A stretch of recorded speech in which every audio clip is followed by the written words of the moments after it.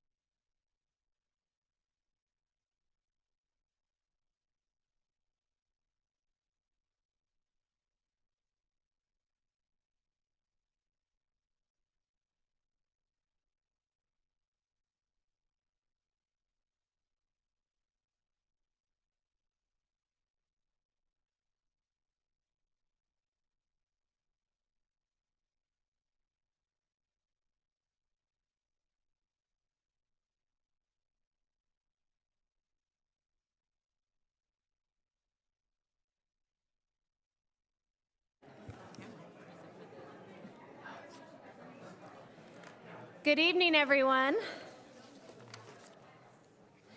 I'd like to reconvene the Anaheim City Council meeting back to order. Clerk, can you please call roll? Yes, thank you, Mayor. Councilmember Diaz. Here. Councilmember Leon. Present. Councilmember Wacaba. Here. Councilmember Meeks. Here. Councilmember Fessel. Here. Mayor Pro Tem Kurtz. Here. Mayor Aiken. Present. Let the record show we have 7 members present. Thank you. The first item on our agenda is our invocation that will be offered this evening by Pastor David Kim from Holy Wave Ministry of SRCC. Following that, I'm going to have Councilmember Rubalcaba lead us in our flag salute. Pastor Kim, can you please come up and begin when you're ready?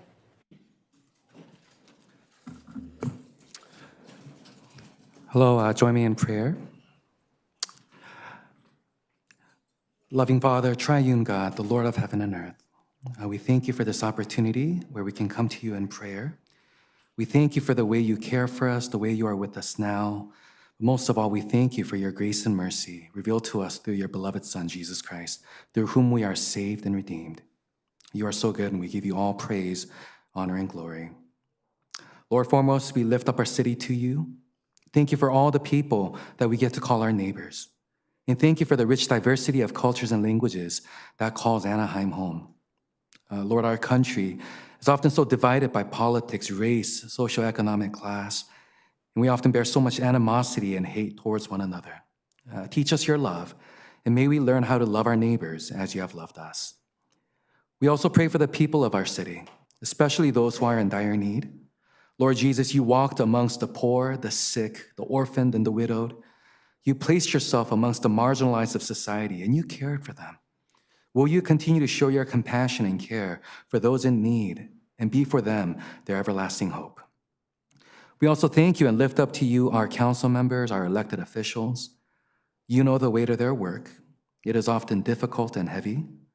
Will you bless each and every one of them? Give them wisdom, strength, courage that they need in order to carry out the good work that has been entrusted to them. We also lift up their families to you. Be with their spouses, their children, their parents, their families, and care for them as these council members serve the city selflessly and honorably. Lord God, be with the city council tonight as we meet and convene. Give clarity and discernment to all minds and allow every decision and process to yield good results. Bless us and guide us. We need you, God. We thank you once again for who you are and all that you do. We pray all these things in the wonderful name of Jesus Christ, God the Son. Amen. Thank you. Councilmember Rubalcaba, please begin when you're ready. Thank you, Mayor Aiken. Please join me in the Pledge of Allegiance by putting your right hand over your heart. Ready, begin. Pledge allegiance to the flag of the United States of America and to the republic for which it stands, one nation, under God, indivisible, with liberty and justice for all. God bless America.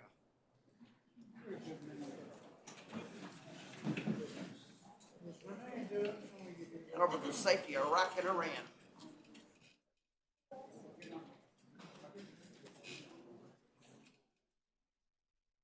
Stephen Tussle.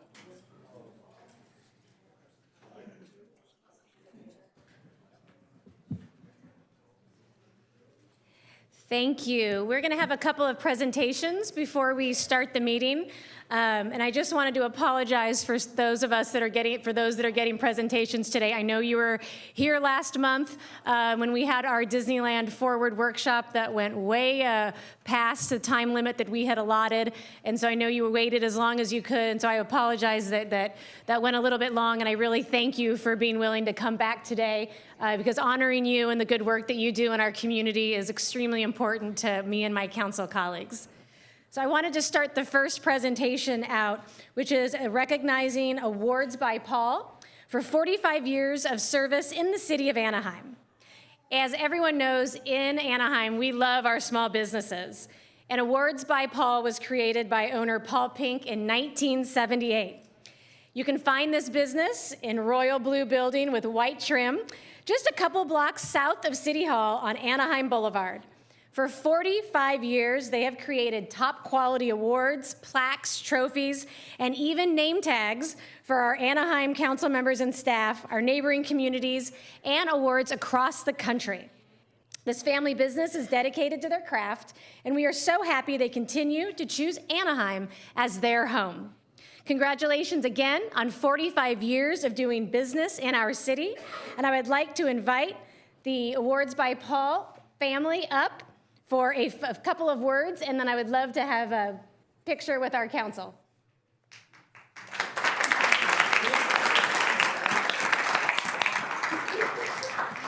Congratulations. So much. All right.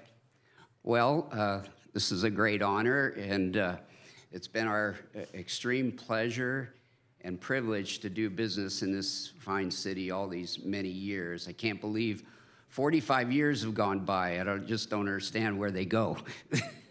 But in the foreseeable future, we plan to be here. There's no plan to move. We can't imagine being anywhere else but in this city.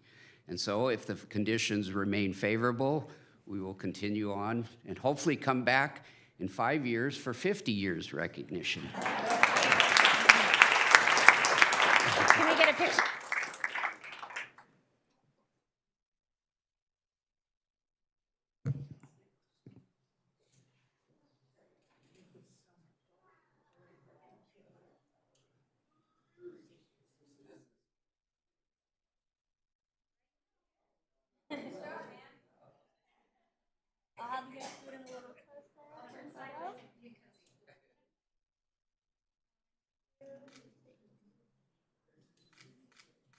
Perfect. Thank you.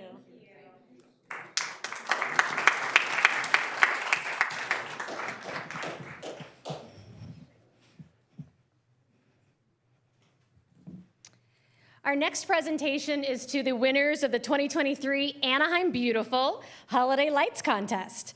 So today we join Anaheim Beautiful in congratulating our Holiday Lights winners. I would like to invite Anaheim Beautiful President Lori Dinwiddie to present the winners and tell us more about this amazing program.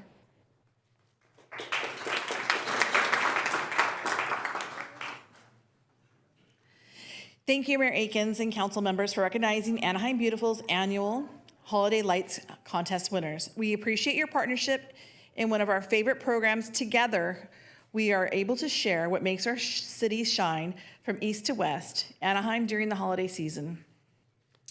It's my pleasure to announce the 2023 award-winning displays with the assistance of Miss Anaheim Beautiful Teen Ambassadors, Vivian and Sophia.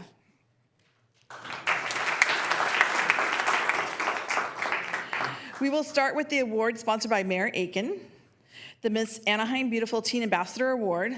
The ladies selected the Sporn family display at 1576 West Wakefield Avenue to receive their award. After viewing all the entries, this was their overall favorite pick. Congratulations. Moving on to the highest scoring property in each council district, Sophia will announce the first three winners. Good evening. The District 1 Award, sponsored by Councilmember Diaz, is awarded to Jeff Hernandez for his display at 847 South Danbrook Drive.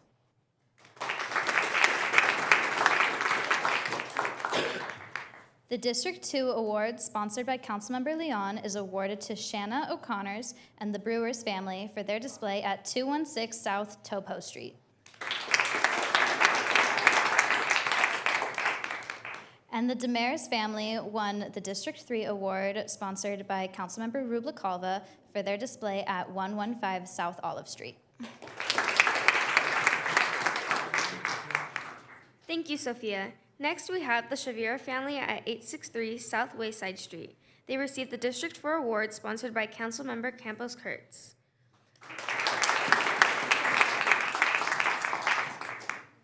The District 5 Award, sponsored by Councilmember Fessel, was awarded to Eloy and Eileen Tello for their display at 867 South Dune Street.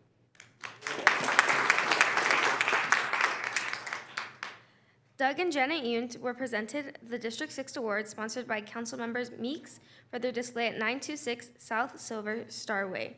Congratulations to our District 6 winners.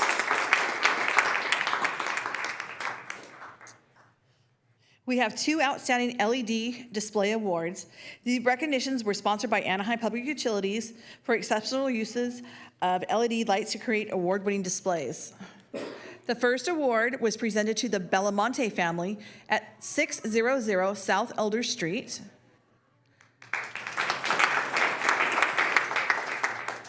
The second outstanding LED display at 2461 West Mall Avenue was awarded to the Leach family. We presented 5 Bright and Beautiful awards. These properties, in no particular order, were top scoring displays throughout the city. We presented Melly Munoz at 2023 West Elm Avenue with the Bright and Beautiful Award, sponsored by Boydston Realty and Property Management. The Galena family at 1240 South Sunburst Way won another Bright and Beautiful Award, sponsored by Pick Your Part. The Boyce family at 1407 West Beacon Avenue won the Bright and Beautiful Award, sponsored by the Anaheim Real Estate Company.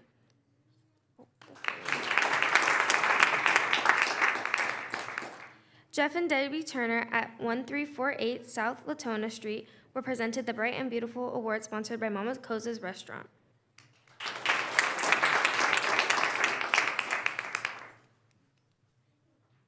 The Rhoda Bush family at 1237 South Ramblewood Drive received the final Bright and Beautiful Award, sponsored by Apollo Printing and Graphics. Congratulations to all. On behalf of the Anaheim Beautiful organization, I'd like to thank everyone who helped make Holiday Lights 2023 so successful. Mike Lister and his team for helping create the interactive map that allowed the community to view over 60 spectacular light displays during the holidays. Our contest title sponsors, Anaheim Public Utilities, for the partnership and help educating our community about the benefits of using LED lights. And the Anaheim City Council, once again, for inviting us this evening to share this presentation with you. Together, we made our city lighter and brighter. Until next year, thank you. Sure, that'd be great.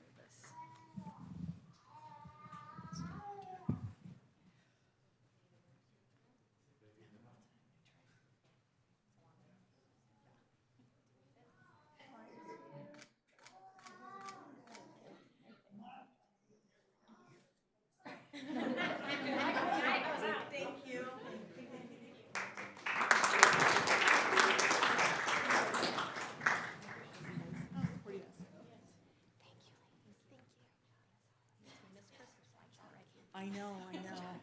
Thank you so much. I appreciate it. So for those of you that are feeling inspired, it's only 10 and a half months till Christmas. So you should have plenty of time to plan something fabulous. Our third presentation, I'm very excited to give, is to Dr. Christopher Downing for his achievement in receiving the Quantum Impact Courageous Leadership Award for Transformational Leadership.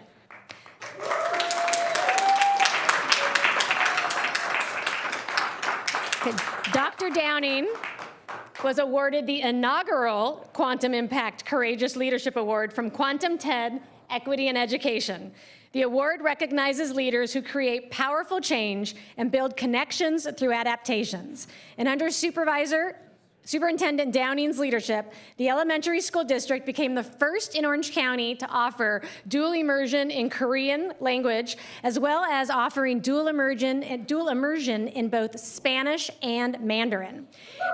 And sadly, a couple of weeks ago, we learned that Superintendent Downing announced he is going to be retiring after this school year.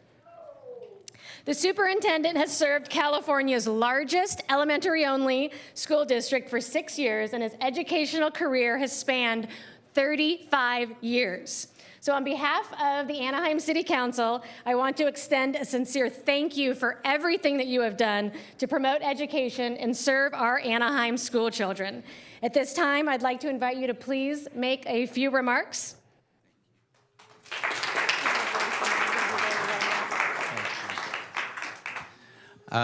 Good evening, Mayor Aiken and esteemed City Council members. I'm truly humbled to be here this evening and represent not only myself and family, but our amazing AESD district. As the superintendent, any awards are a representation of the hard work that our dedicated staff members are putting forth every single day to make a difference in the lives of children. I really want to thank the City Council and Mayor for your support. It means a lot to us when you visit our schools, whether it be the first day of school or for some of our expanded learning opportunity programs, just to encourage the students. And I hope that in my absence, this strong partnership that we formed between our district and the City Council will continue and get even stronger throughout time. So thank you all. I'm truly humbled by this recognition.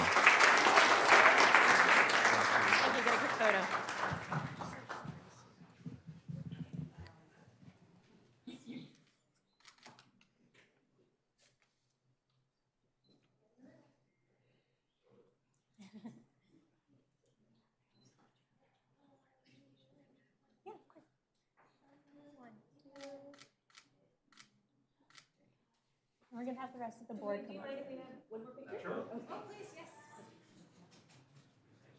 Board of Education.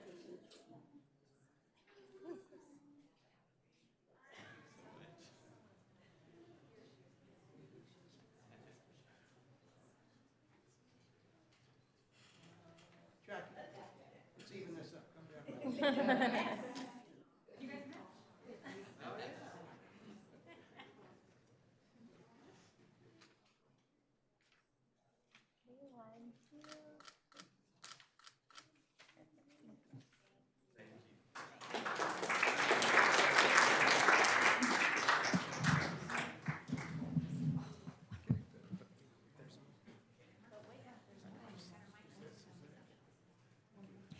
Last, but certainly not least, we would like to recognize the Mondragon Family Market for their 45 years of business in Anaheim.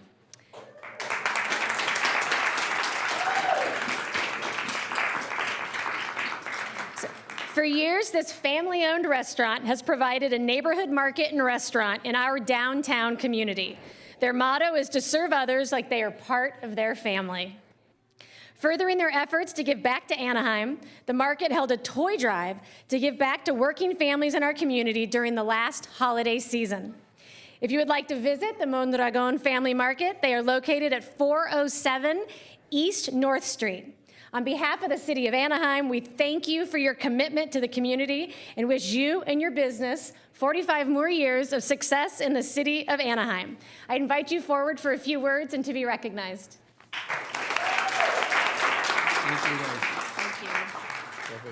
We're honored to be here today and be recognized by the City of Anaheim. We were born and raised here in this city, and we're committed to give back to our local working families. Mondragon Family Market has been in Anaheim since 1978. Jason's father passed it down to him, and we now operate with the intention to give back to our community. We invite everyone to stop by our store for homemade, delicious Mexican food and all of your grocery needs. Our toy drive was a blessing with the help of Natalie, Chief of Anaheim Fire, and Anaheim PD. Close to 400 children received gifts this year.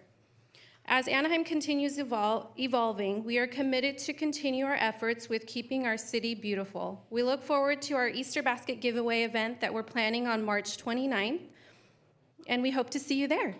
Thank you. Thank you, guys.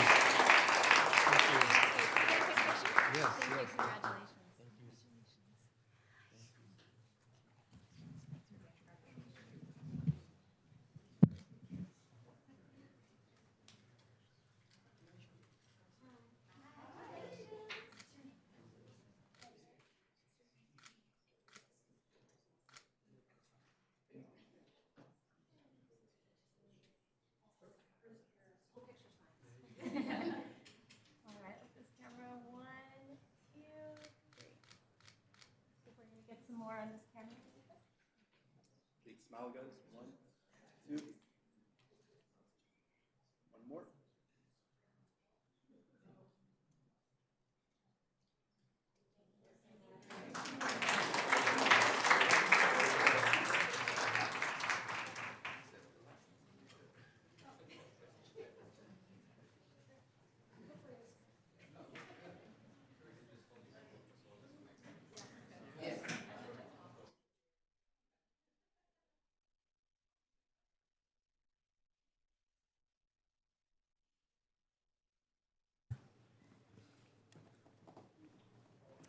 So next on our agenda is a recognition to be presented at a later date. Clerk, can you please announce it? Yes, thank you, Mayor. We do have one this evening recognizing the month of February 2024 as Career and Technical Educational Month. And we do have Adam Knowles from North Orange County ROP to accept the recognition. If they can please step up at this time.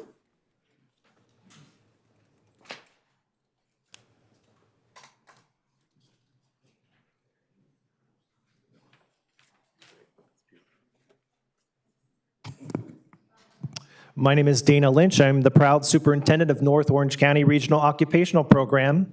And joining me is my administrator of instructional programs, Mr. Mark Trocchio. On behalf of the Board of Trustees, our certificated classified staff and our managers, as well as the 13,000 students that we serve in 5 school districts in North Orange County ROP, we'd like to thank the Anaheim City Council, the City of Anaheim, for recognizing February as Career Technical Education Month. So thank you again, and we look forward to supporting your students, our students, for another 50 years. Thank you very much. So now I'd like to call to order the Anaheim Housing Authority in joint session with the City Council. Clerk, are there any additions or deletions to tonight's agendas? Mayor, there are none. Clerk, can you please outline the public comment procedures and call forward the first several speakers addressing the council agenda? Thank you, Mayor. There will be 2 public comment periods with speakers having 1 opportunity to address the City Council. This first public comment period is limited to 90 minutes or until all agenda item speakers have been heard. Any time remaining of the 90 minutes will be provided to speakers who wish to speak on any non-agenda related items but within the council's jurisdiction. The second public comment period will be opened by the mayor if any non-agenda item speakers were not heard during this first public comment period, and it will be open at the end of council business. The time limit for public comment is 3 minutes per speaker. Those wishing to address the City Council must complete a speaker card, which are available at the back of the council chambers. The name and contact information requested on the speaker card is optional. Any unidentified speakers will be called to speak by the speaker card number. I would also like to announce that Spanish interpreting services are provided at every City Council meeting.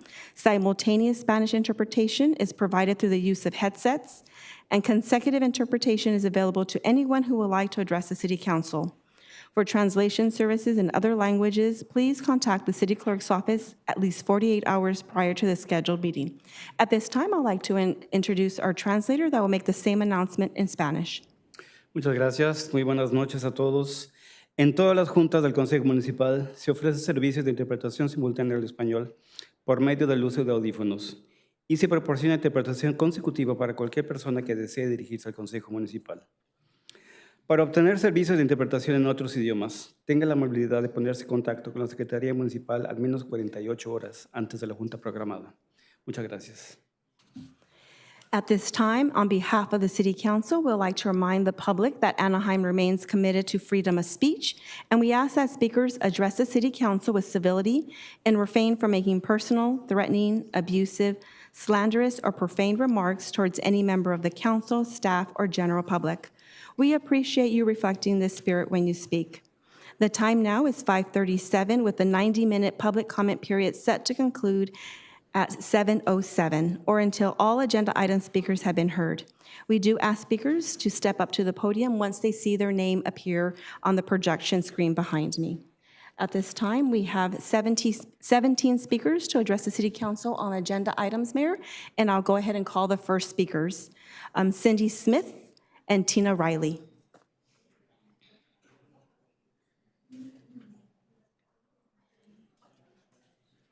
Cindy Smith.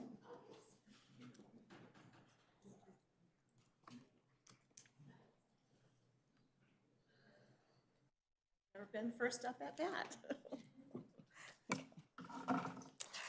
All right.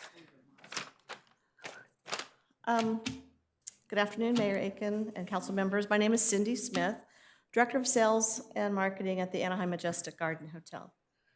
I'm here to thank the council for bringing agenda item 23 forward to provide the city the tools necessary to provide public safety for employees, visitors, and Anaheim residents. Every day, vendors are setting up their food operations on the streets throughout Anaheim, including the Anaheim Resort District. This is not only unsightly, but intrusive and causes some congestion among crowds trying to traverse on the district sidewalks, as well as deter potential buyers away from legitimate businesses who abide by the city's licensing requirements. As far as public health is concerned, these vendors operate without any permits or oversight by the health department.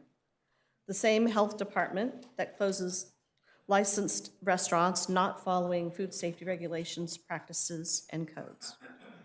Thank you for your time and consideration, as I strongly recommend your support for item 23 tonight. Thank you. Next speaker, Tina Riley.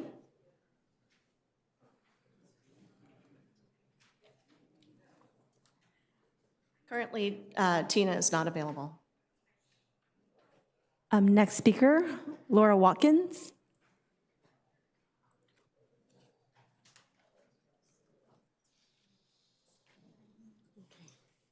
My name is Laura Watkins, and I manage a Best Western at Harbor and East Shuttle Drive. I'm here to discuss the illegal street vendor situation. As the general manager of my property, my number one priority is my guest and my staff, and unfortunately, the vendors are bringing in not only an unsightly, but a safety issue. On November 17th, there was a shooting of a street, or at a street vendor, in front of Kalakamama's and IHOP at 1550 South Harbor, which is right at East Shuttle Drive. We had visitors, staff members, everyone told to shelter in place. They ran into my property to seek shelter as the gunman fled north on Harbor. Obviously, with my staff, it's my number one priority, and with the vendors, they're not only bringing in cash-only business, which is susceptible to more crime, but they're also coming on my property. The ones that sell drinks come on my property. They steal ice from my vending machines. They're bringing in other people who kind of case my parking lot. They've harassed my staff when we've kicked them out. We've had to have multiple street vendors, and like the parrot guy that I'm sure you guys all know, we've had to have him trespass from our property. So I'm worried about the safety and the representation that it's bringing to Anaheim. Unfortunately, it's just an unsavory crowd that it brings in. It also blocks the walkways in front of the restaurants. It blocks the walkways in front of my property, slowing down business. It's an ADA issue because they will set up shop with their the trinkets. They'll actually bring in giant tables, and it's impeding the traffic, and it's an ADA issue. Thank you.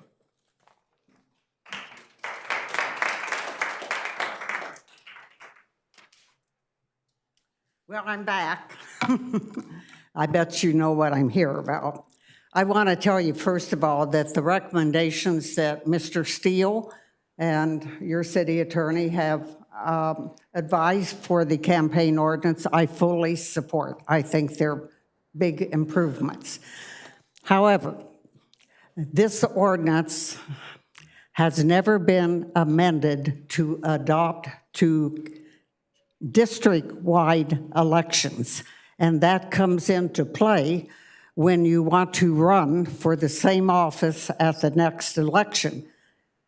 As the current ordinance is written, it does not define what the same offices are. It doesn't correctly define it because it was written before district elections. So I would urge you, there are still changes that need to be made to the campaign ordinance. If nothing else, update it and allow for the redesignation of committees, which is a tremendous benefit to each of you. When you redesignate a committee to run for the same office in the next election, you do not have to open a new committee. You don't have to get a new bank account. You don't have to get new checks. And you can use any leftover money from the previous election, for the next election. I'm trying to get Natalie Rubikova to redesignate instead of, if you don't redesignate, you get stuck with very limited use of the funds, or you can transfer them, but the transfer limits the ability to collect more money. So I've given you a sheet of the concerns, and I just hope we clean the ordinance up. This is an opportunity to do it. And by the way, when you get your ethics officer on board, that's probably going to change the enforcement section of this ordinance. So there's probably another change coming. My last words, please adopt a gift ban ordinance. It's the best thing you guys could do to show the public that you're not in the pockets of people who gift you. Thank you.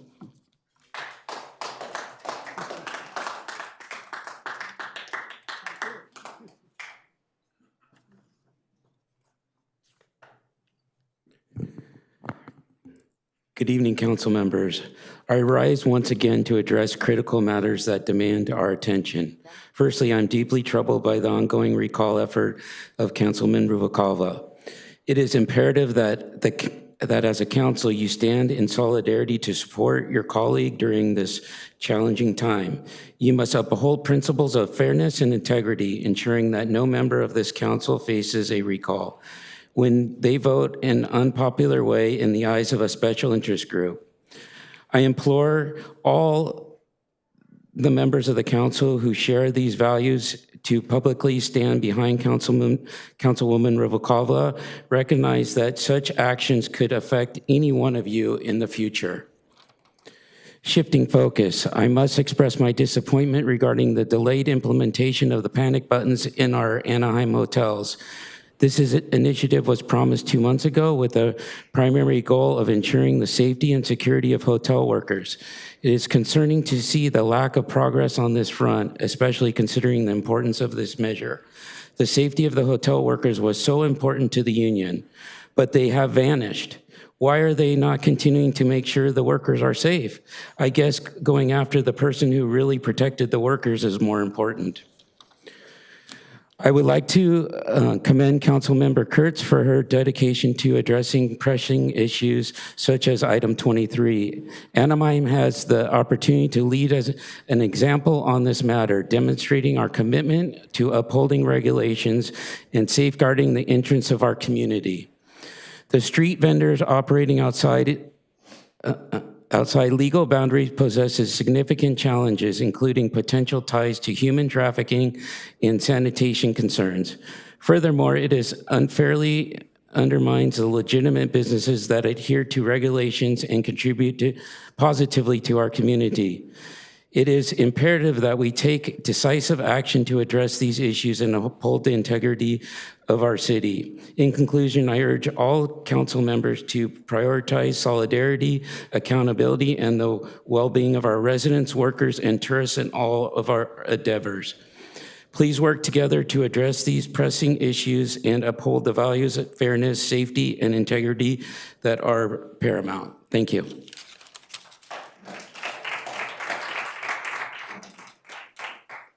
Next speaker, Vern Nelson.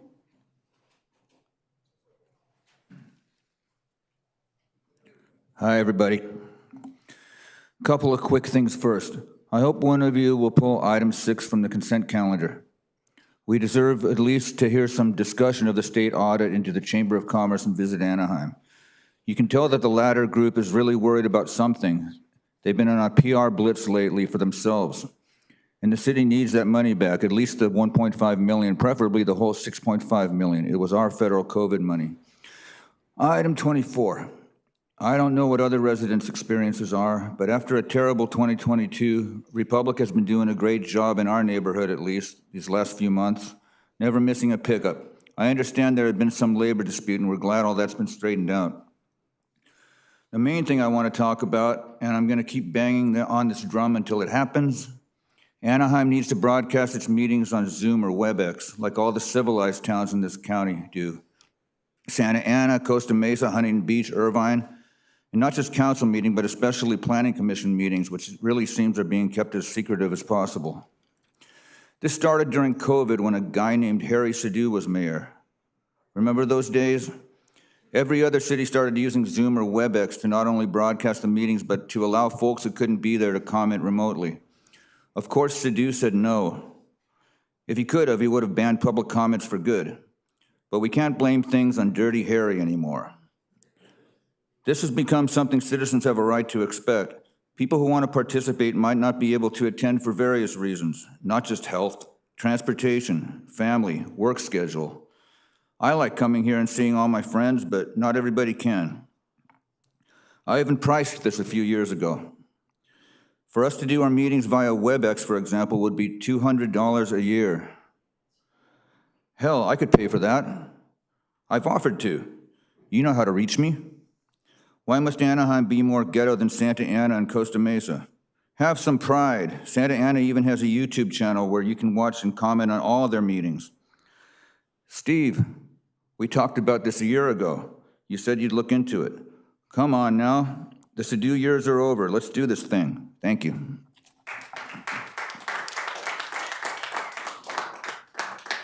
Next speaker, Jackie Hines.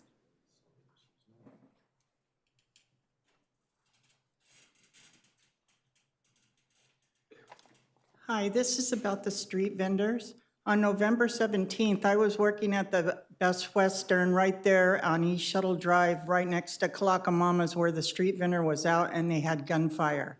I had all these people running in my lobby. We were told by Anaheim Police Department to lock in place. Our whole business shut down just due to the street vendor being out there. They are out there every single day. We have called code enforcement. Every day we write down here, take a list on every time we report it, and nothing yet has been done. It's been becoming a real nuisance to us and our visitors. Thank you.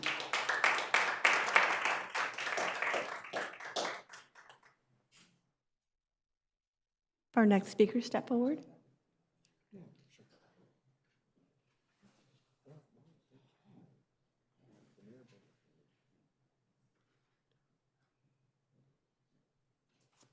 Hello, good evening. Thank you so much, council members, for listening to us all. I'm here to talk about the street vendor issue. My name is Miriam Alhaj. I am co-owner of the Kalaka Mamas and the IHOP on Harbor Boulevard, right across the street from the main entrance to the happiest place on earth.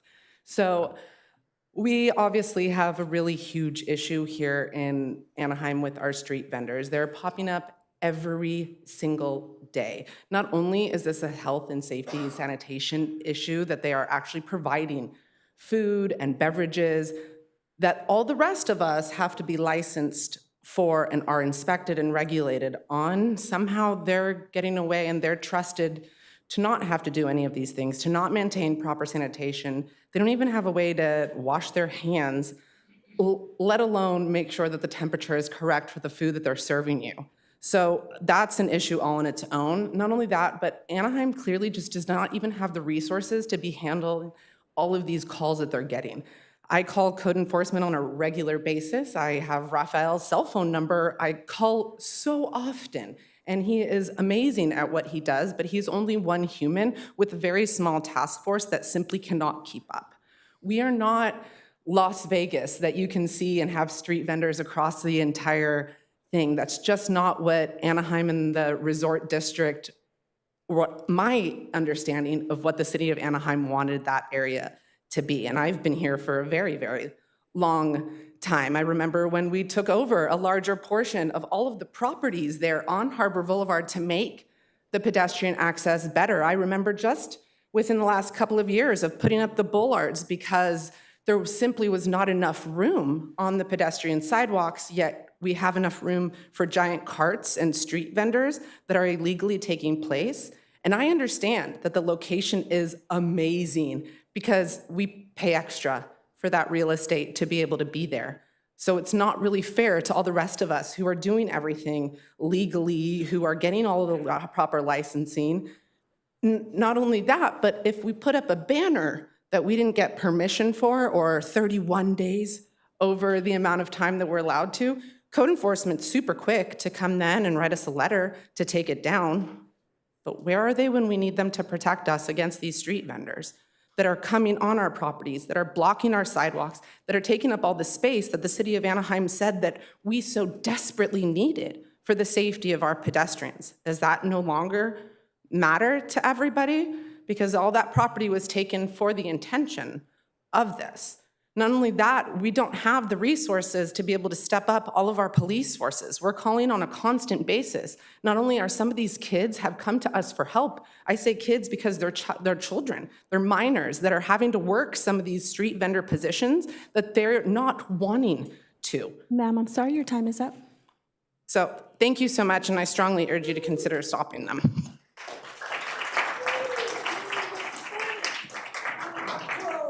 Mark Richard Daniels. I haven't even started yet.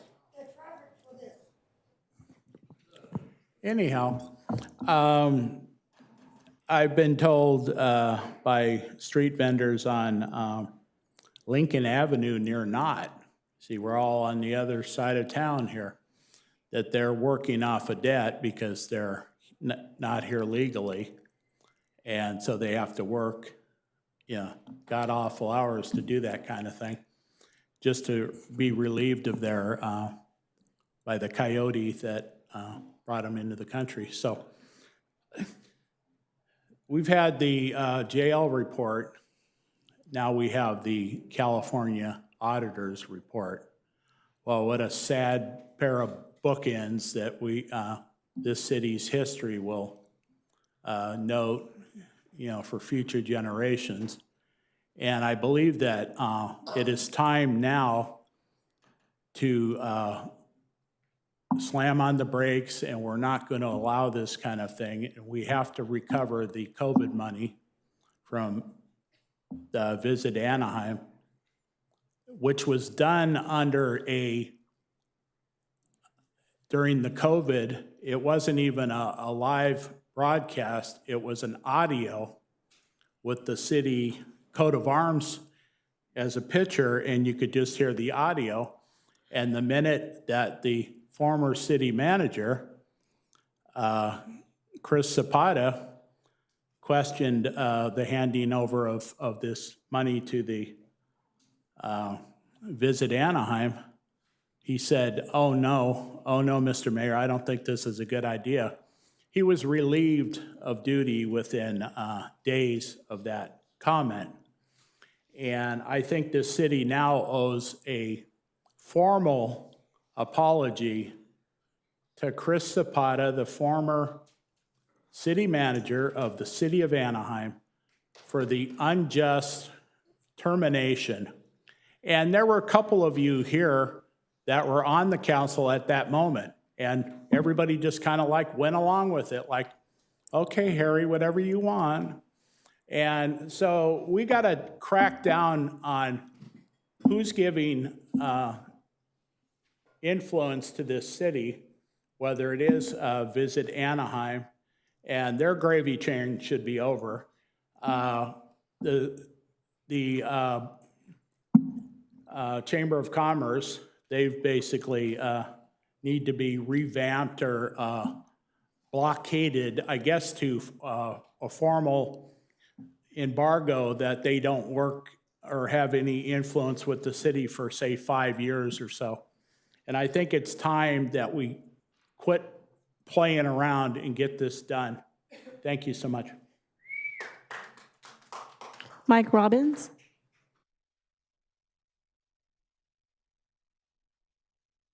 Good evening, Mike Robbins, Anaheim Advocate.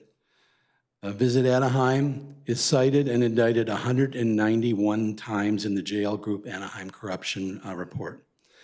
The Anaheim Chamber of Commerce is cited and indicted 168 times in the Jail Group Anaheim Corruption Report.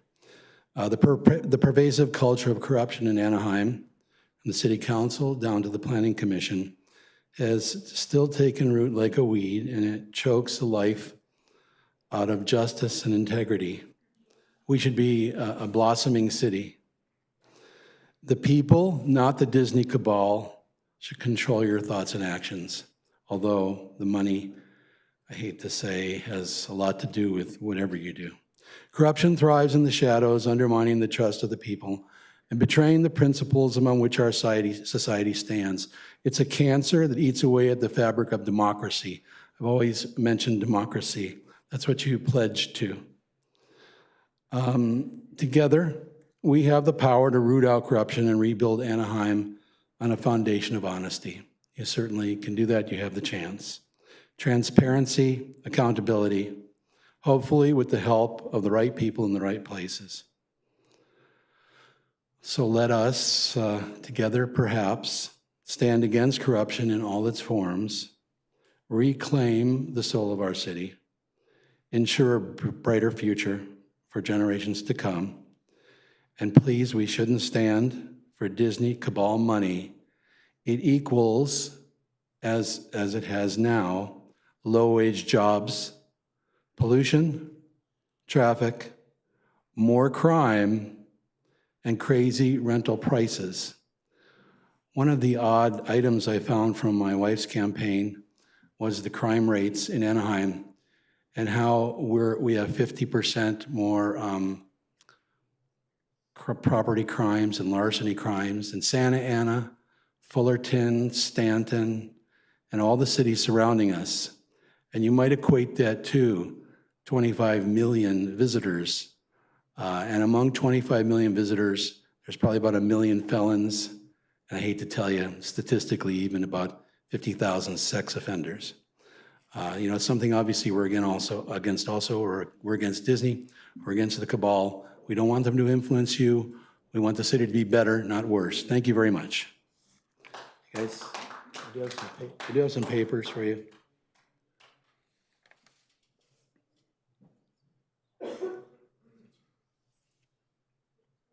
Thank you so much. Our next speaker, Janine Robbins.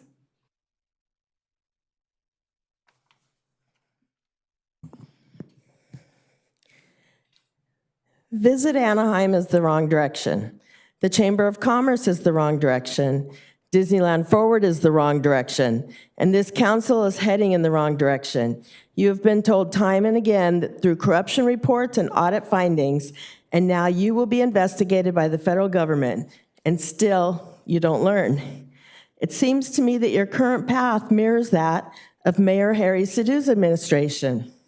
By continuously mimicking the puppets of the cabal, you risk arriving at the same destination, indictments while facing jail time. There are reporters out there stating that Disneyland Forward is a larger scandal than the Angel Stadium fiasco. It's essential that we take a moment to reflect on your actions and decisions. Are you truly serving the best interests of your constituents, or are you serving the interests of your puppet masters, such as Disney? Harry Sidhu served the Angels, and look what happened to him. Are you prioritizing transparency, accountability, and the common good? Or are you hiding actions and information with secret meetings, undisclosed? Have you ever had public meetings to discuss the JL Group findings and now the California State audit results with residents? No. Accord had 3 well-attended public meetings while you all ignored the JL report. Would the residents of Anaheim Hills allow a giant industrial facility named Disney running 24/7 to double in size to within 150 feet of their homes? No, they would not. It's just the Flatlanders who are expected to deal with the Disney World next to their homes. Is this what money tells you to do? To allow Disneyland Forward reps to take over city community meetings, Natalie, to have the mayor act as a cheerleader for Disneyland Forward at the Anaheim Democratic Club meeting while leaving little time for member questions on other issues. Is this what money tells you to do? We have a city council bought by Disney. It's logical that corruption still resides in Anaheim. Don't continue to be blinded by the allure of power or swayed by vested interests. Instead, commit to a course that honors the principles of democracy and justice. I urge this council to chart a new course, not a continuation of the Harry Sidhu course, but one that prioritizes integrity, honesty, transparency, inclusivity, and the well-being of all Anaheim residents. This is, after all, what you all promised during your campaigns. Only by doing this can you fulfill your duty as sworn public servants and lead our city towards a brighter future. And with the 8 seconds I have left, Visit Anaheim should certainly not be allowed on the high school campuses. It's shameful that Anaheim Union High School District is allowing this. I informed you, Natalie, about the principal being beat up at Sycamore. Robbins, I'm sorry, your time is up. I'm informing you now that Visit Anaheim, that corrupt organization, should never be allowed Ms. on high Robbins, school your time is up. campuses. Thank you very Ever much, Ms. allowed. Robbins. Thank you for your comments. Can you call the next several speakers, please? The next speakers, Angela El-Haj and Wes Jones.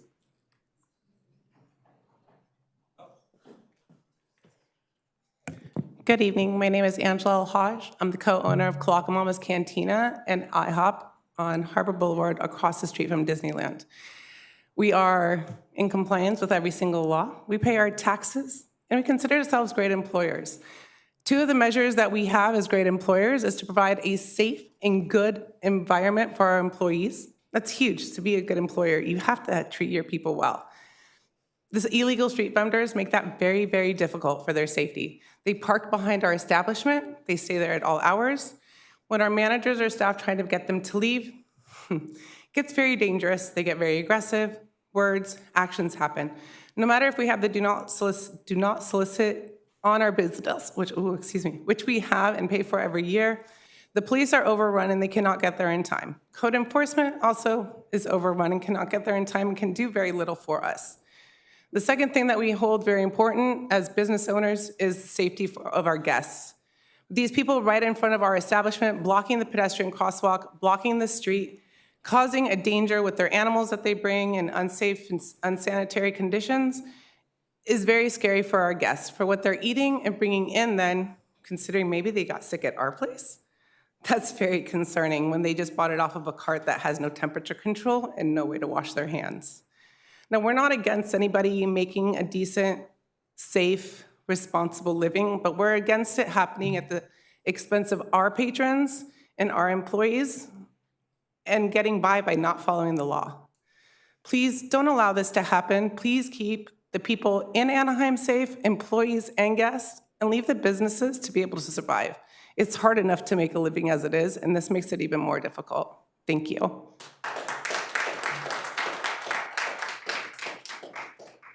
Wes Jones.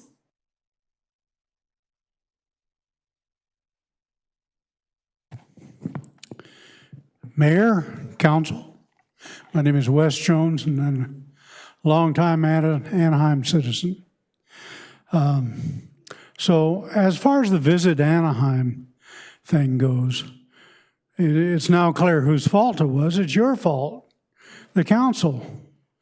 You had the responsibility in the contract to be the overseers, to provide the oversight for Visit Anaheim.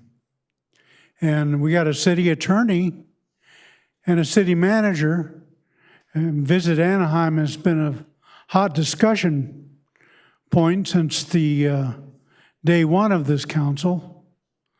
Why they didn't inform the council of this fine thing from the beginning, that it was your responsibility for oversight, or maybe you knew and you ignored it.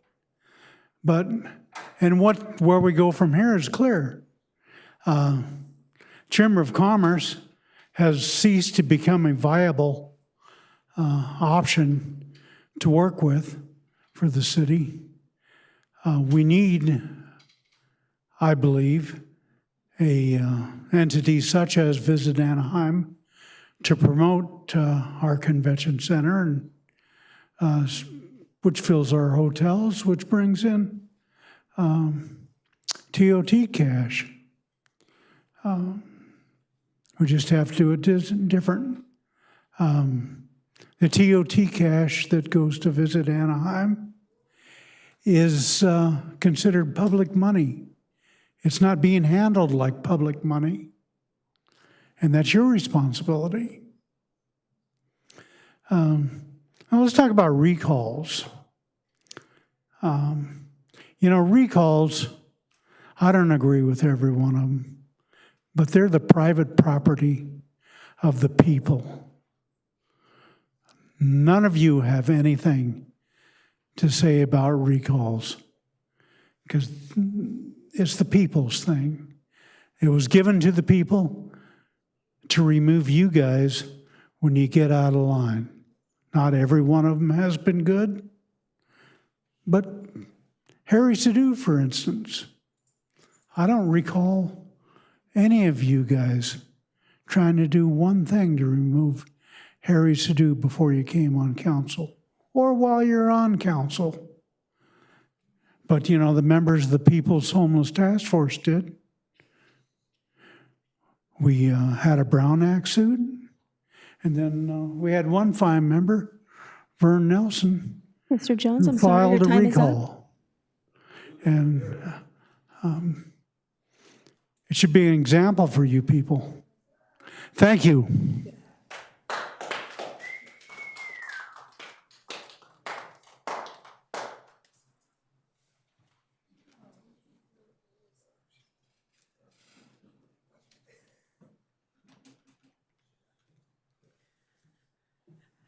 Good evening, Mayor and the City Council. My name is Diana Kotler, and I'm with the Anaheim Transportation Network. As you know, ATN provides public transit services in the city of Anaheim. We serve your employees, commuters, and visitors that come to our city. We're here today to support item 23. We believe that this item will provide additional tools to keep our sidewalks safe for those individuals who use the sidewalks for the purposes they were intended. It's also important to remember that safe public transit begins and ends on the sidewalk. Our bus stops are located on public sidewalks and streets, and therefore they extend the perception of safety and security as our individuals use our public transit systems. We, again, just want to make sure that you have the necessary information to support this item and provide city staff the necessary tools to keep our destination safe. Thank you for your consideration of our comments. The next speaker, please step forward. Is it Itzel Laura?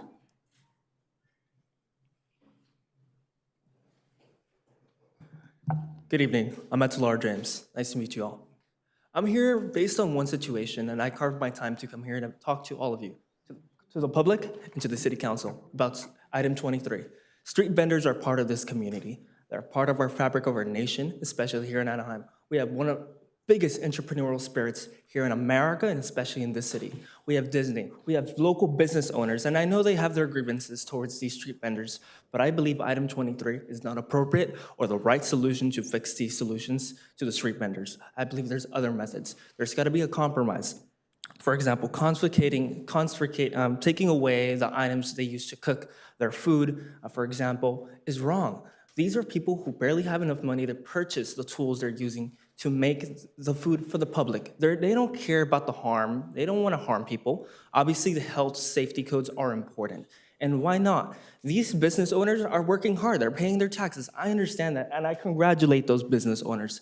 But to the street vendors, they're the little guy. They're the little mom and pop. They're trying to build that small business. So I'm asking you, when you consider item 23, be compassionate, but also be reasonable about these business owners. There's got to be a compromise. In America, we don't do far right, we don't do far left. We make compromise because we care about all Americans, no matter their status, no matter who they are, because we believe in the right justice for all. Thank you very much.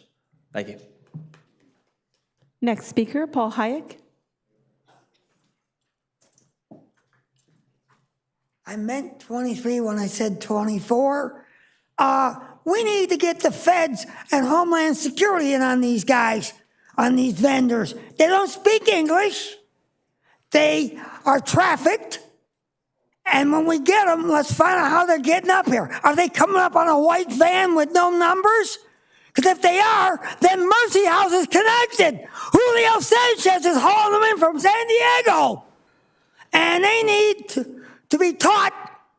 We need to not only confiscate their equipment, but grind it up at Orange County Steel and dispose of it. Let's get them off the street. I saw one at Crescent and Euclid this morning, and he's been there for quite a while. Let's get them off the street. If they don't speak English and don't have papers, don't hire them. Let's get them off the street and let the Homeland Security boys take care of them. When we get them in jail, don't release them to the street. Take them to San Bernardino. There's a deportation station where the Homeland Security will take them in and send them back to their country. Next speaker, Luis Andres Perez. Hi, Council. I'm here on behalf of Assemblymember Avelino Valencia, and I wanted to read a statement he asked me to read. And I believe it was emailed to you guys, but I believe you guys were in closed session. So you guys were probably unable to read it. So, dear Anaheim City Council members, the audit I requested of the City of Anaheim unveiled a prolonged lack of oversight and accountability of assessment funds. I am deeply troubled by these findings, as this neglect has allowed contractual agreements to be exploited by bad actors taking advantage of our city's hard-earned tax dollars. The unallowable use of tourism district assessment funds by Visit Anaheim and the Anaheim Chamber of Commerce undermines the trust that the residents of Anaheim have placed in the city to monitor tourism contracts. Furthermore, the Chamber's misuse of public dollars to engage in lobbying and to support candidates through a political action committee is a direct threat to the very fabric of our democracy. Proactive steps by the city to invoke new ethics reforms show our residents a commitment to change. Furthermore, I support the city's action plan to implement all the recommendations made by the state auditor, which will ensure better contract management and oversight practices, and will prevent the abuse of taxpayer dollars in the future. In addition, future contracts between the city and outside entities should contain nepotism clauses regarding at least a disclosure when a family member of a sitting member of the council stands to financially benefit from a contract. This change will enable the council to make informed decisions and ensure the disbursement of public dollars is merit-based. Finally, I encourage a reform of the assessment fund distributions. The amount of unspent assessment funds has continuously increased since its inception. Excess funds could be used to bolster city services, expand our green space, and finance housing projects. Our residents deserve transparency, accountability, and the commitment to reinvest in our communities. In service, Assemblymember Avelino Valencia. Thank you. And the next speaker, seeing if she's in the audience, Tina Riley. Okay, we'll go to the next speaker, Manuel Hernandez. Excuse me, I do not see my name there. Is there any reason? Sir, yes, you're in the general comments, and you're in the next session, sir. Hello, my name is Manuel Hernandez, and if the street vendors are not allowed to sell their tacos, paletas, and raspados, they can become homeless and vulnerable to the illegal drugs that law enforcement agencies are flooding our communities with. Once addicted to these drugs, a big percentage will suffer from permanent self-induced psychosis, and some will never be able to hold a job again. Thank you. And Mayor and City Council, that concludes our speakers on agenda items. We will now move through the general comments, and we have 12 speakers to address the City Council. The first speaker, Ruben Greg Soto.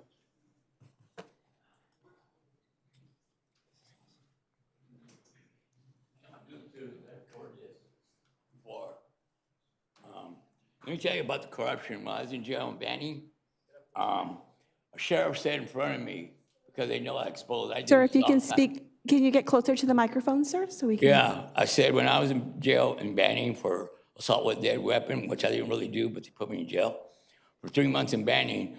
They tell me things the sheriff says that they can't tell each other because it's brotherhood, okay, corruption.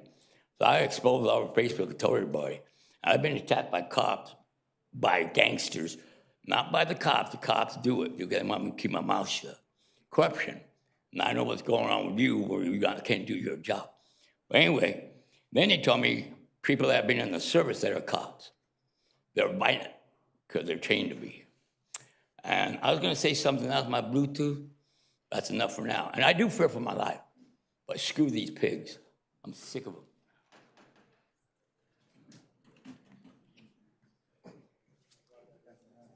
Good afternoon, Mayor, Councilman, Officer, and City of Anaheim.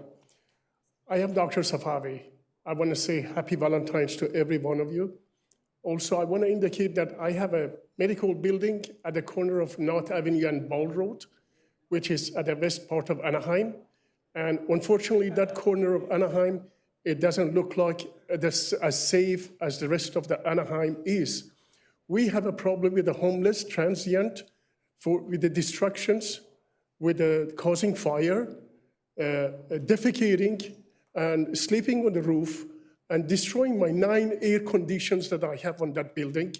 And after complaining so many times to the police officer, which unfortunately they are not coming on time, and sometimes they ignore my telephone calls.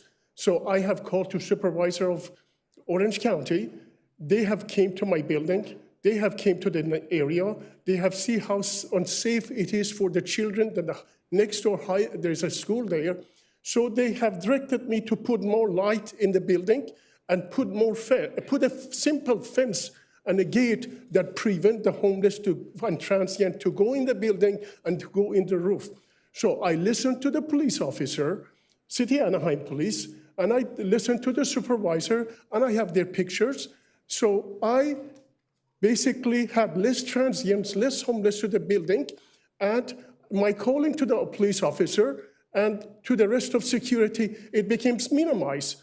I can show you some video, some picture that people, they come exactly from outside and they go take their pants and they sit at the side of the wall and they poop and they basically mess up. It's a public health issue, it's a safety issue, it's a security issue.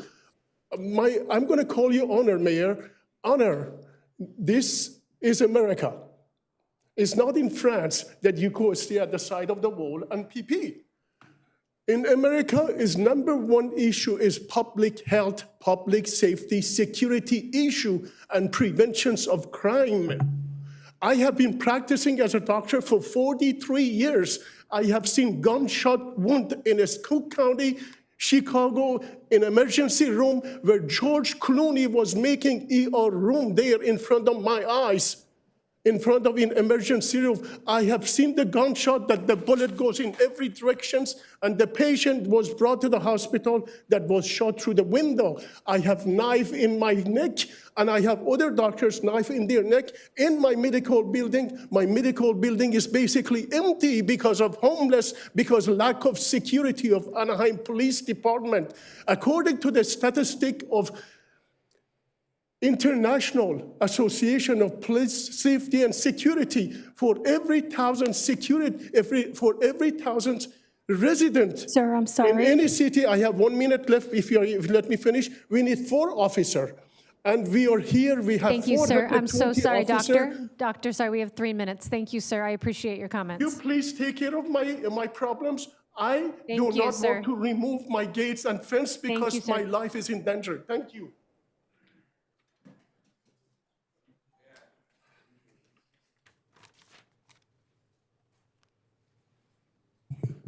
Well, good evening, everybody. Bob Donaldson. I'm here to stress once again, I hope you'll keep Magic Way open. And what really bothers me, and the more we keep hearing about it, is, you know, Disney commits that when they took over Cerritos, that was, you know, that was going to be the end of it. Magic Way would be fine. Now, all of a sudden, they want to renege on that. And then the other part is they think they can just buy their way out because, you know, they want to complete the rest of Gene Autry Way. And personally, I would love to see Gene Autry Way completely open because I drive Gene Autry Way a lot.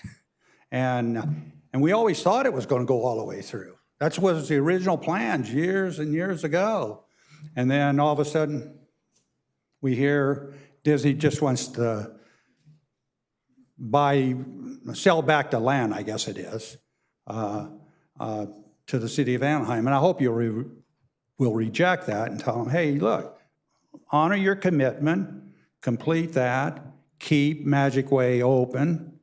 And as we've seen at meetings that we've been to, is a lot of the people just didn't understand when Disney says all these people over there in Pepperwood and all that just love the idea of closing Magic Way, when that's not really the case.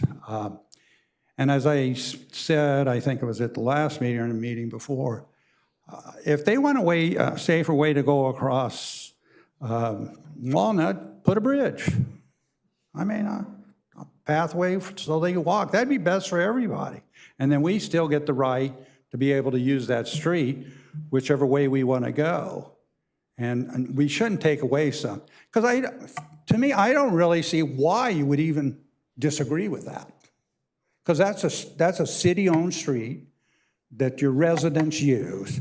And according to the data that's been thrown out here, 10,000 cars go through there.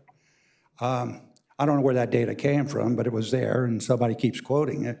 But I mean, even if it wasn't 10,000, even if it was only one person, it's a city street, and we should keep it open. So I hope when you make those changes for Disney Way, those are two things that are directly tied to the city, is the Magic Way and Gene Autry Way. And I hope you won't cow down to those, to take away one and we'll give away the other one. Thanks.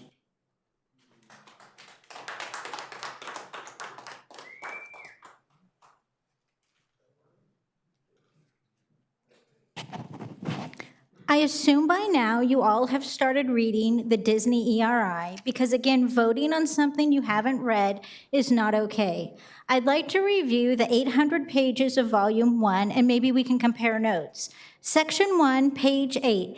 This project will continue to result in unavoidable impacts to air quality. Page 10, this project requires a statement of overriding consideration. The statement where you tell the residents of the city that the financial gain of this project is more important than their health and safety and preserving their quality of life.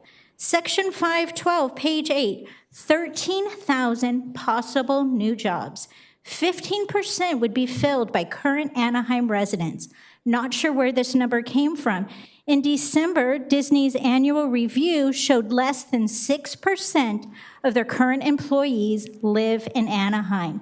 Page 9 and 10, the project does nothing for housing. If the plan for the last 2.5 years was to put money into a housing trust, one would think this is a great place to mention it. It is mentioned nowhere in 17,000 pages. Section 5.2, air quality, page 15, violations of both federal and state regulations at the closest monitoring station to Disney. Page 35, emissions over thresholds, even with mitigation. Page 33, this is where our eyes really need to be opened to the manipulation. This project would not increase air quality violations. How is that possible? 8,000 plus hotel rooms, tens of thousands of square feet of theme park being constructed? That's not logical. Here's the quote. The difference in emissions associated with the previous approved projects and the current represent the net emissions. Because no new uses are proposed, there would be no difference in emissions. Basically saying, since it was okay to destroy the air in the 90s, when they receive the entitlements, it is still okay. This theme of manipulation you will find throughout the rest of the EIR, including the traffic study. The existing condition is at full build-out of the resort, even though that hasn't happened. This manipulation magically helps traffic because in all actuality, they're not adding hotels or theme park, they're only adding a few thousand parking spaces. But the manipulation should work both ways. If they are truly only adding 4,000 plus parking spaces, how many actual permanent jobs is that creating? I beg you to read. The public deserves you to be reading and fact-finding.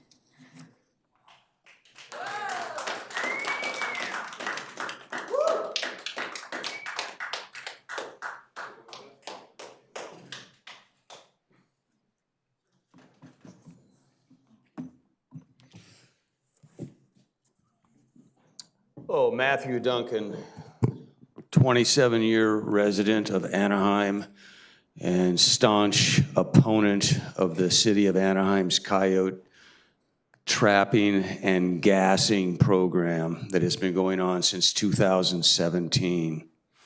I have here an image of a CO2 gas chamber, very similar to the one that your trapper uses.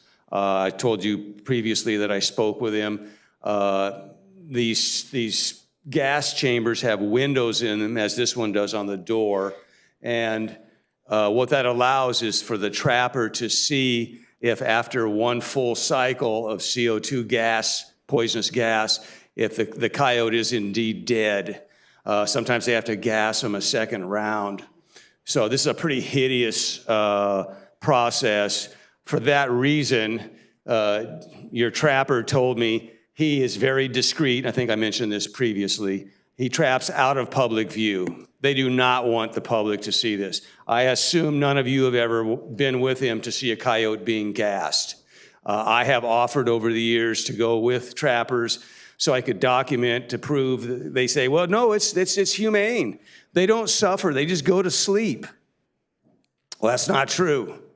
And I know that because I have had trappers tell me, yeah, it's not a pleasant thing to watch. As a matter of fact, a lot of these gas chambers, when they buy them, they come with soundproof walls so you don't hear the coyote wailing in pain.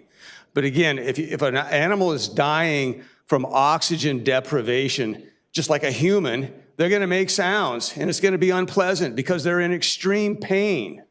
But this is what you're supporting. You've been supporting since 2017. Now, when I have talked about this with city officials, they insist on saying, no, the animals are humanely euthanized. And that's just not true. That is a complete, the untrue statement. They are not humanely euthanized. They are gassed.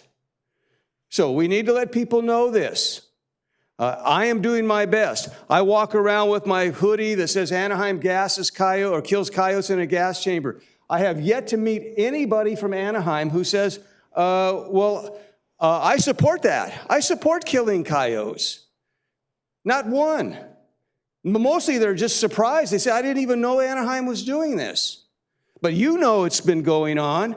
The difference between the trapper and you, though, is the trapper's willing to speak with me. You're not. Thank you. Next speaker, Dwayne Roberts.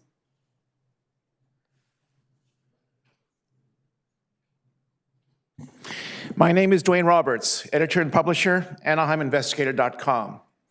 The cat is out of the bag, folks. I now have documents the Walt Disney Company filed with Orange County, Florida, showing it is preparing to construct a massive 1,400-unit affordable housing complex on 80 acres of undeveloped land it owns in that state. This project, according to websites controlled by Disney, not only state that it'll be privately financed, but won't use any government funds whatsoever. The Orlando Business Journal conservatively estimates that it will cost around $351 million to build. Contrast that with the entertainment giant's proposal for Disneyland Forward to only give $30 million to Anaheim for affordable housing.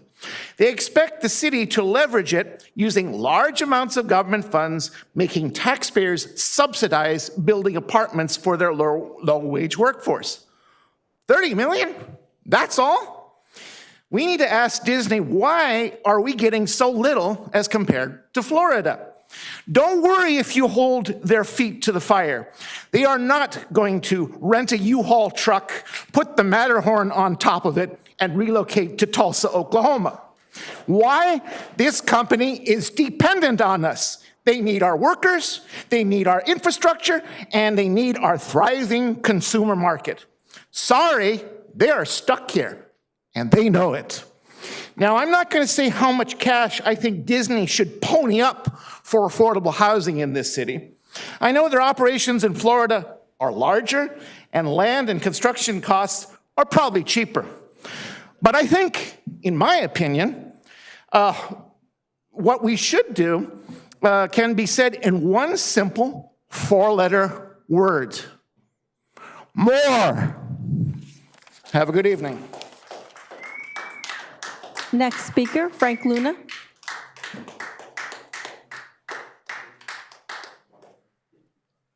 Good evening, Madam Mayor, City Council members, and staff. My name is Frank Luna of the Hashiman Nation. I'd like to take a moment to acknowledge and honor the original inhabitants of this land, the Hashiman and Gabrielino tribes.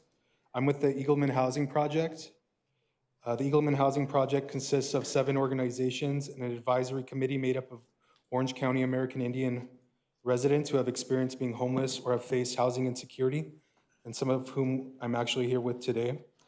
Eagleman Housing Project's aim is to end homelessness in Orange County for American Indian and Alaska Natives. According to data pulled from Orange County Healthcare Agency's data equity map, the city of Anaheim is an American Indian and Alaska Native hotspot. I come to you today to let you know of our presence and our mission. We hope that the city of Anaheim helps uplift our voices by supporting our advocacy efforts and is open to meeting and helping us find solutions. Please take a handout to learn more about us and how to connect, and thank you for your time. Our next speaker, Kimberly Rangel.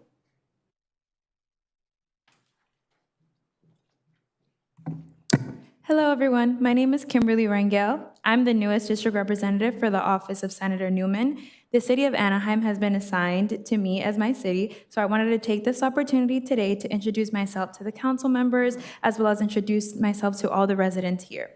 I'm an Orange County native. I was born and raised here, so I look forward to serving the community of Anaheim. I'm also here to offer myself as a resource for state-related issues to both residents, city council, and city staff. Thank you so much. Our next speaker, Cecil Jordan Corkin.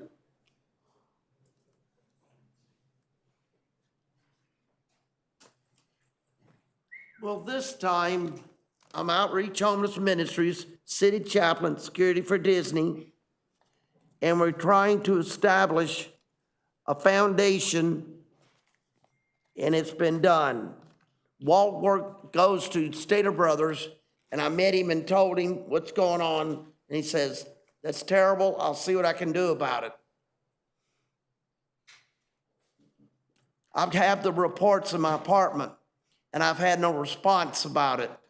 I have nobody from the city council, Stephen Thessel, to come talk to me about those 7 notebooks and handfuls of 1-inch notebooks on the websites on the computer.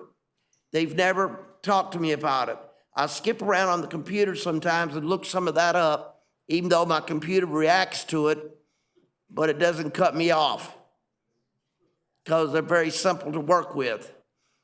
And I found the websites on Peter Pan, Tinkerbell, the Mermaid, Frozen, and I find the reports on that, how bad it is, and it's exposable to anybody that wants to turn that on and watch that for their enjoyment of watching that it's bootlegged, evidently. I don't think Walt Disney originally done that. I don't think he done that. And we've got Predators that's done that report and put it together. And it's about a 40-pound notebook to tote around. It's that thick of paper. And I wanted to get something done about it, but I've never gotten any response from anybody. And I was hoping Stephen Thessel would try to contact me and say, maybe we'll have a meeting. Maybe we'll talk to you. Maybe we'll set something up. But Walt shows up at Stater Brothers in the evenings from 4 to 6, 3 to 6, and anybody can go down there and speak to him because I know what kind of vehicle he drives. A Lincoln, hatchback, black, jet black, real fancy car. And I've been down there several times and spotting that car, and I found out who owns that car while he's in there shopping. And I never had any response for the past since Tom Tate left. There ain't been Mr. nothing Corcoran, there. I'm sorry, your time is up. Father, Son, Holy Spirit. But I pray for you in the mornings for your security and your safety, because it's under your jurisdiction. Thank Disney you, is. sir. Thank you, Mr. Corcoran. You better be ready for that when the FBI wants to you. come out. Stephen Thessel, I'm willing.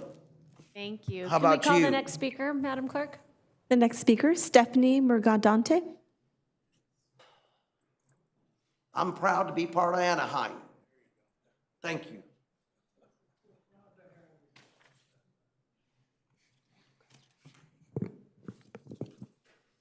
My name is Stephanie, and I want to continue alerting you to the discrepancies my friends and I keep finding in the Disneyland Forward project.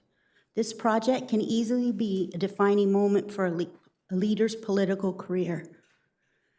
I fear that if it moves forward on the pretense of the misinformation campaign being waged by those with skin in the game, this can be a loser for you and for our community. Yesterday, Mayor Aiken and Councilmember Kurtz kindly attended a neighborhood meeting to try to assist the apartment residents of Walnut who are losing their homes. Thank you for being there. I was encouraged to hear Councilmember Kurtz say, every neighborhood in Anaheim deserves the same quality of life. But to hear my leaders speak, it sounds like you are already all in for the Disney project. You continue to allow your paid staff to openly preach as salespeople in favor of the project. That means the quality of life in my neighborhood is being ransomed for about 60 housing units and some park improvements. You are hearing from staff and from Disney, but they are not providing you with a balanced view. They are trying to sell you a product they have already decided we need. When Disney brags about their outreach and how many mailings they sent out, I wish you would ask where they get their mailing lists from. I have reason to believe at least some of those mailers are from annual pass holder lists, which by their nature will create a slanted pro-Disney response. Moreover, I have spoken with numerous residents who claim to have never received communications on the project. I have witnessed one resident in my specific area with long-established ties to Disney claiming to speak on behalf of our neighborhood, as though we all speak with one voice. This individual openly asserts our preferences astonishingly align with her own pro-Disney views. What a miracle. They don't. I am part of the boots-on-the-ground effort going door to door. Local residents tell me they do not know the hard details of the project, like the closure of Magic Way. And what information they received from Disney was vague and ill-defined. They also tell me they have not noticed anyone speak for them. Pardon me. They also tell me they have not asked anyone to speak for them. Beyond the petition against street closures that are signing, they give to me after their signature. Having only 3 minutes at a time, twice a month, doesn't give me the opportunity to provide details like I want to, but I will be sending emails shortly to support my words. I am only at this microphone to beg you, please, please do not make your minds up yet.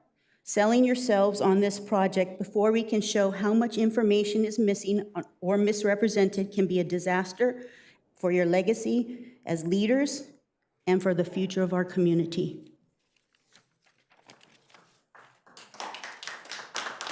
Our next speaker, Brian Kay.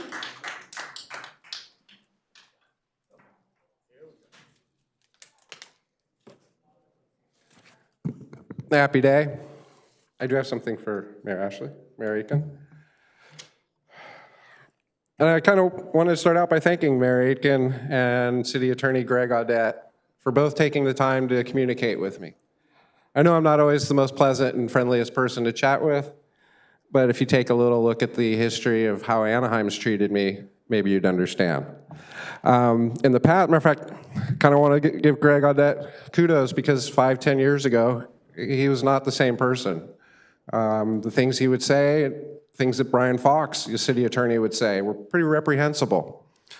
So to have you sit down and chat, that's impressive.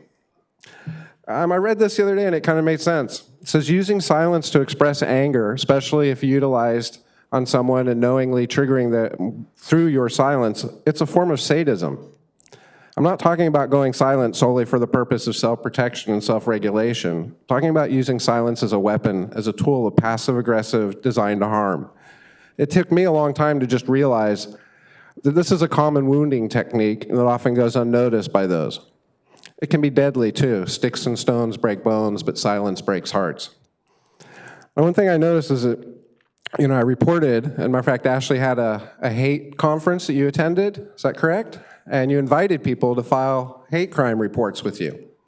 And while you remained silent, Harry Sadu would send the police out and they'd file restraining orders, or they'd take me down to the 5150 Nut House, and I'd have to explain to the mental health professionals there that I'm sane and provide them my psychiatric evaluation, and then they'd let me go. But it's a shame because you know that Michael Kuna of the Anaheim Police Department is not the only member of Anaheim staff who used the N-word against me. One of the person you're sitting just to your side there, Natalie's staff members, I believe it was Melissa, called me up and used the N-word 5 or 6 times just laughing. N. And I'm kind of surprised you went and held this History Day parade, correct? You were able to do that.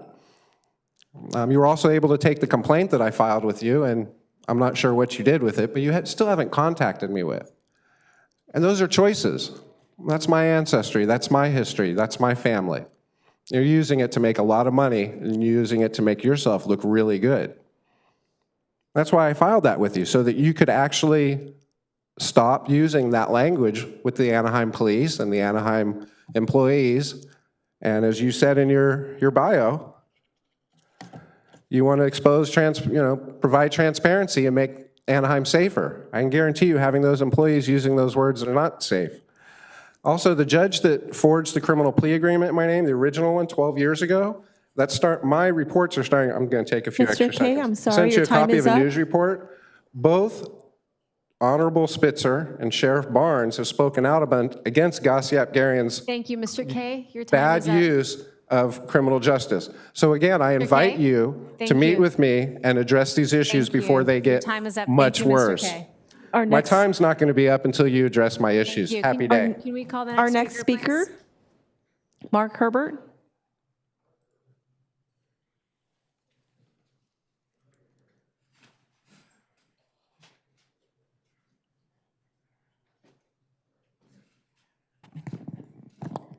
Mark Herbert, AnaheimGrease.com editor.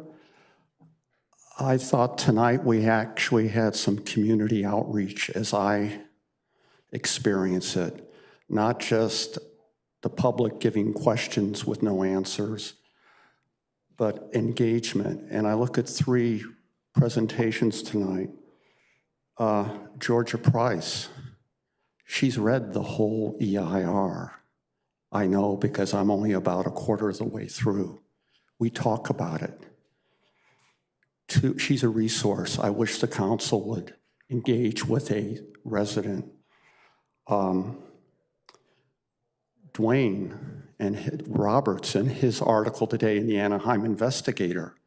Again, Dwayne and I have engaged the last 3 weeks. He produced that article within 3 weeks, starting with nothing. There was more detail in his article on that angle than I heard in the workshop. Again, a one-way engagement at the last meeting. And Stephanie, talk about community outreach. She's been knocking doors for months, engaging in conversations, and unfortunately has not reached as many doors as she'd like because the residents engage with her. They want to know what's going on. They have a conversation. I spent last Thursday, thanks to Stephanie, we came across there's some evictions going on in the Walnut Street area. So I went down to learn about permits. And among the things I learned at the code department and housing issues are handled not by the Fair Housing Foundation, which I was given their pamphlet at the Code Department, but by the OC Fair Housing Council, 2 different agencies. Please get the correct pamphlet distributed here at the Code Enforcement. It's simple, but we have to start somewhere. My next question was, it turned out that the remodeling at the apartments on Walnut Street, the permit wasn't pulled until January 24th. I would like to examine whether it covers the scope of the remodeling, but it's not accessible for another month due to the process here in Anaheim. I wish one of the council members or several would help engage with those residents as they face eviction, asbestos, and it's engaging on asbestos is more than saying contact the AQMD. I'm engaging with them today, and it takes several phone calls to get to the right area. You might want to focus on compliance and enforcement is the area. Mr. Herbert, I'm sorry, your time is up. Thank you. Our next speaker, Randy Lewis.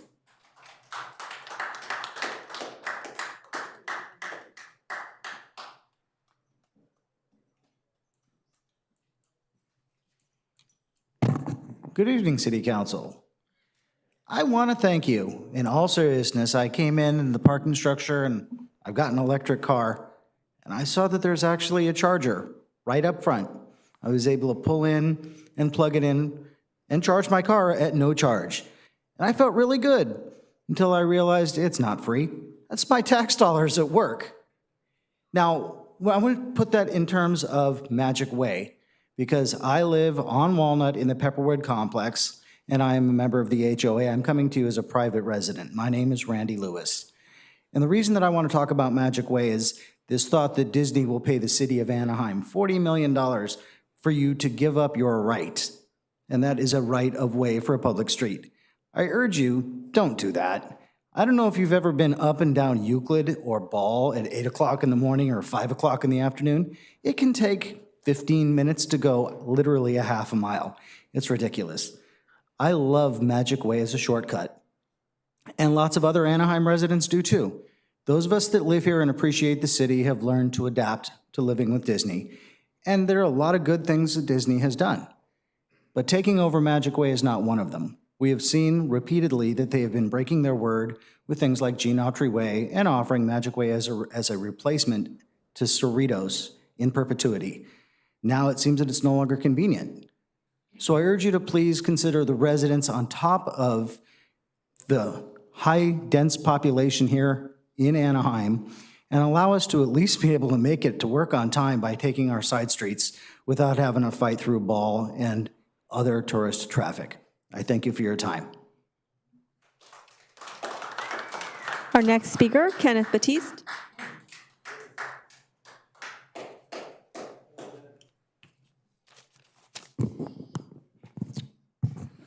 First thing, giving honor to God and those on the council that serving the God of the people. This is why our nation is in trouble today, because people choose to believe lies instead of the truth.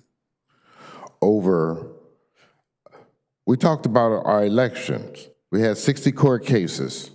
United States sets a standard and sent representatives all over the world to go ahead and monitor elections. So let's get down to the real base of this. The JL report and the California audit report. Capitalism over humanity. $15 million of COVID funds with 6.5 going to Visit Anaheim and fraudulently 1.5 from Visit Anaheim to the Disney Chamber of Commerce. Both of these organizations should be banned for the next 10 years. Because right now, there is no consequences for those actions that was taken. We have a city attorney over there. We have the clerk. We have the manager. We have information person. They're supposed to work for us, the residents. They're supposed to have our interests at heart. Our interests, number one, over for us. But we are $4 billion in debt. Why? because of the bad management of the prior city councils. Mayor, Mr. Leon, 81 votes. They didn't even bet on you. They betted on somebody else to go ahead and win. But you know what? The Lord put you in that seat. We need a Dr. Moreno right now. We need somebody to dig down there and go ahead and get the dirt out front. Because 13,800 new employees put into 2 square miles where Florida has 50 square miles. Rent's gonna triple. Homelessness is gonna go up. STRs is gonna just soar. Excuse me. We need a deal to grow together. Disney and the residents. Because we've already got 40 families that have been evicted already because of just the transformation. So let me go ahead and close with my 18 seconds. What has really changed from campaign reform since y'all been here? Nothing. We have a new council, nothing has changed. We talk about the street vendors. They getting ready to lose. They can't deal with this resort community. Mr. Batiste, I'm sorry, your time is up. I'll close with this. As far as Disney Forward, most of the residents that are in the dark, and they would like for it to stay that way. Thank you, Mr. Batista. Y'all take care. Thank you. And Mayor and City Council, that concludes all our in-person speakers. I'm noting for the record, we did receive 83 public comments electronically that were distributed to City Council that they received directly, and we made it part of the record, and that's been posted and made available on the city's website. Thank you, Clerk. So we're going to now close the public comment section of the meeting and move to council communications. Any council member that has an item to share, please ring in. I'll start with Mayor Pro Tem Campos Kurtz and then Councilmember Diaz. Thank you, Madam Mayor. I have a few slides, and I need my glasses. First of all, several weeks ago now, we had a community meeting at Hermosa Village, and I want to thank our police department, public utilities, public works, and code enforcement. This was a really good exchange of ideas and comments. The meeting was held primarily to address speeding issues, parking issues, and lighting issues along Walnut and in that general area. And this is where we first learned about some of the residents that, not part of Hermosa Village, but on Walnut Street that were being evicted. I'll get to that piece in just a little bit, but I want to thank all of our departments that were out answering the questions that these residents had regarding those specific issues, particularly along Walnut. Next one. We also had a walk on Ganita Lane. They called it a Valentine's Day walk, and my idea of Valentine's Day is not walking through neighborhoods, but it was a joy to see that, in fact, some changes have been made, and I want to thank code enforcement and public works and public utilities in particular. About 6 months ago, we had a walk soon after I was appointed to council, had a walk, and the streets were in really bad shape. We walked yesterday, certainly. There's still things that need to be taken care of, but there has been a dramatic difference, better lighting. And one of the things that APU did is actually contact every apartment manager along Ganita Lane and back through an alley, if you're familiar with that area, to get lighting to them so there'll be better light in the neighborhood.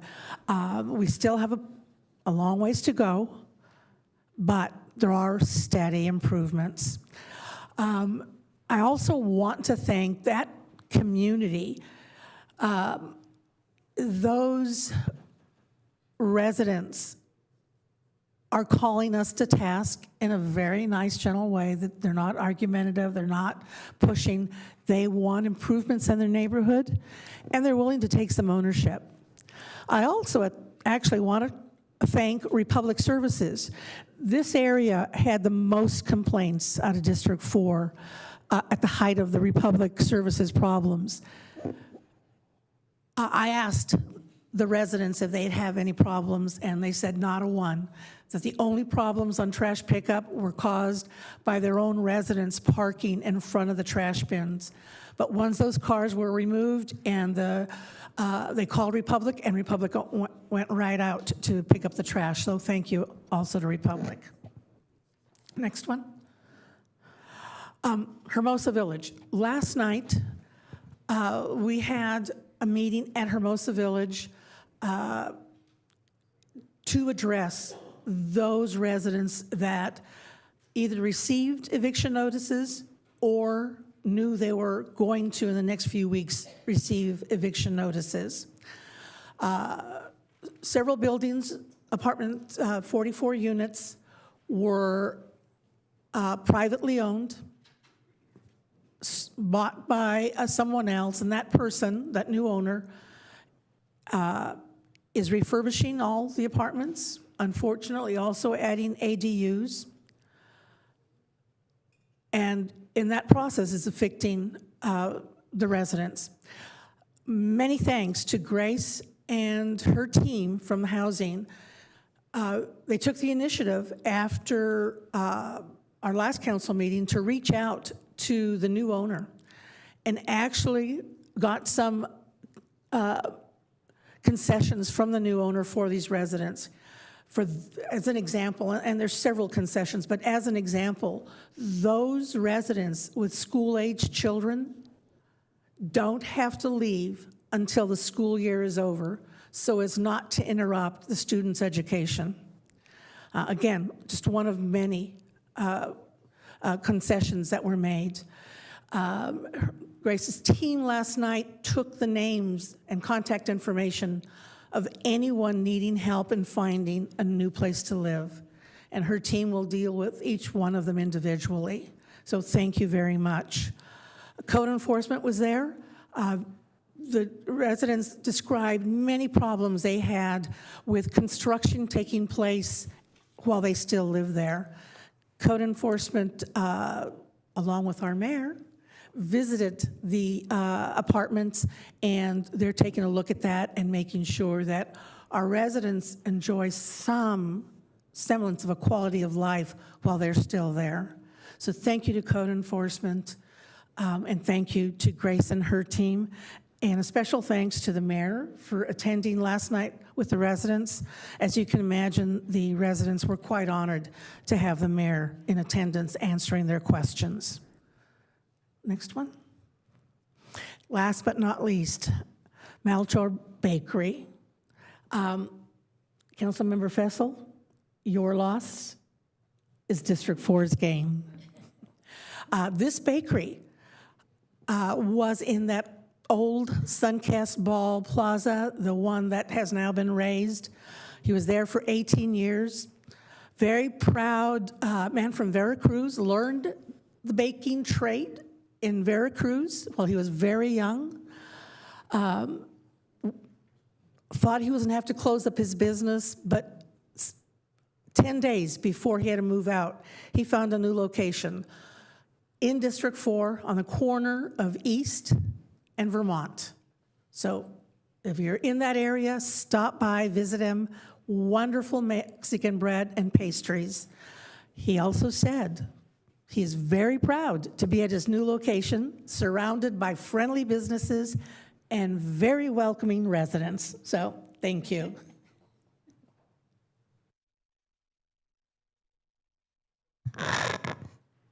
Teresa, are we ready?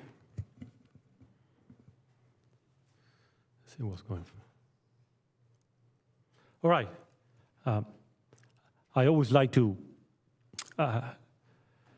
talk about small businesses in District 1. 99% of the businesses in District 1 are owned by immigrants or first-generation Americans.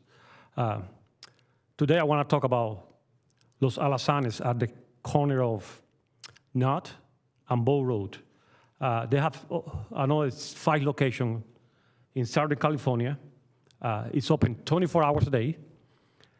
Very good prices, homemade Mexican food and drinks. It's open 24 hours. Tacos, burritos, beans, asada, al pastor, fish, and aguas frescas. I really recommend this place. Please support your local business. They also take good care of the employees, and I'm proud of this location. Support our local business. Next one. All right.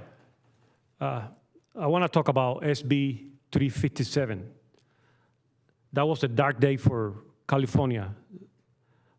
August 1st, 2022, Governor Newsom signs SB 357 that legalized loitering and the solicitation of prostitution in California.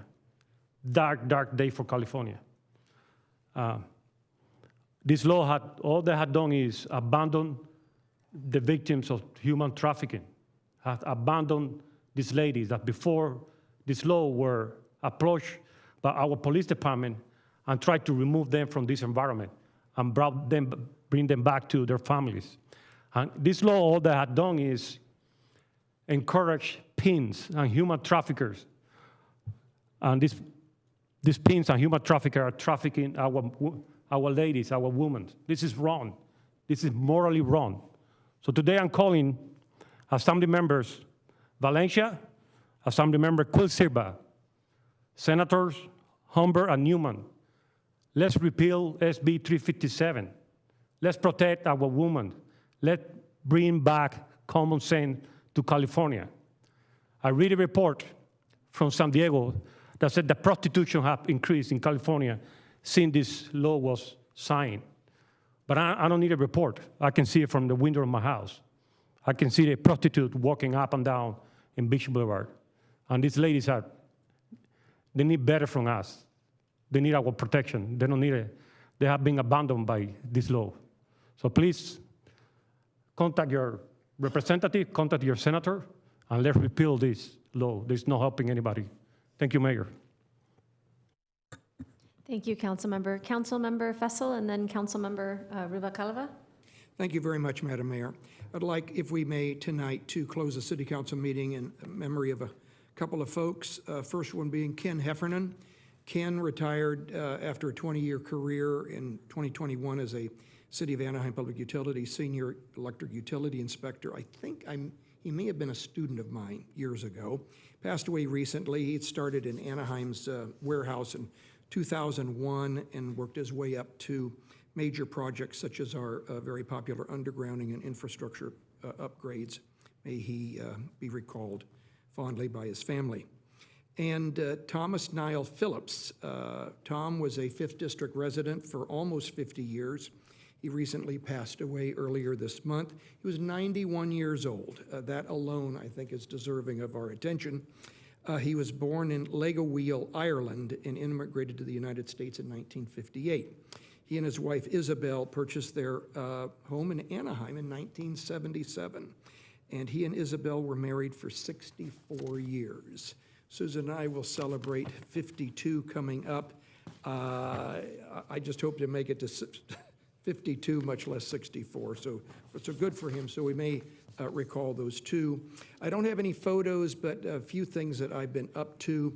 I believe I probably attended with the rest of my City Council colleagues here the Project Say Teen Center ribbon cutting at the Brookhurst Community Center a couple of weeks ago. I hope somebody has a picture up there. Also, a couple of weeks ago, I and a couple of my City Council colleagues started or were for the grand opening of what we call the Brick by Brick Retail Startup Program. It's a program of our Economic Development Department that actually teaches entrepreneurs, young and old entrepreneurs, on how to start a business and how to put a business plan together and how to do advertising and basically get an idea and actually create the idea in bricks and mortar. So I'm looking forward to seeing their first graduating class come up in a few months, and hopefully we'll be over there to congratulate them. The mayor and myself and Councilmember Leon were in the recent Black History Parade. We had a lot of fun. It's not a long parade, but it's always well attended, and the festival up and down Center Street Promenade was extraordinarily busy and well attended this year. And a couple of more things just to mention. Our Lunar New Year started just a few days ago, 3 days ago. And for those of us who are Catholics, which is quite a number here in the city, tomorrow is Ash Wednesday and also Valentine's Day. So it's also the first day of Lent. So let's behave ourselves, okay? Thank you, Madam Mayor. Thank you, Mayor Egan. Madam Clerk, I believe I have a couple of slides. So I just wanted to highlight a couple things that have taken place in the district since our last meeting. We held the first district meeting of 2024 here at the community center.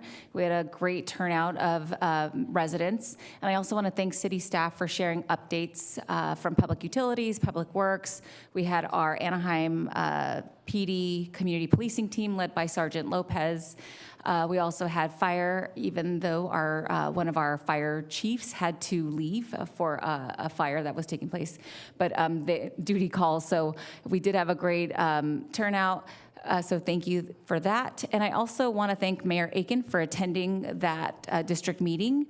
It was wonderful to have you there to hear some of the concerns of the residents. We do have some development projects going on in the city that are of concern for many of our residents. And just a couple of additional pictures from that event.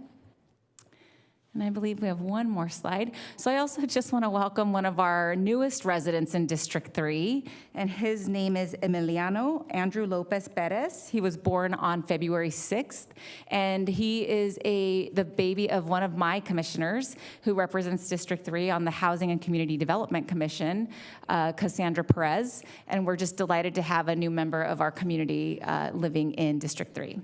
That concludes my council comments for tonight. Thank you. Councilmember Leon? Thank you, Madam Mayor. Just a couple of upcoming events to invite the community to. This Saturday, we're going to have our first coffee event of the year, Cafecito con Carlos, Coffee with Carlos, in case you didn't speak Spanish. That'll be this Saturday from 10 a.m. to 11:30 a.m. at the Starbucks at 1626 Catella Avenue between Euclid Street and 9th Street. So hopefully members of the community will want to come out, have a free cup of coffee, and join us for some conversations this Saturday again at 10 a.m.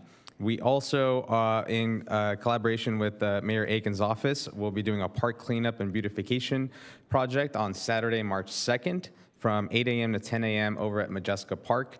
Signups are available on the Love Anaheim website, but would encourage everybody to go ahead and sign up and make a difference in the District 2 community. A few thank yous. First, I want to thank Alejandro and the entire Meals on Wheels team for letting me join in on a tour of their facilities. I got a tour of the kitchens where they make the meals for seniors. Also got to help out and deliver actual meals out to members of the community that day, and also visited their senior daycare program. Almost started singing karaoke with some of the folks that were there. Also dropped off some cupcakes, and it was just really great to see our seniors being taken care of from throughout our Anaheim community. I want to thank the Orange County Heritage Council for the opportunity to be a part of the Black History Parade and Unity Festival, as my colleague mentioned. It was a great time. A shout out to Grupo Folclórico Project Se for joining us for the parade. They did an excellent job dancing and representing both Project Se and the city of Anaheim throughout the event. And finally, I had an opportunity to also volunteer with the county's point in time count a few weeks ago, along with Supervisor Sarmiento, the CityNet, Community Care Response, and HCD teams. Not only is this an opportunity to see how many homeless individuals are still in the streets and how our efforts have or have not made a difference from 2 years ago, but also an opportunity to hear firsthand stories from unhoused individuals. So I want to thank everybody who helped organize, who volunteered to be a part of that important effort. And then finally, Madam City Clerk, I wanted to recognize our January 2024 Business of the Month. Going back to my powerlifting days, Exceed Performance. They are a powerlifting gym located off of Euclid and Orangewood. And Henry is the owner. They host competitions. They do a lot of work to help strengthen members of the community. Their mission is to cultivate and inspire individuals in all aspects of strength training, powerlifting, and overall health, regardless of experience level. So cheers to Henry. He did offer me the opportunity to come and train, so I have to actually start working out a little bit more before I can go over there. But I do thank the entire team for their dedication, their passion, and for all the gains that make Exceed Performance the powerhouse it is. Thank you, Madam Mayor. Thank you, Council Member. Just wanted to share a few things. I think most of them have been touched on by my council colleagues, so I want to thank them for that. And just wanted to acknowledge again, Mayor Pro Tem acknowledged the meeting we had in the Walnut area in the Hermosa Village yesterday, and just wanted to thank the residents that took the time to spend about an extra 90 minutes with me walking through the buildings, the representative from the owner that was there listening, taking notes from our code enforcement officer on how we can make this transition as seamless as possible, acknowledging that is an extremely tough situation for our residents to be in, and to thank Project Access for allowing us to have that meeting space and for staffing us and welcoming us to all their variety of events. Next was yesterday. This is actually a real thing. I have to say I grew up watching the Super Bowl, and when they say they're going to Disneyland, I thought that wasn't a real thing. They actually do come to our city. So yesterday I had the unique opportunity of welcoming Super Bowl MVP Patrick Mahomes to Anaheim and seeing all the streets, the street of Main Street just lined, packed with Chiefs fans. So it's a really unique opportunity. I know it's a really fast turnaround for the resort. I don't know how they get them here that fast and get that parade put together so fast, but they made it look seamless. And I think it's quite an honor for our city to be able to host the Super Bowl MVP when the Super Bowl is closer to us than it is to our partners in Florida. And I can say he is one heck of a really nice guy. I know my council colleagues touched in on this, but just thank you to the Orange County Heritage Council and our team for all the work that goes into our Black History Parade. It is, I think, an honor for our city to host the only Black History Parade in Orange County, and want to thank the Public Works Department for letting me ride in the brand new street sweeping truck, which was a bigger hit clearly than me. People loved seeing the truck out there, and so I want to thank the Public Works team and our driver Tony for hosting me. He would not let me drive it, and I promised Rudy I would not drive it, but it looks like really fun, so maybe in the future.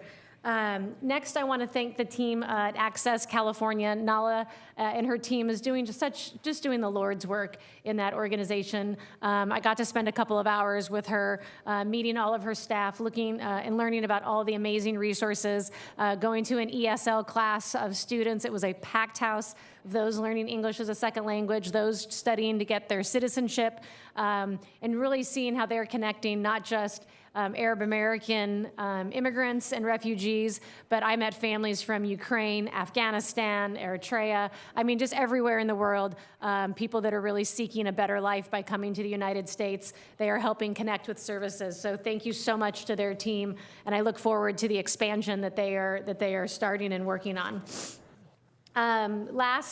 This is pictures from the D3 community. Thank you very much to the council member for inviting me and for the team for doing that. Also want to acknowledge the District 1 and 2 neighborhood meeting that was the night before at the Brookhurst Center. Again, thank you to the residents that came out, really showing an interest in their city, and to our team for keeping them informed. If you have not had your area meeting, just want to highlight that District 4 community meeting is going to be Thursday, February 15th. And District 5 community meeting is going to be February 21st. And the District 6 community meeting is going to be February 22nd. So if those are your areas, please join me and my council colleagues from those districts to learn about what is going on in your community. Last, just want to highlight that this weekend, congratulations to please the city manager's office and all of the countless work on our staff that went into our strategic planning session. At the Anaheim Convention Center, we spent all day from about 9 o'clock in the morning till 4 o'clock at night going over all of the input that we received from our residents at our different pop-up events, those residents that filled out our survey, hundreds of staff members that took the time to give their input on what they want to see as the direction of our future, as well as our senior staff putting together their priorities. And thank you to my council colleagues for really thoughtfully listening to each other, trying to come to find some common priorities. And we look forward to bringing this back in its initial draft, still soliciting more community input about what you think should be the top priorities of our city moving forward. So with that, it's time for the city manager's update. Mr. City Manager, do you have anything to report? I do. Thank you, Mayor and members of the City Council. Wanted to provide an update on the city's cold weather shelter. Last week, we opened our shelter as a result of the cold weather and the very heavy rains. Big thank you to Anaheim First Christian Church, was the first cold weather shelter to open, servicing a total of 24 residents over the period of February 4th through February 7th. As part of this effort, city resources were also able to place 5 of those residents into the Salvation Army campus as part of their next steps out of homelessness. Councilmember Fessel and I had an opportunity to visit the cold weather shelter.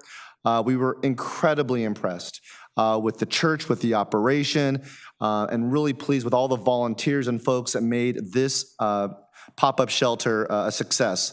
The Love Anaheim team, along with our own Housing and Community Development Department staff, including Linda Lai, Nadia Martinez, Sandra Luzo, played a big role in setting up and taking in those who stayed and got them out of inclement weather.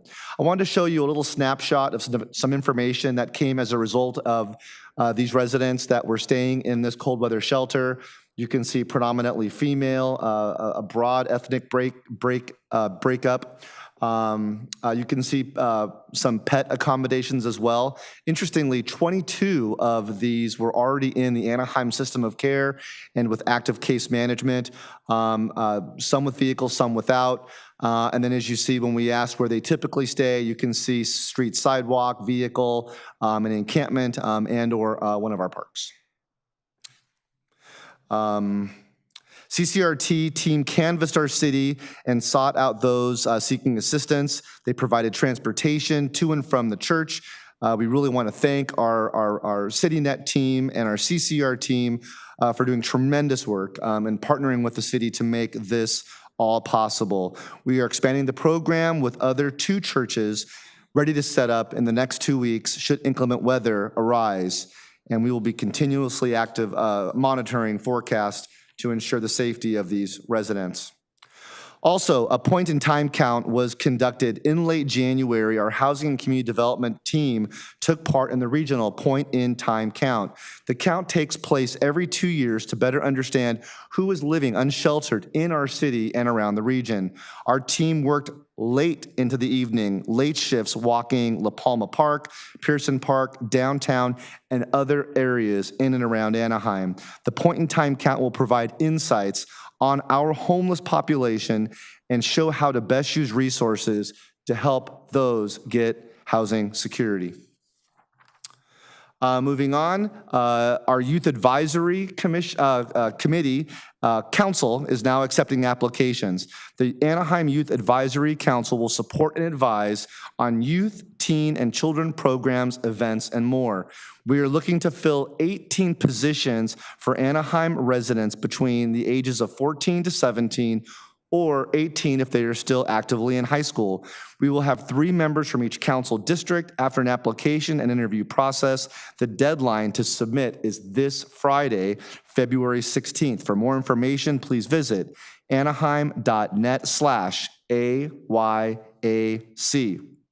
Finally, we are also seeking our next city poet laureate to serve as the city's literary ambassador to inspire a love of poetry, reading, writing, and the arts. Our next poet laureate will serve a 2-year term starting this spring. Anaheim's Poet Laureate holds free workshops at our libraries, leads poetry readings at city events, and inspires interest in the arts. We are one of only a handful of California cities that offer such a dynamic program. For information, please visit anaheim.net/Poet Laureate. That concludes my report. Thank you, Mayor. Thank you very much, Mr. City Manager.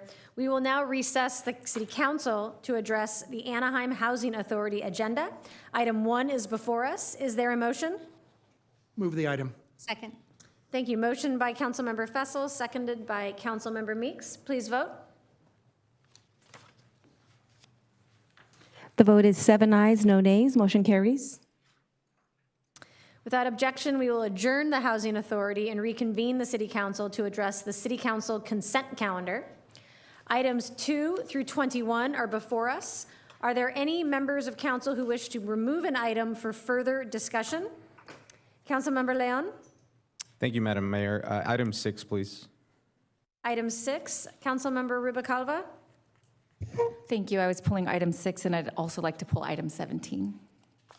Thank you very much. Councilmember Diaz? Thank you, Mayor. Item 20. 20? 20. Thank you very much. Mayor Pro Tem Campos Kurtz? 7, 8, 9, and 10.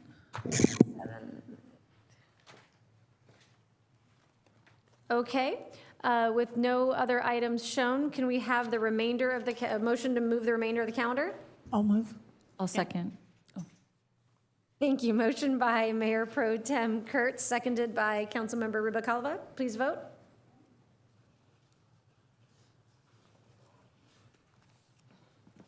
The vote is 7 ayes, no nays. Motion carries.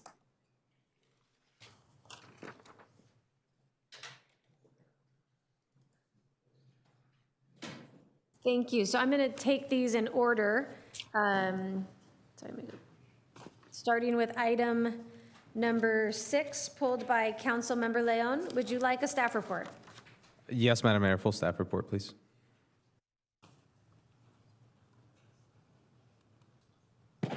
Good evening, Mayor and Council. This item before you this evening is a receive and file of the City of Anaheim's response to the California State Auditor's report regarding the oversight of tourism-related contracts in the City of Anaheim. On August 4th, 2023, Assemblymember Avelina Valencia asked the Joint Legislative Audit Committee to approve an urgent state audit to review public funds that were dispersed to Visit Anaheim and the Anaheim Chamber of Commerce. This request came shortly after an internal investigation commissioned by the City of Anaheim that contained findings that alleged potential misuse of funds by Visit Anaheim and the Chamber of Commerce.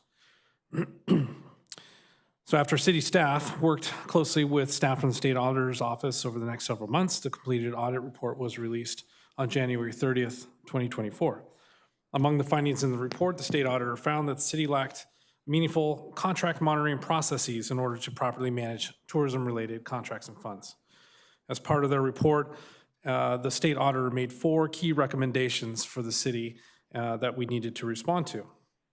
On January 11th, 2024, the city provided a formal response to the state auditor, welcoming the recommendations and providing initial steps for implementation. So I'll now proceed to go through the 4 recommendations by the state auditor and then the city response and implementation plan for each. So number 1, that the city council designate, recommendation number 1, that the city council should designate an advisory board by July of 2024 to make recommendations on how such funds should be expended, those being ATID funds, Anaheim Tourism Improvement District funds.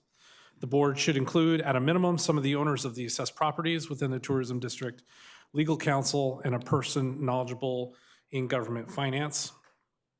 Our response to this recommendation was the City of Anaheim will begin exploring the process for establishing an independent advisory board to assist the city in the oversight of ATID expenditures and activities.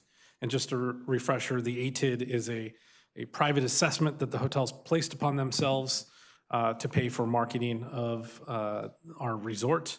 The city does collect those funds and then passes them through to the marketing entity, and in this case is Visit Anaheim. So in short order, city staff is already in the process of putting together some recommendations on what an advisory board looks like and how that could be done within the guidelines of the existing ATID plan. Recommendation number 2, Anaheim should develop a contract management, monitoring, and oversight process that aligns with the practices set forth in the corresponding provision of the state contracting manual by January of 2025. The city should implement policies and procedures for its professional service contracts that require it to track contract deadlines, deliverables, and contractors' use of funds, as well as perform periodic compliance audits and reviews of contractors' financial records. Our response to this recommendation was that we support the conclusion that there's always room for improvement in our existing contract oversight procedures, and we'll begin work on adopting a set of policies and procedures specifically for professional service contracts. And so as we tried to convey in this one, we do have contract oversight procedures. However, we welcome the idea of enhancing these provisions and adopting a new administrative regulations internally to put the state contracting manual and the provisions within that into practice here in the city of Anaheim. Recommendation number 3, that the city should renegotiate the contract with Visit Anaheim by January 2025 to improve oversight and ensure that it does the following. Before I go forward, the city does have a contract with Visit Anaheim in order to conduct the marketing of the resort utilizing the ATID funds. And so that's the contract that's being referenced here. The state recommended that we include key performance indicators to allow the city to better gauge how effectively Visit Anaheim is using tourism assessment funds. These benchmarks should include, at a minimum, hotel occupancy rates, convention center bookings, and the number of presentations made to convention center executives. Require Visit Anaheim to track all expenditures related to the contract and prohibit from commingling tourism district assessment funds with other revenue sources. Prohibit Visit Anaheim from transferring tourism district assessment funds to another entity without the city's prior approval and full compliance with the subcontracting provisions within the tourism district assessment contract. Require Visit Anaheim to develop a plan for oversight of any subcontractor and provide documentation of this oversight annually to the city. I believe that's an Amber Alert. So our response to this recommendation, the city of Anaheim supports the recommendation, and we have already started the dialogue with Visit Anaheim in order to improve the management of these funds and the reporting that is necessary to ensure that performance indicators and benchmarks are being properly established and met annually. The city will begin discussions with Visit Anaheim about specific changes to the contract that could be considered in a timely fashion. So as we mentioned, we've already started this conversation with Visit Anaheim. They do provide us an annual report, and so immediately that's the first thing that we are working on with them, so that that annual report does provide a little more detail as requested by the state audit. And then we will be working with them to have discussions about amending that contract in order to implement other key performance indicators and other protections to ensure that the funds are being used and managed properly. And then finally, recommendation number 4, the city should assess whether it received adequate consideration for the 2019 economic development contract or the 2020 shop and dine local contract. If the city finds that it did not receive adequate consideration, then the city should explore its restitution mechanisms under contract law to obtain a return of those funds. Our response to that recommendation was the City of Anaheim and our audit division will be exploring the audit provisions within these 2 agreements to further assess whether restitution is appropriate in this situation. And as mentioned, the audit division, we do have our own audit division in Anaheim, which is unique, and we regularly use them to audit contracts, and so they are currently reviewing those 2 specific contracts that were mentioned in the audit, and we will await those findings. As outlined in our responses, the city's currently in the process of implementing all 4 recommendations made by the state auditor, and we plan bringing these items to council as soon as they are ready and ripe for consideration. And we also anticipate that they will all be completed well within the timeframes outlined by the state audit. Many of them were mid-2024 or even 2025, but we anticipate we're not going to wait. As soon as these are ready, we'll bring them to you for consideration. And that concludes my report. Thank you. Councilmember Leon, do you have any questions or comments? Thank you, Madam Mayor. Just a few clarifying questions, Greg. First of all, for that first recommendation for an advisory board, who's ultimately going to decide who sits on that board? So my understanding is that is an advisory board that will be constituted by this body. And so the Anaheim City Council will have the ability to determine how that board is made up. Now, staff is currently in the process of researching other cities that have similar tourism improvement districts as well as advisory boards, and looking at the makeup of those and trying to understand best practices. And I anticipate that staff will have a recommendation to the council at that time once we do our research and come back to you for the establishment of that board. And so then for that board, is it going to be, would they have any authority in terms of what kind of just advising? Is it just advising us or kind of acting as another pair of eyes to say? Yeah, my understanding is it is advisory in nature, right? And the state audit mentioned that just having another set of eyes to oversee and manage how funds are spent at a macro level and a micro level would be important. There is already a board that manages the ATID funds on behalf of Visit Anaheim. But since our plans, when we constituted the TID, allow for an advisory board, the state audit would like us to explore that as an added level of oversight.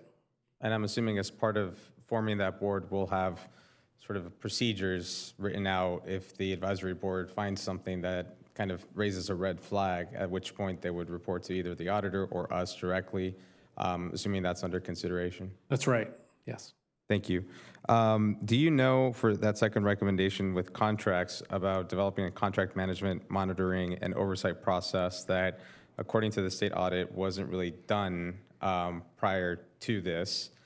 Do you have any idea, and I don't know, maybe Tom, you know, how many contracts, maybe on a yearly basis, go through Visit Anaheim? Yeah, maybe Tom Morton can shed some light on that.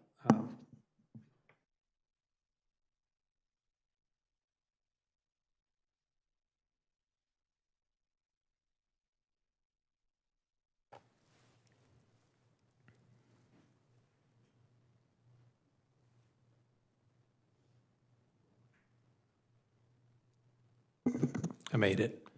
Thank you for the question. In terms of the subcontract piece, was that the question?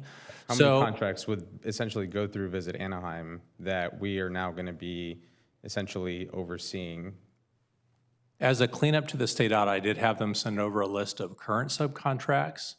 And this goes back for the entire year. It was probably about 40 to 50. A lot of them are very small subcontracts, but they obviously sent everything that they had. On an ongoing basis, I would say it'd probably be around that 40 or so a year. Got it. Okay. And then can you just remind us, just to remind the public, when a convention comes to town, the Visit Anaheim's role is to attract more conventions to come to town. But in terms of the actual organizers, for example, their contract is with you in the convention center, or is it through Visit Anaheim? So, Councilmember, great question. So, Visit Anaheim is currently the sales arm for bringing conventions. So, the convention contract is with the convention center or the city. And so, all that on-site work at the convention center is done by convention center staff. They still have a services component, they being Visit Anaheim, that helps service the destination for the client. But obviously, a lot of the feet on the ground is convention center, the hotels proper. So predominantly, they're involved on the sales side. I'm sorry, can you clarify that one more time for me? So can you repeat that? I'm sorry. Sure. So Visit Anaheim is predominantly the sales and marketing side. Okay. So they sell the destination for, let's just take Natural Products Expo West. So Natural Products Expo West says, I want to come to Anaheim. Visit Anaheim will help put them in contact with all the hotels for the individual hotel contracts as well as the convention center for the convention center contract that is with the city. Okay, thank you. And can you remind me, I'm just going to ask the question, was there a reason as to why we don't consider moving that in-house? The sales and Councilman, the sales and marketing component, it's a very unique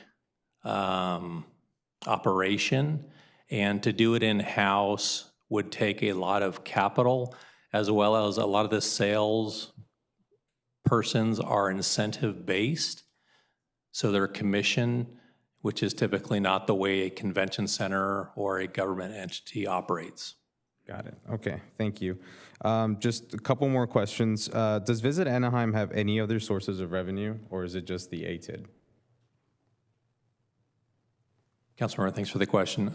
So there are others. So there's a Garden Grove TID that provides funding to Visit Anaheim, as well as the membership component. They are a 501c6, so they have members that pay to become a member, and the Anaheim Tourism Improvement District. So really, it's 3 main revenue sources. And I'm assuming ours is the larger of the 3. Yeah, the ATID component, the Anaheim component, is probably 93, 95% of the overall amount. Got it. Okay. For recommendation 4, is there a timeline on that?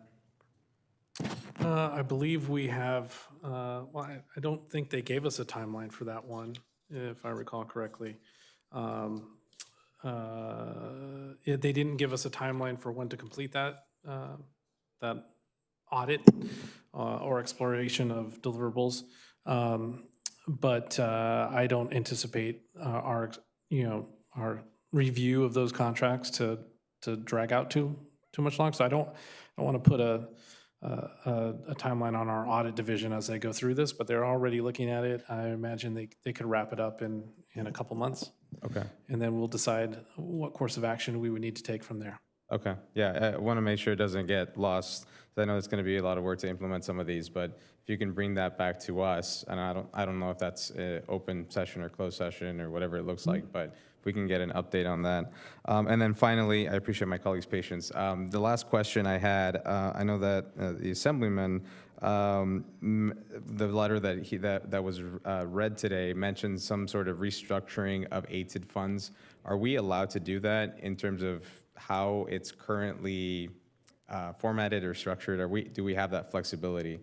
Yeah, no, I would need to see the letter that the Assemblyman sent. I haven't read that yet to get at specifically what the request was. But in terms of the funds that are currently collected, those are, again, it's a private assessment that we pass through to the entity and to the hotels on their behalf.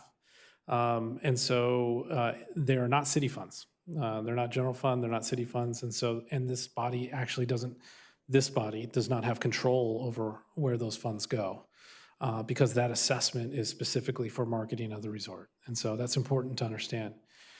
Having said that, there's been a lot of chatter about,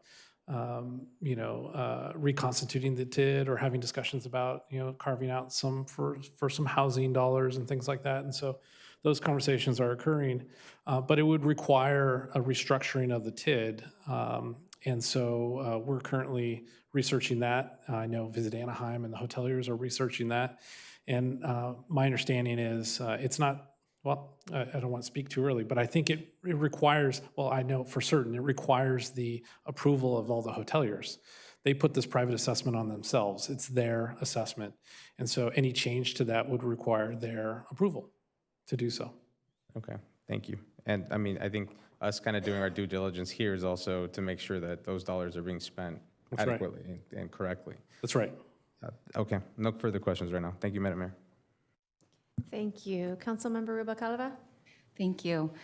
I do appreciate a good audit, and I think that the recommendations provided by the state are something that would be beneficial. One of the things I'd like to recommend for this council to consider is creating an ad hoc committee that could actually support staff and the recommendations, since these are policy opportunities for us to participate in. So that's one thing I would like to consider as we, I don't know if we need to make a motion to do that after the discussion. But I also would like to ask Assistant City Manager to expand a little bit on the TID dollars as public funds. So through this audit process, I know it was determined by the state, which is a new determination. I think it was previously deemed as not public dollars because these are not technically taxpayer dollars. They're self-assessments by the hoteliers. Can you just expand a little bit on how that has changed the outlook and how we are now going to operate this? I think the point I'm trying to make is the city was not intentionally not overseeing or providing oversight on the way the TID dollars were given and operated by Visit Anaheim, but now that they have been deemed through this audit as public dollars, now we need to create policies so that they can actually be overseen properly. Sure, and I'll ask our city attorney to chime in when appropriate, but I'll take a crack at this one. And so council member, you're correct. When this was established in 2010, this was always considered to be a private assessment. So the hoteliers put on themselves a 2% assessment that they could either pay themselves out of their own pockets, or they can pass it on to their guests. And it belongs on their folio if they do pass it on to their guests. I would say all of them probably put it on their folio, and it's paid for by their hotel guests. Since we already collect our TOT from them on a monthly basis, they came to us and said it'd be a lot easier if we just collected this extra 2% as well from all the hoteliers as part of the TOT process. Obviously, we have two different forms, and it's a different process, but it's very easy for them to adapt to just continue to pay the city. And then we turn around and send that assessment back to the entity for the marketing. Again, always thought of those funds as being a private assessment. It's a tourism improvement district. These are not city funds, they're not general funds. The city couldn't just withhold these funds and then spend it on parks and roads and things like that. That's not allowed per state law. And so for that reason, I think we were always in the mindset that this is their money, right? And so while we work very closely with Visit Anaheim on a lot of their marketing activities, having real specific oversight over these dollars, which we considered were their dollars, wasn't something that we really thought twice about. And so when the state audit came out and we started our discussions and we had discussions with their attorneys and our attorneys, their perspective on it was, well, they may not be general fund and they may not be city funds, but they are public funds. And so it took us a while to kind of get there, but that's okay. If you want to consider them public funds, fine, let's consider them public funds. And as a result, sure, proper management and oversight is always necessary and important. And so that's kind of how we've come to this point. So is the city, and I just want to, Visit Anaheim is a separate 501c6 organization, privately operated, not a city entity. Right. So would it be, and I do value tourism bureaus. Visit California is a tourism bureau that operates similarly to the way Visit Anaheim does. So would there be an opportunity to potentially have a different entity collect the TID dollars and direct it to Visit Anaheim to remove the city of Anaheim from that process? I certainly think that's possible.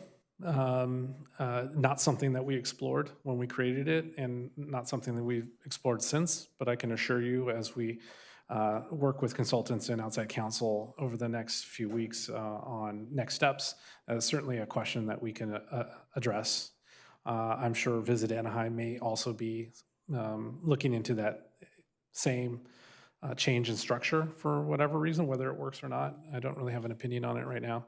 Yeah. But certainly something we can explore. Yeah, and I don't know if that's the right answer, but it does remove liability from the city in terms of how, those are not our dollars, but it does provide, it gives us a little bit more exposure if we're the ones who are collecting and directing those funds. So just something to explore. I'd also be interested in seeing how Visit California is set up. Do they have the same oversight as we have been? Does this audit now create a new standard across the state for all of the tourism bureaus? So that's something that I would love to hear back from the state on. on when we are reaching out to them, because I think it needs to be fair. I'm all about equity across, not only in our neighborhoods, but across our state. So if this is going to be something that Anaheim needs to follow, then also I think other visitor bureaus do as well. The professional services contract, so can you just go into I want to set the table for what it looked like when those contracts, because it's not every contract, it's the two contracts that were in question, the $6.5 million and the 1.5 that was later given to the Anaheim Chamber of Commerce from Visit Anaheim. So can you just go into what it was like during that period of time? I believe we were in the pandemic. And, you know, I take very seriously when we're accused of not having contractual processes in place, when I know that we do, because I see how they are currently formed. So if you can just go into what it looked like during 2020 and what the reason for providing some of those funds to Visit Anaheim was. Yeah, I'll do my best. Certainly during the pandemic, or the onset of the pandemic in the mid-2020, there were a couple of instances in which, the council at the time pointed out some key areas that needed to be addressed, and they chose to do so with agreements with the Chamber of Commerce and also with Visit Anaheim to get, funding to those entities in a timely fashion. At the time, nobody knew how long the pandemic was going to last. I think the thinking was it's super important to keep our resort humming, and if it is closed down for a week or a couple weeks or a month or a couple months, as we thought at the time, that wouldn't it be great if the marketing entity was able to stay active and put plans together so that when it was over, we could just press go and be aggressive in our marketing campaigns, because we knew we were in competition with other entities. Same thing with our local restaurants who were suffering at the time. The Shop Dine Local program was a pandemic program, and the intent was to put the Chamber of Commerce to work, working with all those restaurants to see how they can keep their doors open, frankly.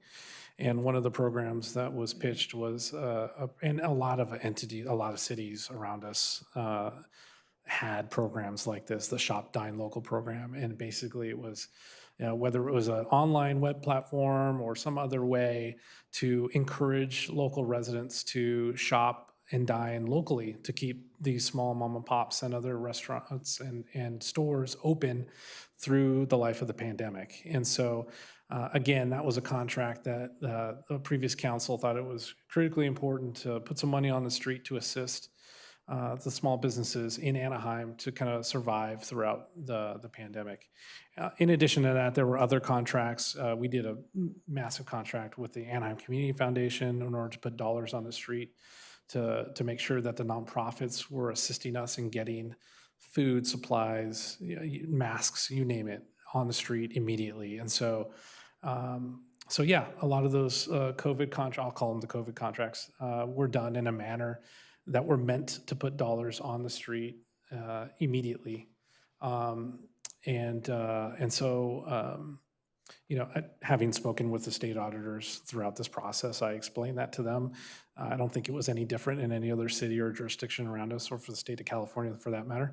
I think, we were focused on expediency and urgency as opposed to oversight and key performance measures at that point. And perhaps if the council agrees on creating an ad hoc committee, we do look at opportunities for creating policies during pandemic-like situations. Hopefully we never have to experience that again, but I anticipate we should just be prepared for any disaster that might occur. One last thing just related to the TID. I just wanted to comment on, I believe one of the public commenters talked about the TID and how it's allocated. And I just want to acknowledge that I believe Councilmember Kurtz did agendize reviewing the way the TID is currently allocated. And I believe you did that at the last meeting, utilizing a portion of that towards housing in the city, because it does appear as though there might be enough reserves that have been accrued over the years for Visit Anaheim. So I just wanted to acknowledge that that's not a new idea. That is actually something that we are already looking into. So excited to possibly have that in place soon. And that concludes my comments. Thank you, Councilmember. Mayor Pro Tem Kurtz? Thank you, Madam Mayor. First of all, I agree with Councilmember Rubalcaba. I hope every TID across the state is taking a look at this, because I would venture to guess that there are many who are either still or have in the past viewed it as not public funds. So I imagine this decision, this audit by the state is going to be far-reaching across the state. And I'm really curious to your question about Visit California, how they run their finances. One thing I want to comment on is that I'm very proud at our city staff and the members up here on the dais for taking ownership of the audit and the recommendations. We all believed it was not public funds, and so therefore Visit Anaheim and their board took care of how it was spent and why and all those things. But the moment that the auditors, the state auditors ruled that they were public funds, I'm proud of the fact that staff didn't try and argue that it wasn't. You accepted it, explained it to the council, and took ownership and accepted the recommendations up front. There was not one recommendation that was argued, but just how quickly can we change this and make it happen. So I just wanted to thank the members up here that we own it, and we are going to fix it. Thank you. Thank you. Councilmember Meeks and then Councilmember Diaz. Thank you. I will echo that previously the city did not believe these were public funds, and therefore not only did we not audit them strictly, we didn't think we had a right necessarily to tell them how they were supposed to be spent. They were private funds. The audit has identified that these are public funds and we need to be auditing them. The city has an excellent audit division. We have excellent policies and strategies in place to audit this. I don't think a council ad hoc necessarily helps that process. I mean, I think that we need to keep the politics out of how we audit this and let our staff do their auditing job without politics. We know how to audit funds and let them do that. If there are policy issues like emergency responses in the future, things like that, that could definitely be, an ad hoc or something like that. But I think this is an audit question, and we need to let that audit staff do their job. Thank you, Councilmember. Councilmember Diaz? Thank you, Madam Mayor. So I would like to explore Councilmember Rubalcaba's suggestion that maybe the hoteliers or Visit Anaheim collect their own funds and take us out of the picture, because it's really not our funds. Question, did the state audit find any misuse of city funds by the Visit Anaheim or the Chamber of Commerce? They did make some findings that they believed some funds were misused by them. They point to the contract that the city of Anaheim has with Visit Anaheim and some of the provisions within that contract as I guess, a point that there were some provisions that weren't followed to the letter, and therefore, because of that, some of the funds were misused for unallowable activities, is how it was stated in the report. And I think the best example that they pointed out in the audit report was that the ATID funds that went to Visit Anaheim were subcontracted with the chamber, and the chamber used those funds for political activity. And so there was a chart in the audit report that gave some examples of the political activity. But as you'll note, those activities that were highlighted were advocacy activities. They did make a statement that they also potentially used funds for their PAC, which clearly would be a violation and misuse of funds. But I think we're still waiting on evidence to support that finding, because that would be a very troubling finding if that were the case. Yeah, that was my question. The recommendations are welcome, but as I read the report, I didn't see any evidence that suggests there was any misuse of the funds. The state completely changed the concept of political advocacy, but any chamber of commerce in the planet, their job is to advocate for businesses. So every chamber of commerce in the planet is in violation according to this report. Thank you, Mayor. Thank you. Councilmember Rubalcaba, did you have another comment? Yeah, I just wanted to expand on Councilmember Diaz's comment. So the campaign funds is what I think that's what you were talking about, the misuse of potential public dollars for campaign use. Is it possible, I know that Congressman Correa has recently stated that he is going to have an audit of this conducted as well. Could we, I mean, for me, this is an FPPC issue. If that in fact was misuse of funds by Anaheim Chamber, that would be something that the audit probably should have discovered. And it's probably not something that should fall back onto the city of Anaheim, but perhaps we can ask the congressman to further explore that through the FPPC, which is a federal agency that really does oversee campaign contributions and how they are collected by PACs.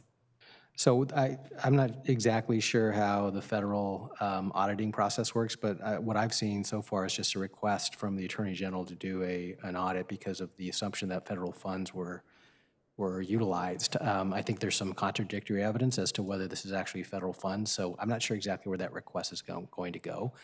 And secondly, I'm not sure if, I just don't know. I mean, sir, if it's called, maybe there is a process for us to add to the Attorney General what the scope should be. But I can say that I agree with Mr. Garcia that that would be the most troubling finding of this report, is that funds from ATID went for campaign activity. That's a statement made in the very first page of the audit, but I've scrutinized that audit and have not seen the backup evidence to support that. It's kind of interesting. So I just want to assure the council that we are making efforts to work with the state to receive the information that supports that, because to me, that's the most troubling. You can have a dispute as to whether the other conduct is political versus legislative, but if there's actually money going to campaigns, there's no question that would be inappropriate. Yeah. So we're seeking from the state and prompting the state to provide us more information so that we could properly follow up. There could be other avenues as well, but we found that to be an appropriate first step. Yeah, and that is troubling. And can you let me know if we have already explored? So let's just say it comes back and they provide us with the evidence that backs up the allegation that they're making. Is it the responsibility of the city of Anaheim to further explore? Or, I mean, we don't have the authority to do anything about it. Yeah, so the one thing we would certainly have, I think, is a breach of contract claim. Okay. Based on our contractual relationship with Visit Anaheim. Anything beyond that, as far as illegal activity, you're right. I mean, we look at other options to see what we could do to, enforce it. Okay, and because I do think if that is something that is an issue, we should perhaps respond to the congressman's request to have the Attorney General do an audit or at least investigate how federal funds were used, and ask them to look into the FPPC allegations and perhaps provide the Anaheim Chamber of Commerce with some recommendations for modifying if they did not breach, but ways to clean up their current process. It is a heavily regulated area, and it just concerns me that it was plopped into this audit, and it appears as though the city of Anaheim had something to do with it, but we really did not. So that is a concern for me. Thank you, Councilmember. If we don't have any more questions or comments for the team, do we have a motion and a second?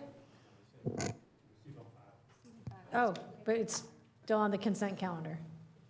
So we don't have to move it? No, it's a receive and file, so we need a motion in a second. Yeah, I'll make a motion. I'll second.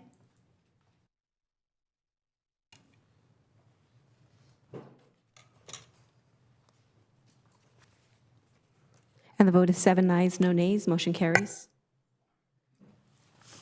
Thank you. I believe Mayor Pro Tem requested the next item, which is item number 7, which is a purchasing and public works item. Would you like a staff report, Mayor Pro Tem? Not necessary. I just have a question for clarification.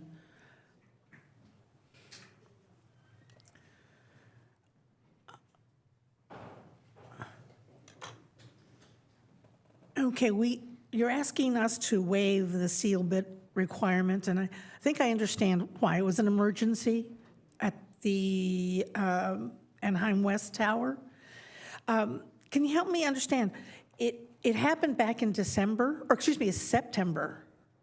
And was the money spent then for the repairs? That's correct. So this is for emergency services. So we brought in the contractor to do the work, the repairs, order the equipment, and we're still waiting for some of the equipment to come in. So they're maintaining it until all the equipment comes in and is put in. Okay, and help me understand the process here. So why the delay in coming to council asking us to waive the bid, the seal bid, now rather than back in September, October, when it happened?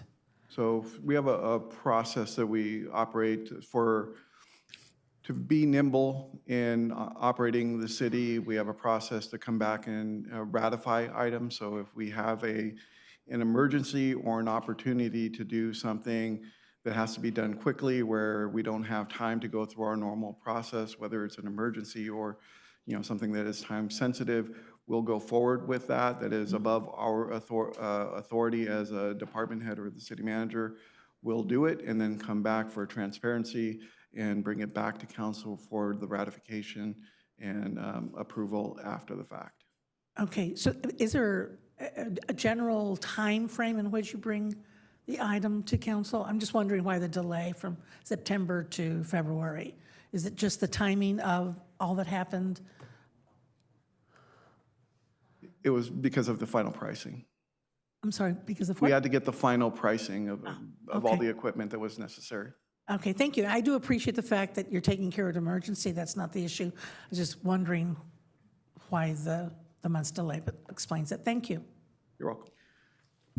Thank you. Do we have any other questions on this item? If not, can I have a motion and a second? I'll move. Second. Thank you. We have a motion by Mayor Pro Tem, second by Councilmember Meeks. Please vote.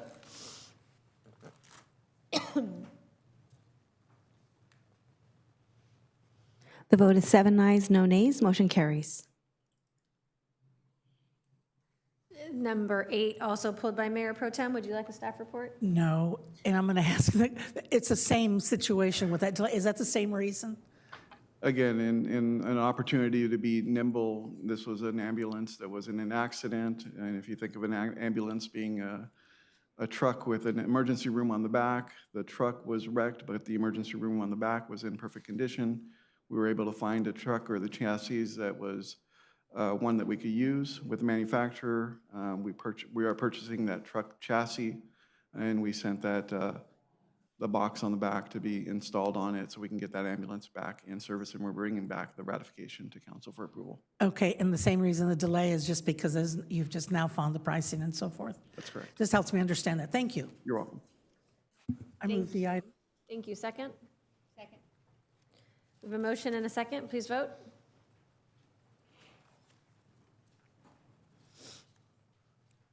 The vote is 7 ayes, no nays. Motion carries. Next item is item number 9, pulled by Mayor Pro Tem. Would you like a staff report? No, I just have a question, and that is, why are we waiving the sealed bid requirement?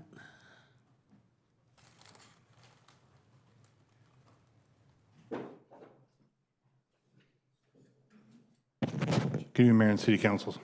I'm sorry, ma'am, what was your question? Why the request to waive the sealed bid requirement? So a couple factors with that, but simply it was this Bold Planning was the company that provides this specific comprehensive emergency planning, which is a cloud-based software. While other emergency management software is available, such as WebEOC, it focuses on the documentation specifically for emergency response. Following the extensive internet search, discussions with other emergency management colleagues, and information provided by the company, Bold Planning, no other program was available that offered what we were trying to do for emergency planning. Okay, thank you for the answer. I'm glad you did some research. So this was the only company that met your needs? That's correct. Dr. Wilmoth looked at approximately 70 other places, and they provided some degree of what we were looking to do, but not as close as what we wanted to manage all of our emergency operation plans so we could have them accessible to everybody in one place. And the changes in those plans would happen to all the plans at once when we put the information in. Thank you. Want to move the item? Yes, I'd like to move the item. Second. All right, please vote.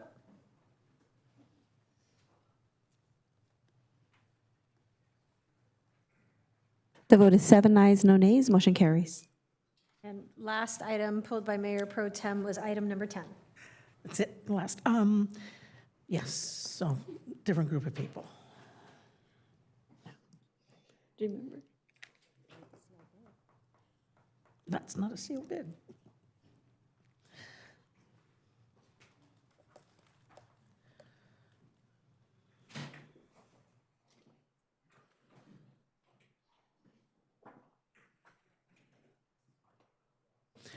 Thank you. As I understand it from reading the staff report, you're outfitting new cars, right? Got that right. So I understand we have a problem with older vehicles and the refurbishing of older vehicles. Does this help that issue? So it's related in a way. So we have orders that we placed in back in 2022. From that order we placed in 22, we just received the first batch of 10 vehicles last week. So we're expecting to be receiving about 63 vehicles coming in slowly. And as we're receiving this large group of vehicles all at once, typically when we would receive vehicles before, our staff would upfit those vehicles in-house. But as we're receiving this large group of vehicles and we're trying to get these vehicles upfitted as quickly as possible, we're bringing in these 3 firms to help us with that upfitting. So we're going to be sending these vehicles out. We have the parts ordered in-house now, and we'll be supplying the parts to these upfitters to help us bring these vehicles into service as quickly as possible, because that challenge we've had with those older vehicles that we retired and brought back into service because of that supply chain issue we've had with getting vehicles in, this will help us tremendously in getting those vehicles back into the fleet as quickly as possible. So as you're getting new ones, you're saying you're retiring some of those old ones that are not perhaps up to our standards? Well, yes, they're past their useful life, and those will be retired. Okay. Retired again. And just out of curiosity, those vehicles that just need minor fixing inside the vehicle, Public Works takes care of that? Right. What do you mean by minor fixing? The leather seats torn, as an example. Right. For minor repairs, we still do those. This is what this upfitting is. When we receive a brand new vehicle from Ford, it usually comes in just a black and white vehicle, but putting in all the radios, the push bars, the visitor compartment in the back seats, all the specialized decals and everything to get it ready for the police department's specifications. That's what we call the upfitting. But anything beyond that, when there's minor repairs or service or just anything else, that we do all in-house. Okay. That wouldn't be part of this agreement. That wouldn't be part. So you will continue to do the refurbishing of the older vehicles? Right, and we could still do some of the upfitting in-house. We'll still do keep our folks busy, but this is to help us with that massive load of vehicles that are going to come in that we just will be overwhelmed with. Okay, thank you. Thank you. Seeing no further comments or questions, can I get a motion in a second? I'll move. Second. Thank you. Please vote.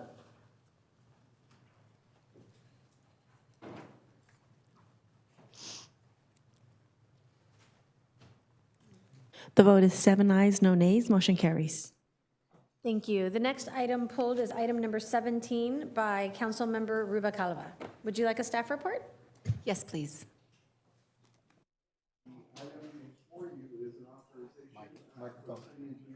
I think your microphone is off.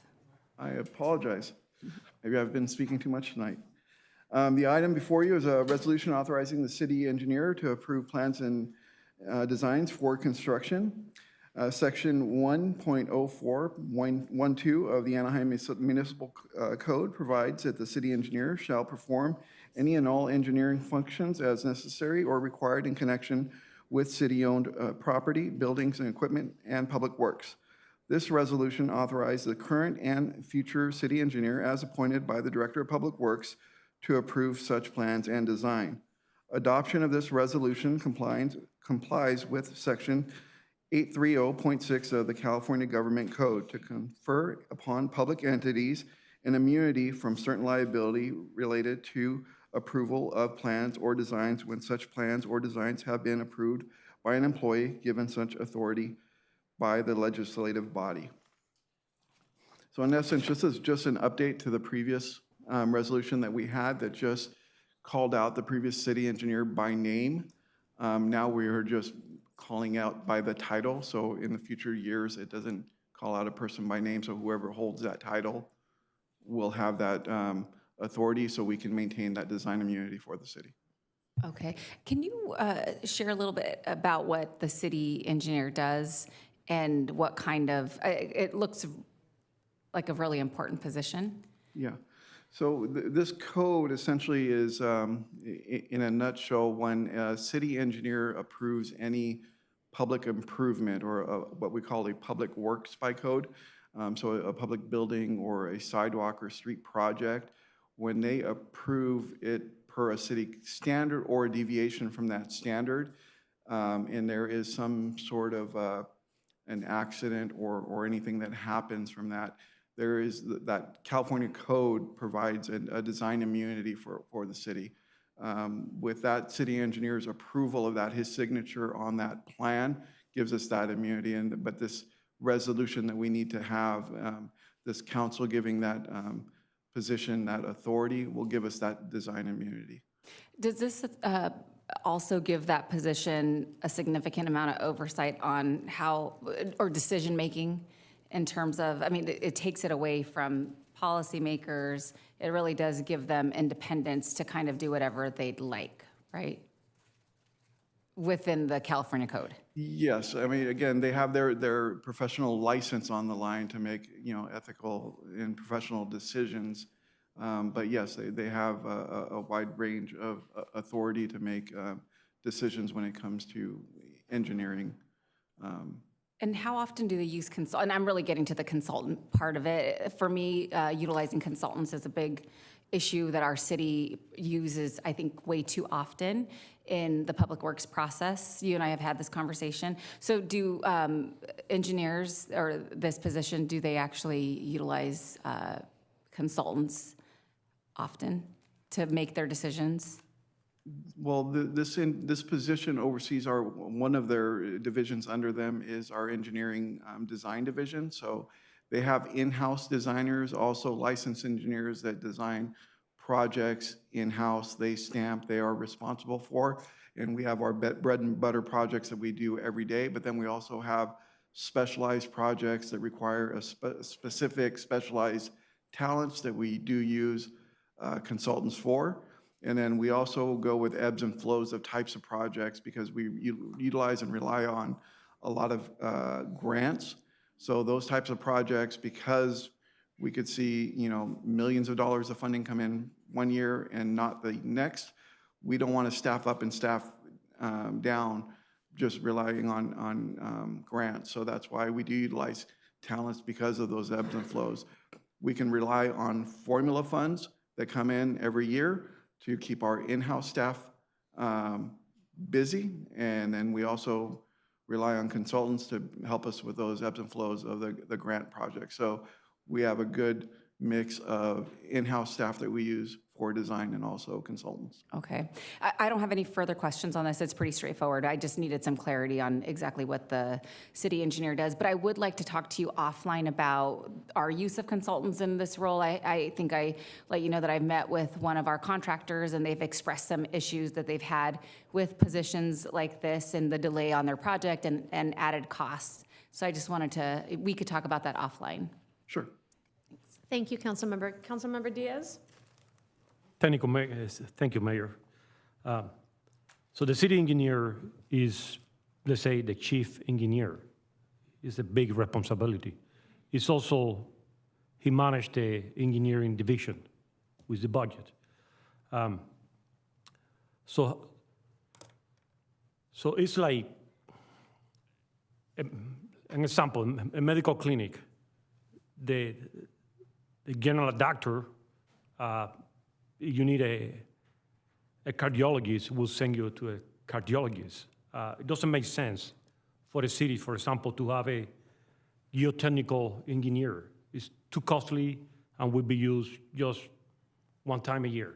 So it's better to contract out. It's economically more feasible, plus that's something that we don't specialize. Seismic engineer is too specific, too specialized, and too costly. The city will use it maybe once a year, maybe once every 2 3 years. So it's better to contract out. That's what it's all about. So I'm okay with what they do. It's complex. It's worth learning from them. That's I suggest. But it's very complicated and sometimes make economic sense to contract out because it's too specialized, way too specialized. I don't know if we move, I would like to move the item forward. And I'll second it. Thank you. Thank you. We have a motion and a second. Please vote. A resolution of the City Council of the City of Anaheim authorizing the city engineer to approve plans and designs of construction or an improvement to public property or to approve standards for such construction or improvement and rescinding resolution number 2007-017. And the vote is 7 ayes, no nays. Our last item pulled from consent was by Councilmember Diaz, item number 20. Would you like a staff report, sir? I don't want a staff report. I want to provide recognition to the Director of Community Services and her staff for securing $300,000, a grant from the state that will be used at the Haskell Library, which serves District 1 and District 2. And my only question is, what would this money be used for? Good evening. Thanks for the question. So you would like clarifying on what the funds would be used for? Is that what you said? All right.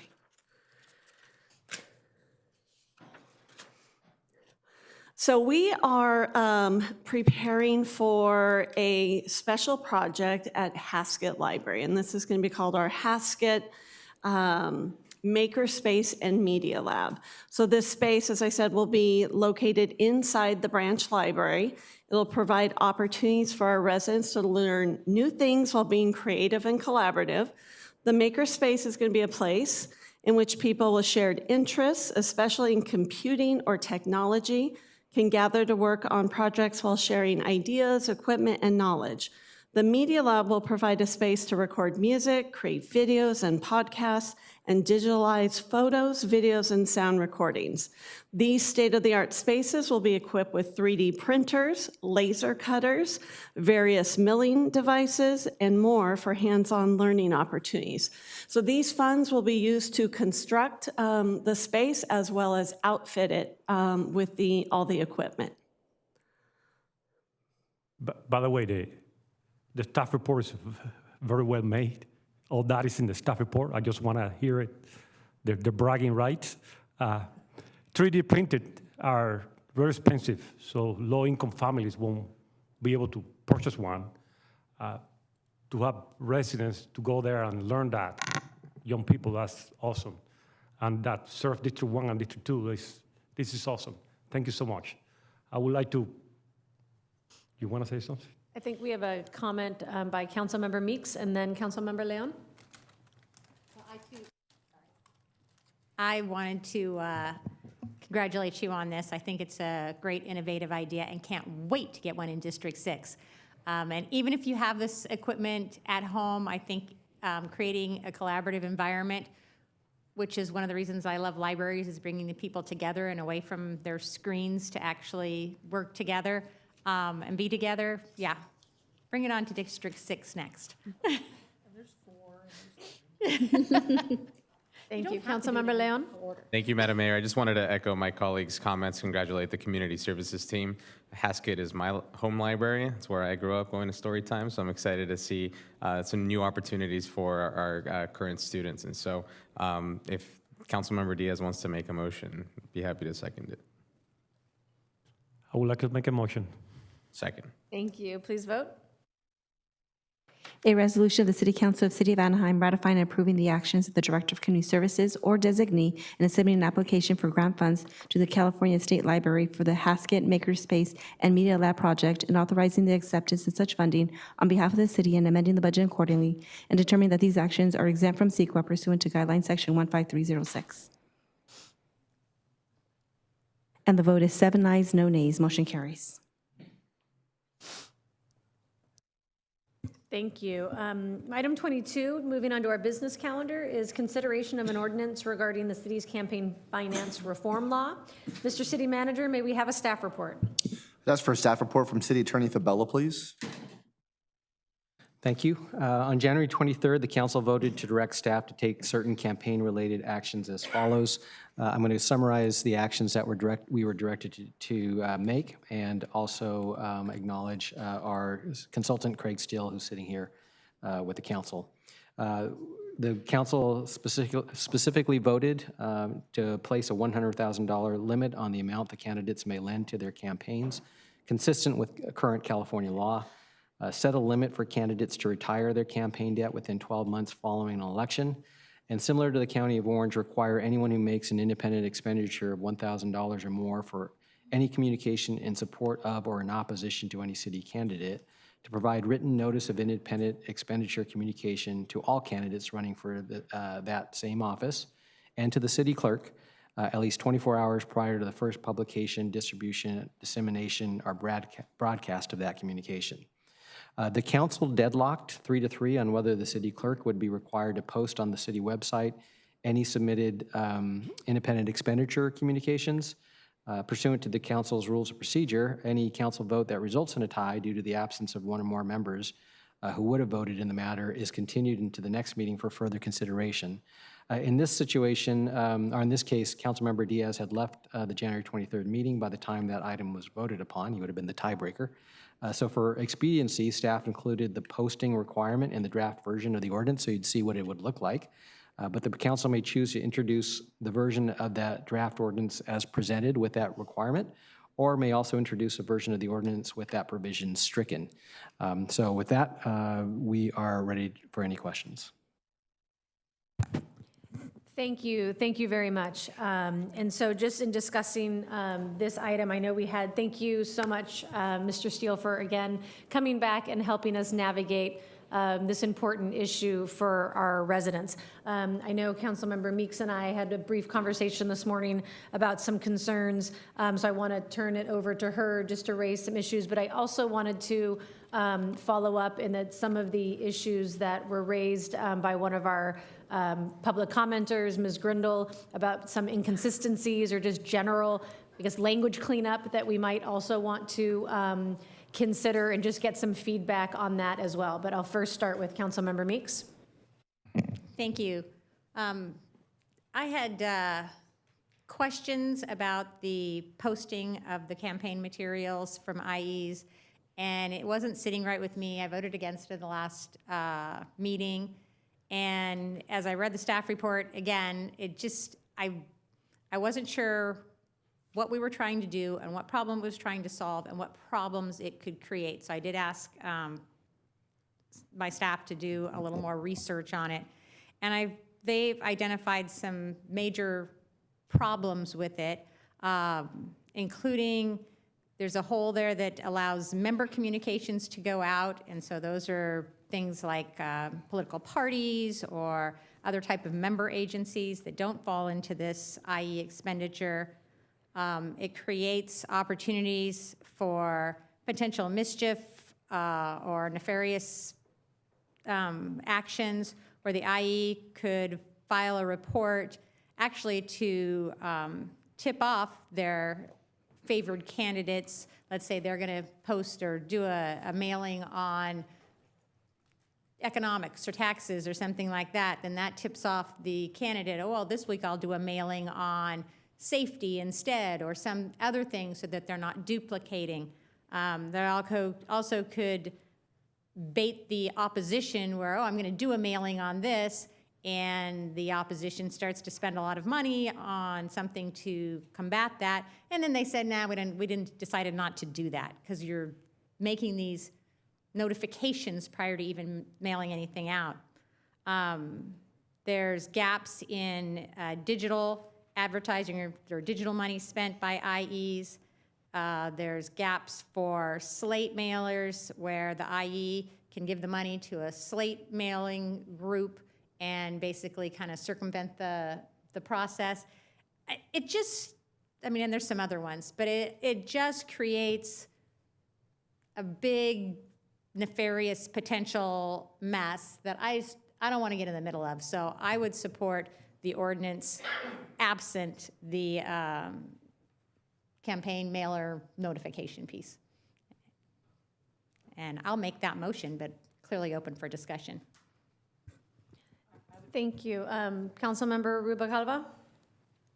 So I see the issues definitely with the independent expenditure element. I also see the constitutional issues that could arise, and I agree with everything that you said, and I would second your motion. Thank you. Mayor Pro Tem Kurtz? Well, I was going to second your motion, so I absolutely agree with the ordinance minus that piece. Thank you. Councilmember Fussell? Thank you, Madam Mayor. I'm going to repeat what I said at the last meeting, that it just bothers me somehow that the city clerk would be aware of what the IEs are doing prior to me as a resident. And I just don't think that's right. I can't define it better than that. So I concur with my other two colleagues that I'm okay with the balance of this without the IE reporting piece. Thank you. Thank you. Yeah, I mean, I think a lot of these things were issues that I brought up, and I think the information that Councilmember Meeks shared with me, I mean, I do share a lot of those.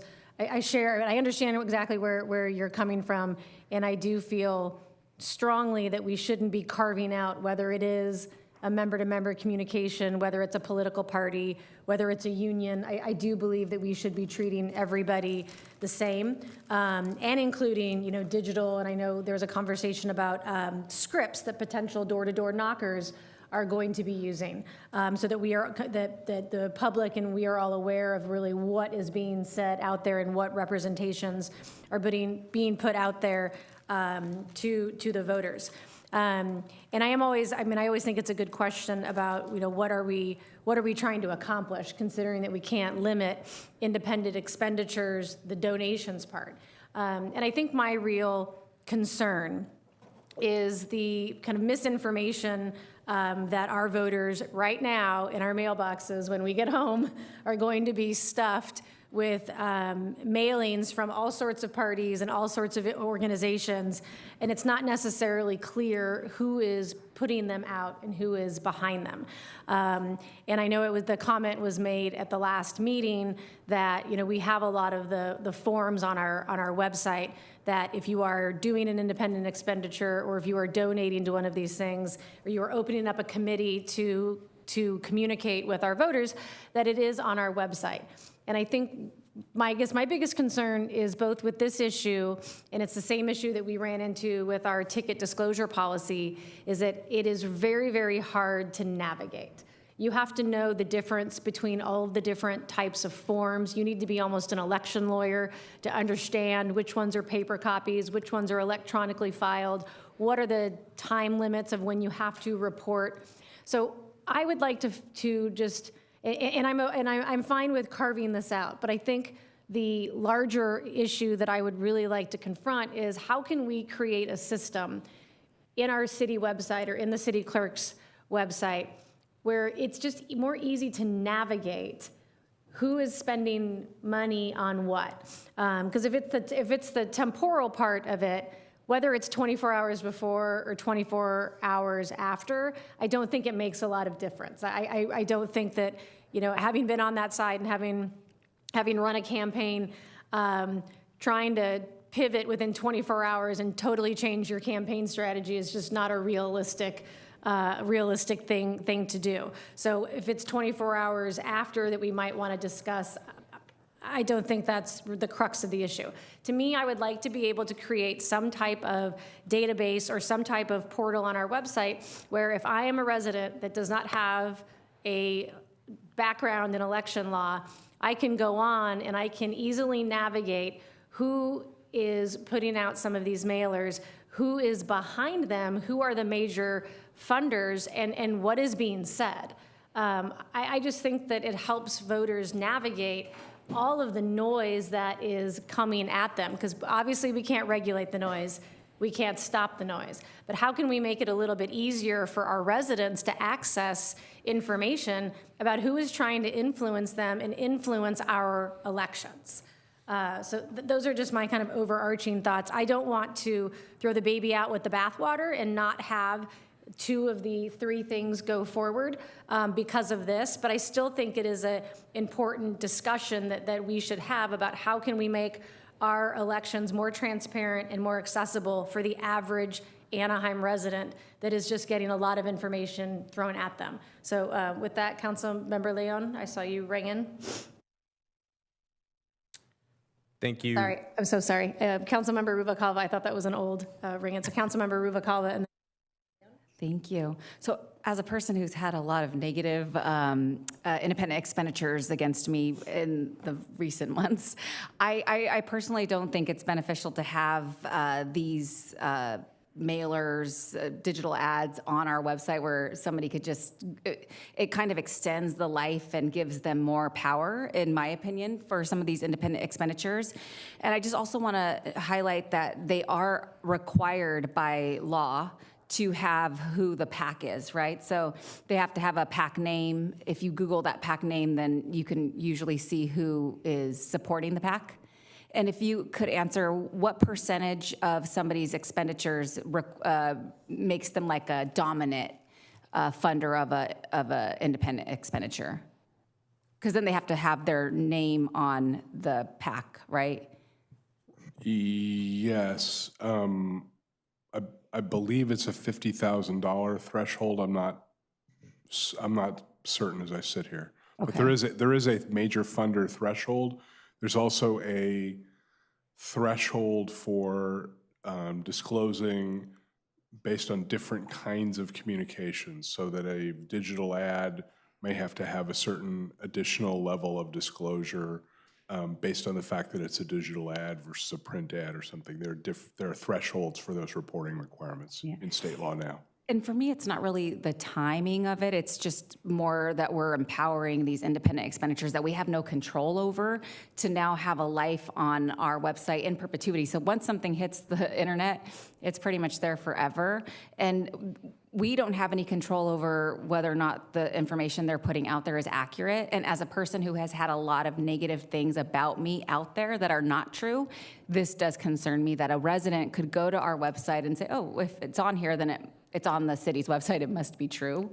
So for those reasons, I maintain my motion to seconding Councilmember Meeks's motion not to approve this without that independent expenditure element within this ordinance. thank you, Councilmember. Councilmember Leon? Thank you, Madam Mayor. I think for me, it's not about who has power. I think like if you're a PAC, if you're an IE and you're spending hundreds of thousands of dollars, I mean, I think that's where the power is at. I don't think more disclosure is necessarily going to like take you up a notch in that sense. But I do agree with what you said, Madam Mayor, of exploring ways of making this more accessible. I'm currently on the website, and I went to the November 2022 election, for example, independent expenditures 90 days prior to the election date have to file a Form 460, I see Form 496, actually Form 496. Madam Clerk, just to clarify, it's a Form 496 that they have to file, right? That's correct. Okay, thank you. So I'm just looking, and so to get there, you have to Google search the fastest way to get there, Anaheim net file, and then you have to go down, and then you got to go to, for example, 11/8/22 general election. Then there's candidates measures independent expenditures. Then you click on independent expenditures, and then there is a it's essentially kind of a sheet, if you will, of the different IEs that's listed on there and their form, and then you view the filing. I'm wondering if it's possible, and then just to go into the Form 496, it's basically the name of the filer, which would be the independent expenditure, and then it has you fill out what the name of the candidate that's supported or opposed, their office that's sought or held, which district they're running in. And then the second thing is listing independent expenditures made. So as an example, this one, 10/25/22, was a mailer that cumulative to date total was $19,119.56. And so I think for us that we know how to navigate the website, we know where to look. I think it's easy for us to try to find these forms. But I do, and I'm not sure if this is necessarily, if I'm asking for an amendment to the motion or if it's just giving direction to the city clerk's office of trying to find ways, I think to your point, Madam Mayor, of how we are now doing the ticket disclosures and trying to make it easy for people to rather than having to click 20 times to get to a form, having something that's a little bit more accessible for people so they don't have to click through 20 things. And so I don't know, Mr. City Attorney, if just that part is, if we're okay to let our city clerk know that, or if it needs to be part of the motion, or. I would suggest that we table it, that particular discussion. We have a discussion with the city clerk, and then if you want to bring something back, we can bring it back at a later time.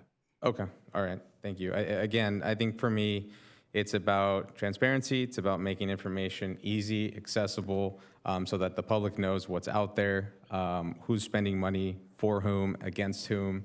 And so I'll be supportive because I think to your point, we don't want to, this isn't all or nothing. I think we can continue the conversation on some of these. But the other point that I did want to ask, and Mr. City Attorney or Craig, I don't know if you, Craig, by the way, I feel like we should get you a nameplate because you've been here so often, and we appreciate you. Thank you. So Ms. Grindle gave us a sheet of paper that says comments on Anaheim campaign ordinance. I don't know if you got a chance to review that.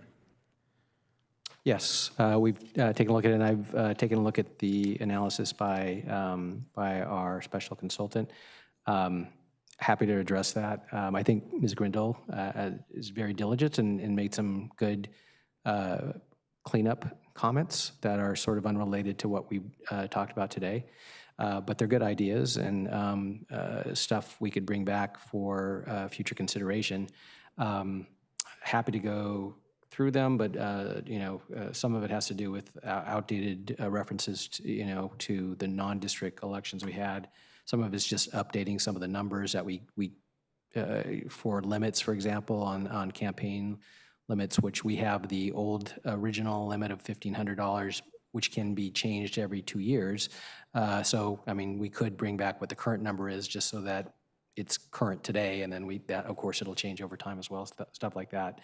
And then some other provisions that we can think about. So there's a couple ways we could do it. None of them, by the way, and I think even Ms. Grindle agrees with this, none of them are vital or impact what you're doing today. So there's a couple things we could do. One is we could have the ordinance as proposed and amended in the current motion passed, and then we could possibly bring these back for another day. Or if you want to do it all at one time, we could, continue this discussion to the next meeting with Ms. Grint, some of the suggestions she's made that staff recommends, and then you can consider it at that point as well. So either of those options are fine. Got it. Okay. Because I think, some of these, like you said, are pretty straightforward. I think I'd be curious, and maybe I'm more in favor of bringing this back at a separate meeting to explore a little bit further of the first one, for example, of well, I don't want to get too far ahead of ourselves because it's not going to necessarily be related to it, but the new district elections that allow elected county officers or city officers to redesignate their committees.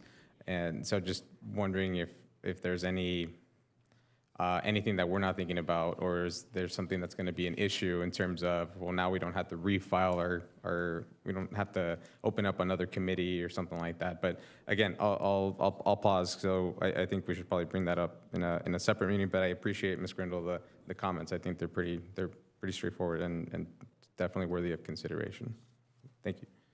Mr. City Attorney, when we are doing like cleanup language, for instance, making sure our current campaign maximum donation amounts track, I don't know if we track the county or track the state, maybe including more general language, but that to me is a little bit more cleanup. Is when we are doing cleanup language with any part of our municipal code, is that something that has to be agendized and voted on? Or if we are just doing minor changes, can we just do that administratively? No, I would be rare. I think we could do something administratively unless there was something in the ordinance itself that said that could be done. One thing I should say, for example, on the campaign contribution limit, there is a set number set in the ordinance, but it's ingrained that will change every 2 years, and the city clerk presents that, and I believe you approve it. It's sort of administratively, but it still goes to council approval. So I would say that we would bring all changes back to the council for approval. And we have brought sort of just cleanup ordinances. They're not, sometimes they're even on consent.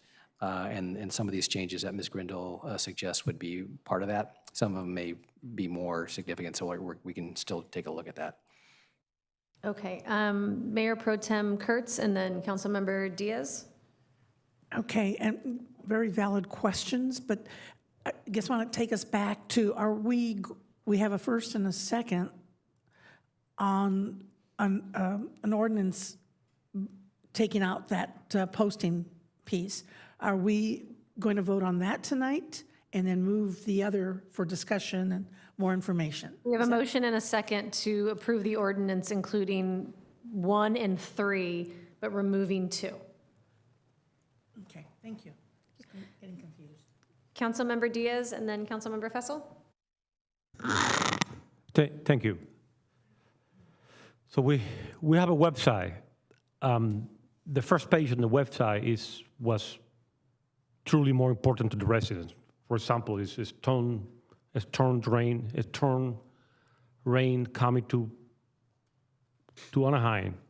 You want that information there, where to pick up the sandbags, and it's dynamic, it's always moving. And then it's the kind of secondary information, stuff that I'm looking for a job. Well, I have to go to city departments, human resources, job openings. And then it's the historical information that you really have to search. Not everything in the website could be in front of your eyes. Otherwise, it's impossible. We will miss what is super important right now. The information is there. It's somebody's interested in searching who is paying for what. It's there. You can search it. Even for the most difficult one, which is who you vote for to be a judge, the information is there. You just have to, as a citizen, it's there. You have to look for it. But to put everything in the website as this is the most important, then it's impossible. It's impossible to make a website that is everything is the most important. It's the immediate, some stuff that is secondary, and then historical document. You have to search for that, but the information is there. Thank you. Thank you, Councilmember Fessel, and then Councilmember Meeks. Thank you very much, Madam Mayor. I just have a clarification question. I'm okay with everything we've talked about here so far. Just have a clarification question on the very last item here, and I'll restate it here, requiring a candidate to retire campaign debt within 12 months of an election. Is this, Madam City Clerk, is this going back, or is this going forward? So say there's a candidate that still has campaign debt as of today from a campaign that happened a couple of years ago, or 4 years ago for that matter. Does that campaign debt, I mean, what does that candidate have to do? In fact, beyond that, what is the punishment maybe, you know, if they don't pay off their campaign debt within 12 months? So I need just to clarify this for me.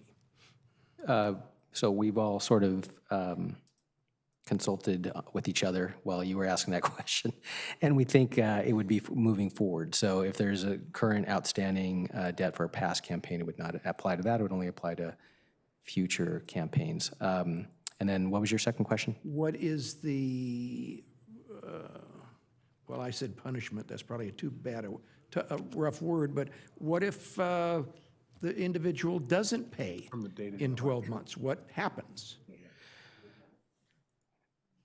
So the question, Craig, and before, I want to get your thoughts on this, but the question is basically if someone does not accepts, I guess, some debt repayment contributions after the 12-month period, what the repercussions might be.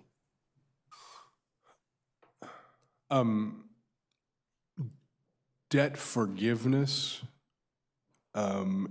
is going to be considered a contribution unless it's a debt forgiveness from a commercial institution like a normal loan. If it's your own debt, if the candidate has loaned the candidate's personal funds to the committee and it's that debt that's being terminated, that's not a contribution. It's not considered a contribution because the candidate's own contributions to his own campaign are not limited. So it would be a write-off of the debt, and it just depends who holds the debt as to how it would be considered.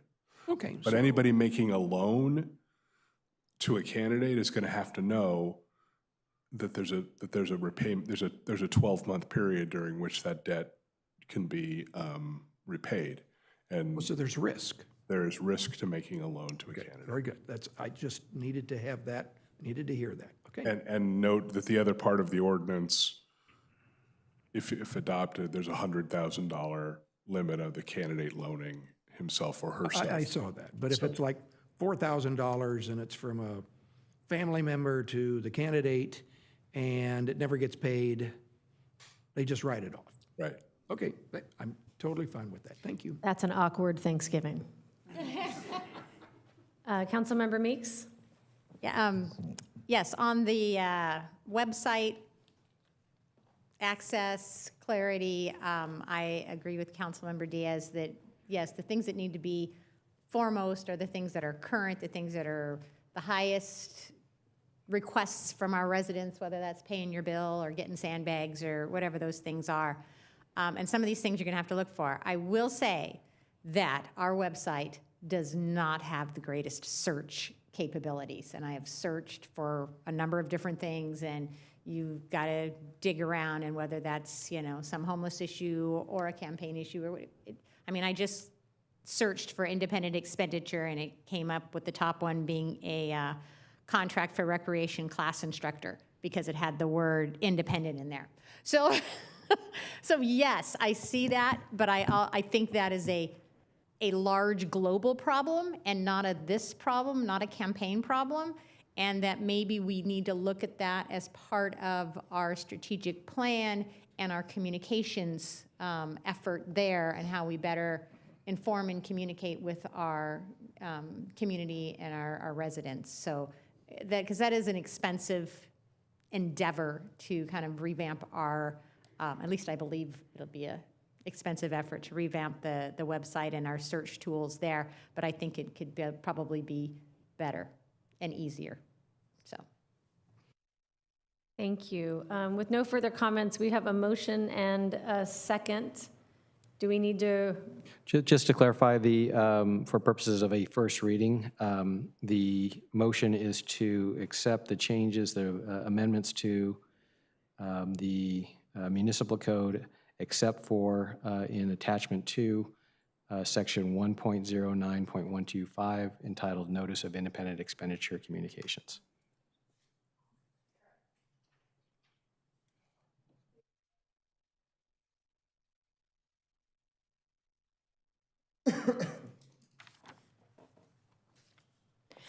The vote is 7 ayes, no nays. The ordinance is introduced as amended.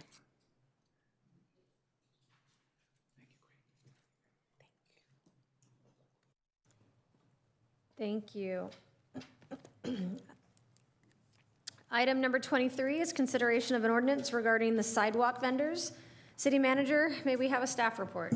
I'd ask for a staff report from Deputy City Manager White, please.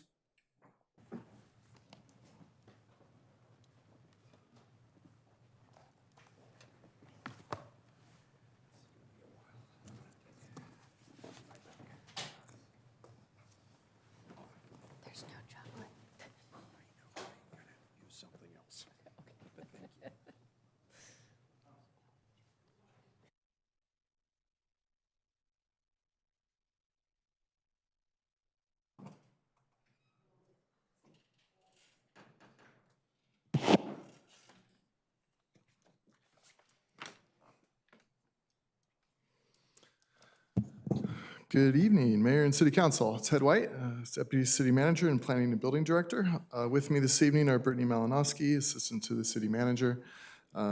Introducing, I think it's your first time up here, Sunny Nguyen with Deputy from our City Attorney's Office, Deputy City Attorney, and Mark Dickinson, our Code Enforcement and Licensing Manager. Item number 23 is a proposed amendment to the city's municipal code that would update regulations related to sidewalk vending. We will also be providing you with an update on enforcement efforts relating to this issue. To begin, I'll provide a brief background on sidewalk vending. In 2018, California adopted Senate Bill 946, also known as the Safe Sidewalk Vending Act, which decriminalized sidewalk vending throughout the state. While decriminalizing sidewalk vending, the law does allow cities to adopt local laws to protect public health, safety, and welfare of the city. Therefore, shortly, in just a couple months after passage of the state law in November of the same year, we adopted a sidewalk vending ordinance. Since the adoption of SB 946, there has been a significant increase in unpermitted sidewalk vending in the city. Despite the city's creation of a low-cost permit, which is $36 for the vendor permit, and a total of $172 if you include business licensing and processing fees, only 5 or so flower vendors have obtained permits since 2018, and no food vendors have obtained permits. This is primarily because food vendors are required to obtain Orange County Health Care Agency approval before obtaining a city-issued sidewalk vendor permit. The vast majority of food vendors are unable to meet county health department standards. Vendors are also required to obtain a California seller's permit from the California Department of Tax and Fee Administration. Many vendors operate cash-only businesses and do not have a seller's permit, which is required of all businesses in California. I'd like to quickly describe the various types of sidewalk vending that we routinely see in our city. The first type of vending we see are large-scale sidewalk food vendors, commonly referred to as taco stands. These unpermitted vendors typically set up commercial or restaurant-style cooking operations at major intersections and arterial streets citywide. They operate primarily in evening and nighttime hours and many multiple times per week, often at the same location. These vendors typically sell food products that are cooked and prepared on site for immediate consumption, and they operate similar to a restaurant. They rely on propane and/or generators for power, may have multiple employees at a given location, and are often part of larger out-of-town companies that may operate at multiple locations. The second type of vending we commonly see are food carts at large event centers. These unpermitted vendors operate small-scale, mobile, many times propane-powered food carts. Also typical are vendors selling drinks, including sometimes alcoholic beverages, from coolers at or near premises of the city's large sporting and event and concert venues such as Angel Stadium and Honda Center. The third type of vendors are sidewalk, food, goods, and merchandise vendors in the Anaheim Resort. These unpermitted vendors sell food, water, and merchandise mainly on Harbor and Catella Avenue in the Anaheim Resort. They operate from small mobile carts, coolers, or ground displays, and often include food and snack vendors. The next type of vendors we see are small-scale sidewalk food and merchandise vendors, or commonly fruit and flower vendors citywide. These largely unpermitted vendors, as I mentioned, we do have had a couple that have obtained permits. They operate from small-scale roaming carts or stands that sell foods and goods such as fruits, flowers, or ice cream. Locations vary citywide and include major intersections, freeway off-ramps, parks, and even within various residential neighborhoods. And the final type of vendors are small goods and service providers, commonly referred to as phone vendors.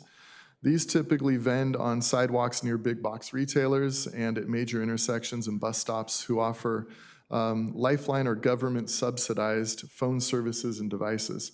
The vendors are typically operate during daytime hours and are characterized by small shade structures and tables for paperwork. Each of these vending types are somewhat unique and have different types of impacts on the public's health, safety, and welfare. In May of 2023, the city staff and Orange County Healthcare Agency staff provided a council presentation on sidewalk food vending in Anaheim. The presentation provided an overview of state laws, the legal pathway for food vendors, a description of the city's partnership with the county on enforcement, and impacts of sidewalk vending on public health, safety, and welfare, including the following. Number one is the lack of proper food handling and preparation, controlled temperature and storage of goods and foods, the sourcing of food materials, as well as sanitation conditions.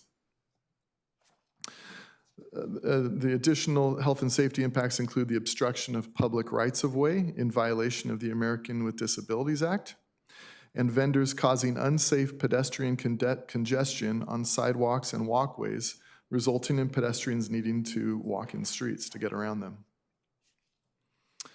Other impacts include those associated with food preparation and disposal. Vendors have disposed of fats, oils, and greases into city storm drains, and we routinely see the grease and residue left on sidewalks after vendors leave the area, resulting in the potential for slip and fall hazards. Additional health and safety issues include the use of open flames, the illegal sale of alcoholic beverages, as mentioned earlier, and the obstructions of city infrastructure, including fire hydrants. Over the past year, the city has taken a number of steps to further address unpermitted sidewalk vending. Enforcement efforts have primarily focused on large-scale food vendors that operate citywide, food carts at large event centers, and sidewalk food, goods, and merchandise vendors in the Anaheim Resort. Enforcement efforts are focused on these types of vendors because of their greater impacts on public health, safety, and welfare in the community. We have increased proactive enforcement patrols from 2 nights a week to an average of 6 nights per week and sometimes 7. We've coordinated enforcement patrols with county health inspectors, which have increased from approximately 2 nights per month to 2 nights per week. And code enforcement has also increased enforcement patrols in the Anaheim Resort and partnered with the city's sports and concert venues on coordinated enforcement efforts. These efforts resulted in an increase in administrative citations from 141 citations in 2022 to 423 citations in 2023. In addition, in partnership with the Orange County Health Inspectors, staff confiscated the food and/or equipment of 112 vendors in 2022 and 174 vendors in 2023. In addition to increased code enforcement efforts, staff also conducted educational and information outreach to vendors regarding pathways to compliance and collaborated with the State Department of Tax and Fee Administration to investigate vendors operating without a required sales tax permit. Staff also engaged with the Orange County Human Trafficking Task Force to share stories of potential labor trafficking of vendors, as well as initiated a multi-city collaboration with our neighboring cities to develop and share best practices. I'd also like to point out that extensive city resources have been deployed for the cleanup and restoration of public spaces by our Public Works Department, as shown in the slides here. In response to these impacts, staff has been monitoring and researching sidewalk vending ordinances and best practices in jurisdictions throughout the state, including cities of Orange, Fontana, San Diego, Santa Cruz, as well as the County of Los Angeles. The proposed ordinance includes components shown on this slide, which endeavor to address many of the impacts we just covered, including prohibiting the use of shade structures that unduly obstruct the right-of-way, prohibiting vending of occupants of motorized vehicles in operation, require the maintenance of free movement of pedestrians and vehicles, prohibit signs other than those that would be attached to a vending display device, require trash receptacles and the cleaning of vending areas within 25 feet, require proper disposal of fats, oils, and greases, prohibit the attachment of vending devices and equipment to or interference with any city infrastructure such as the lampposts, traffic signals, and fire hydrants, et cetera. Those are all kind of belt and suspenders types of things because, again, first and foremost, you need to get a county health permit. But these are things that we hope will additionally clarify the operational standards for our vendors. A significant change in the ordinance is the expansion of the authority of code enforcement officers to include the ability to impound vendors' display devices, food, and equipment in the event that they are abandoned on public property or are operating in violation of the municipal code, and importantly, if they refuse to remove their vending display device voluntarily, or if they are creating an imminent and substantial safety or environmental hazard and refuse to remove their vending display device voluntarily.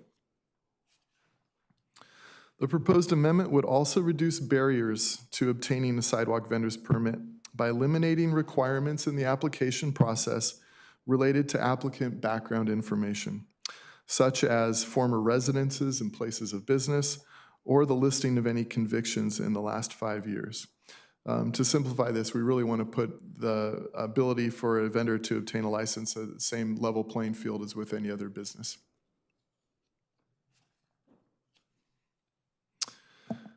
The Code Enforcement Division has made significant efforts and adjustments to work schedules and reprioritization of assignments to respond to the increase in sidewalk vending.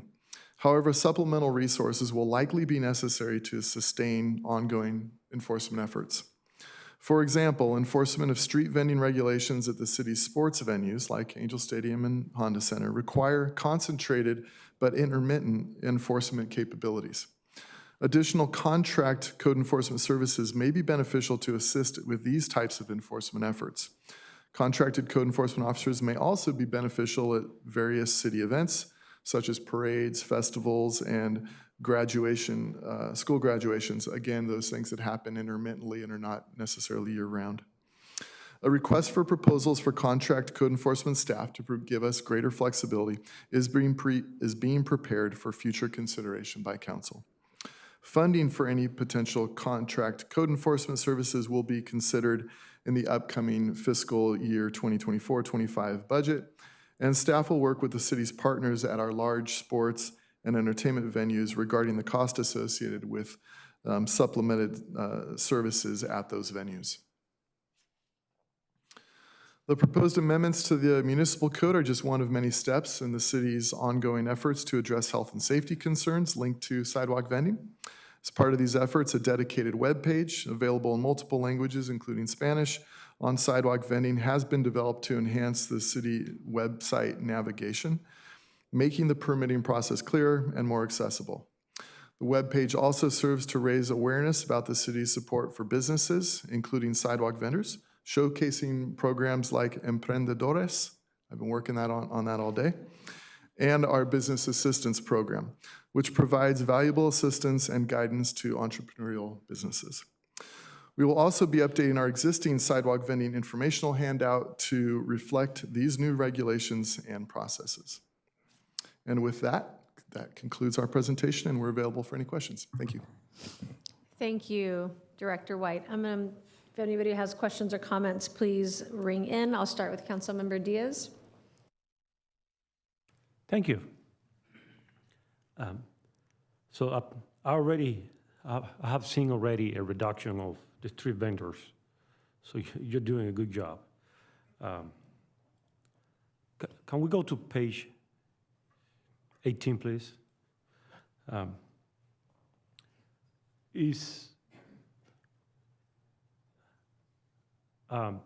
So you look at this picture. Years ago, I thought it was mom and pops trying to earn an honest living. But look at this picture. All these hot dog carts, identical, completely identical. This is not a mom and pop. This is human trafficking. This is people that had to repay a debt for having human trafficking into the United States. Again, if this would be mom and pops, I wouldn't be speaking here right now. I would be against this ordinance. But this is human trafficking. And for me to understand that, I went along with the police ride-alongs, and this picture shows a lot. This is no one person manufacturing this hot dog cart at home. This is somebody that is trafficking, human trafficking. Page 19, please.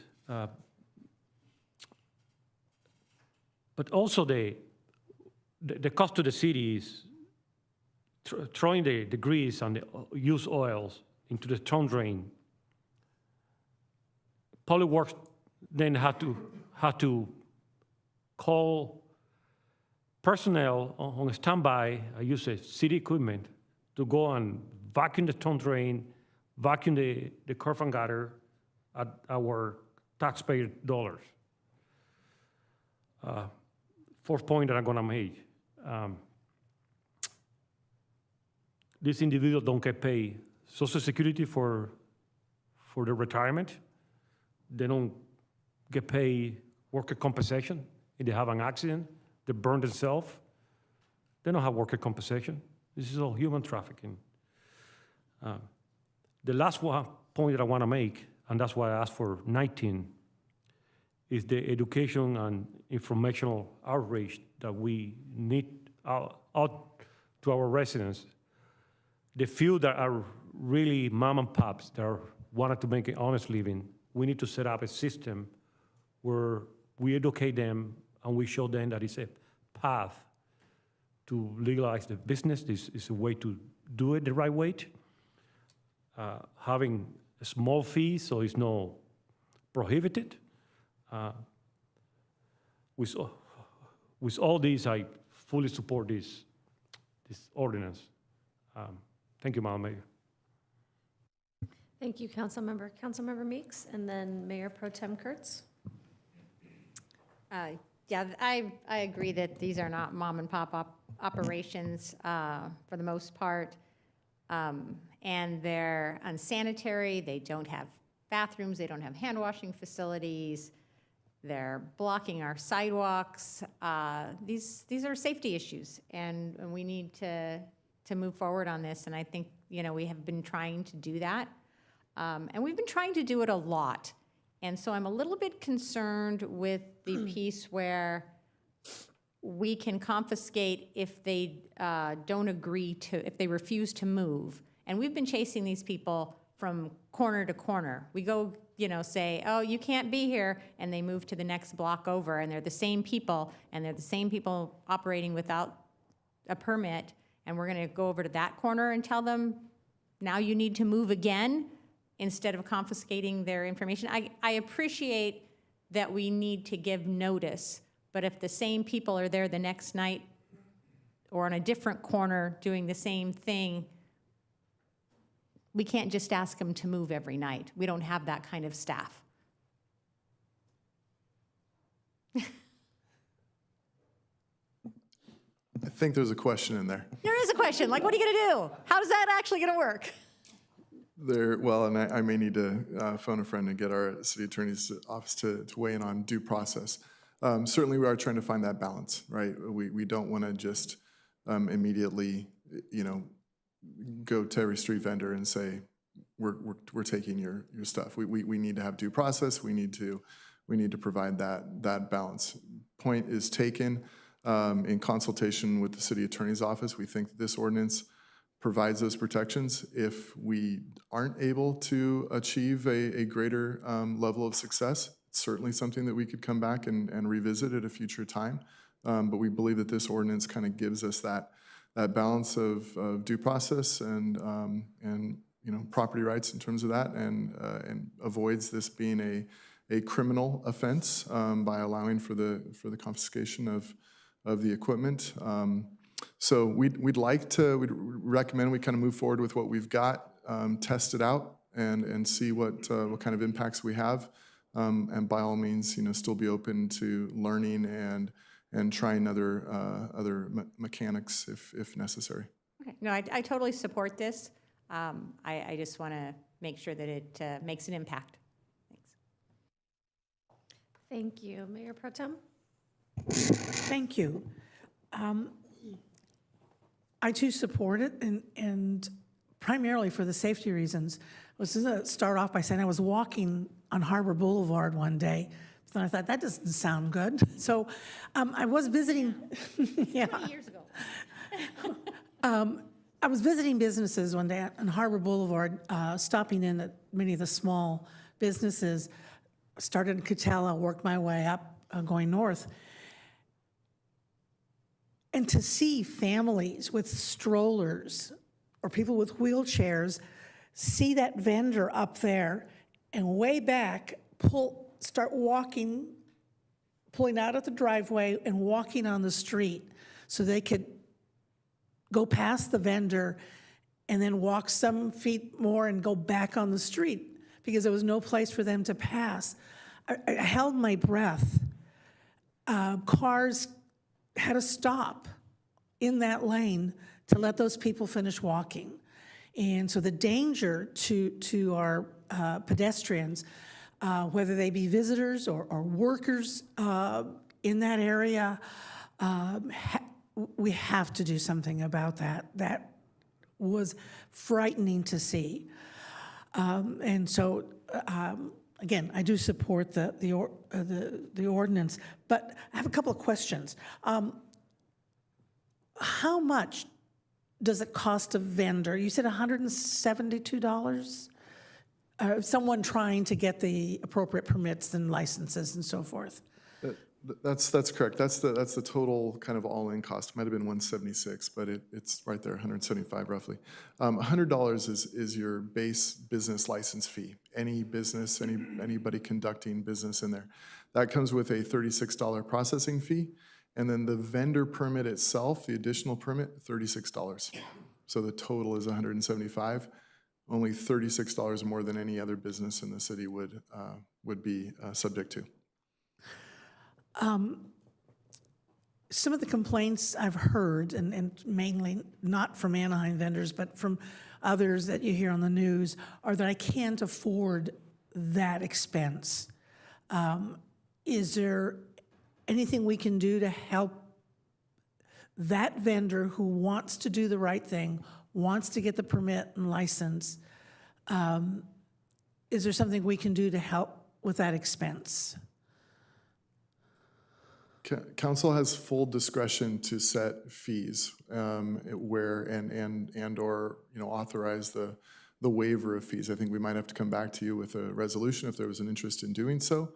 I can, for a little bit of context, I can tell you one of the recent articles that was published related to the County of Los Angeles was talking about a grant program that was given. It was going to be for a set period of time. I think for the first 5 years they were believing of their new ordinance that they just passed. But what that was doing was actually reducing the fees from $600 down to $100 or $150. So our baseline fee is already in line with their, with the fee reduction that they are touting. Okay. So I think it's a reasonable fee. Again, at staff's or at council's discretion, fees could be zeroed out. You really have full discretion. Okay, and the programs that you described, offered by an agency through the city? Is that how, through economic development? How does that work? Yes, the first Entrepreneurs, oh man, I knew I was going to butcher it. That is a program that is offered by our economic development department, and it's been highly successful with helping small businesses, new entrepreneurs with the basics of starting a business. Our business assistance program, which is the other program that I referenced, is available to any and all businesses who are operating. Those are dedicated business assistance specialists that we have in our planning department, and they are open as a resource. We do have a Spanish-speaking business assistance specialist who can help people navigate any city permitting processes. Okay, I have talked to our economic development director and asked him if he would have a program in Spanish in an area like Ponderosa where he could advertise that they're offering this very soon after this ordinance becomes effective, so that folks that want to do it the right way, that just don't know how, their neighbors do this, their friends do this, and they don't know any difference, that we can help them out. So I will encourage our economic development director to work on that program. Thank you. Thank you, Mayor Pro Tem. Councilmember Rubicalva? Thank you. Can you share a little insight into what you learned from the Human Trafficking Task Force?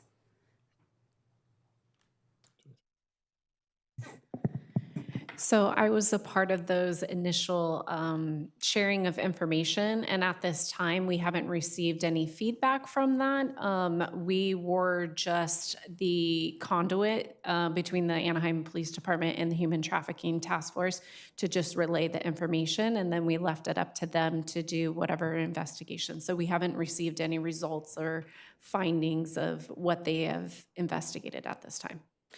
I mean, if it would be great if you guys could stay on top of that and provide feedback to council, because I do agree that there does appear to be more organized activity around these street vendors. Whether or not they're being human trafficked or not is still up for debate, but I do think that these are not small mom and pops anymore. One of the concerns that people in District 3 do have is the enforcement side of things beyond the hours of 9 to 5. So what's the strategy for code enforcement if this ordinance does pass and allows for impoundment and additional enforcement? So we have already reallocated resources. For instance, we took some positions where there was just one full-time code enforcement officer and then reallocated that into 2 part-time officers. What that allows us to do is to be able to get that 7-day-a-week coverage with the day and the nighttime. So we've done things like that. We've also, our existing resources that are focusing on like our short-term rental program that work the late night hours and weekends. So there's a designated time frame when they are focused on those efforts. And then in addition, making time to do the enforcement for sidewalk vending as well. I will admit, we are stretched thin. We have a lot of different details that we work, like I mentioned, short-term rentals, our parking enforcement team, our MPDES program. There's a lot. So with the existing staffing, we've done what we could to try to get that 7-day-a-week and then also that weekend coverage. And then to Ted's report as well, that's why we're looking into the supplemental staffing as well, so we can expand our capacity. And you know how I feel about contracting out. I'd rather keep things in-house because it really does show the quality of the work that the people who are employed by the city of Anaheim take more ownership. And we can actually manage and monitor how they're spending their time as opposed to contracting that out. So if you could take that into consideration. I know budget season has already started for y'all, so you guys were spending January. Did you guys include additional dollars for enforcement in your budget? We are looking at that. Yes, that's certainly on everyone's radar, that we'll be looking at those opportunities. I will say that we've heard, and understand the value of staff as well. Absolutely. But this is truly a unique situation where it takes, in order to make a dent in, you saw the image of the number of vendors that we see out there, we may have instances where we need 20 or 30 additional sort of enforcement employees. And we're not able to accommodate the needs of our partners at these large scale vendors with existing staff, nor would we necessarily be able to even fill those hours with overtime and the rest of it, because it is such a unique situation that we have with intermittent enforcement, but needing on a much greater scale than we can provide on an ongoing basis. So I think it's certainly hear you loud and clear and concur with that. And we will try to manage this through perhaps a mixture of additional full-time staff. And although, Ted, I'll just say, I think, so this is a good segue, because supplemental staffing was on my list of questions. So I think it's two different issues. One is enforcing the vendors that are within our districts. I'm less concerned about these vendors that are at the Honda Center. And I'm pretty sure that my constituents don't really care about the ones that are at the Honda Center as much as the Honda Center cares about the people who are there. So I would hope that we prioritize the districts and where it's impacting residents on public property. And whatever you guys choose to do, I mean, I'm not going to speak for the council, but whatever you choose to do to provide support for our partners is a different thing than what we do for the residents of the city of Anaheim. So I would look at those two things differently if possible. Yeah, we do. Thank you. And then I know you also talked about so one of the things I think we had this discussion about, and I want to make sure that we have it on the record, is one of the things I would like to avoid, and I've said this before, not all street vendors are created equal. And I know we've had in the past where we might have an ice cream man's ice cream being confiscated and all of their money. What will the priority be in terms of enforcement if this ordinance is approved?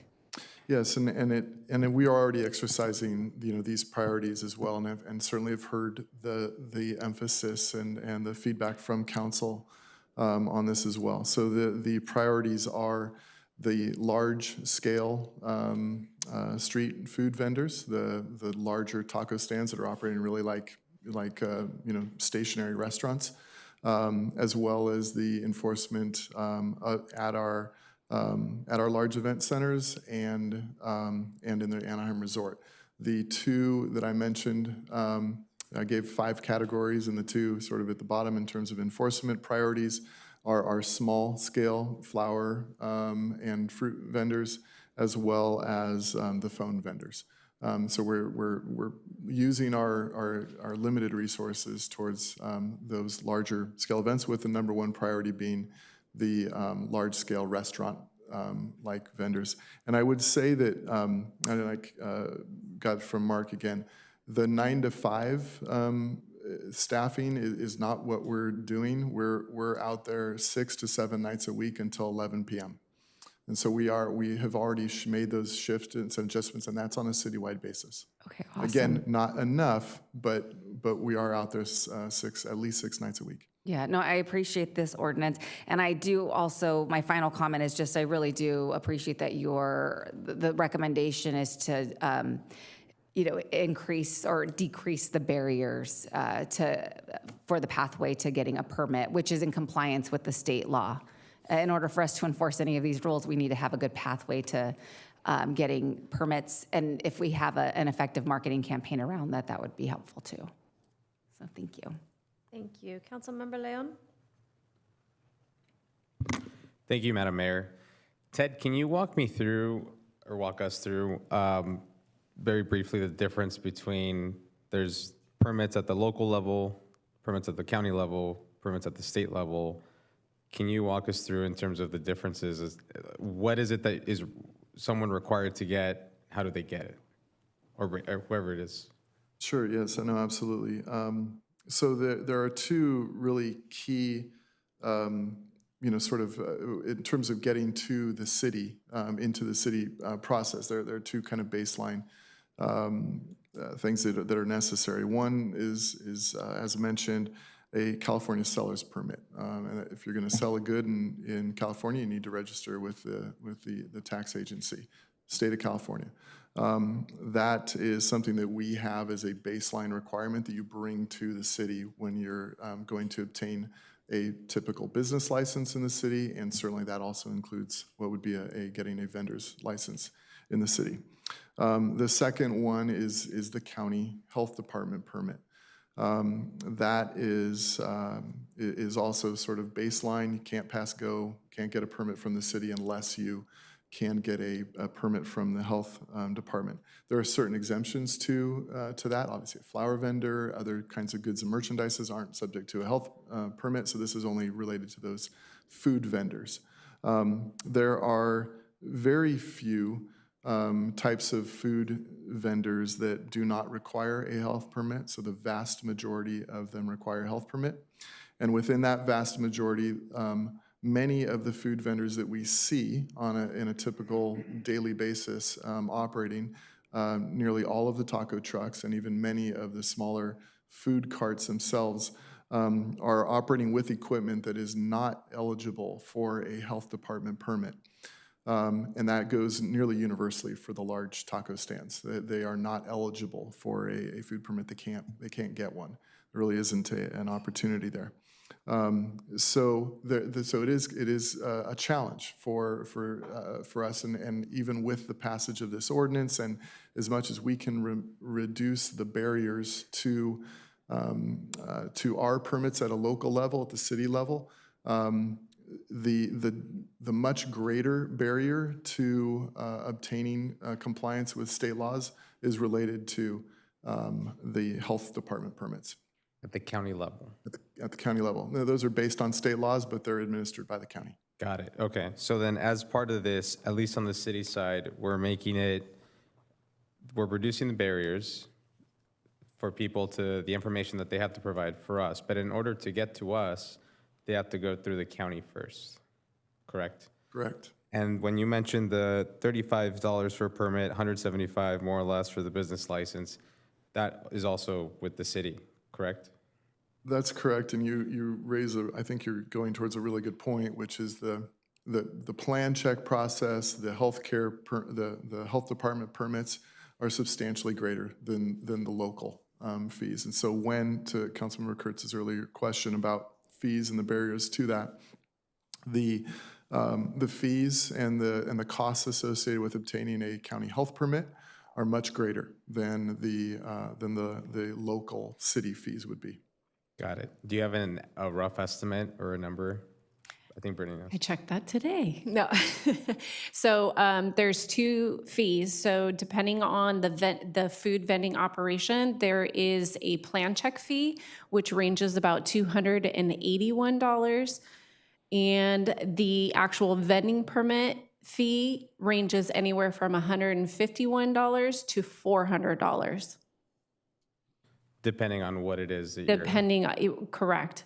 So depending on if it's refrigerated food that they'll be selling, it's my understanding that the fee is a little bit lower or somewhere in between. And then if it's a larger operation, then the fee would increase. Got it. Okay. Thank you. In terms of any rights being infringed upon because of this, are there any rights that are being infringed upon, folks, that in terms of the state level laws that have been passed recently?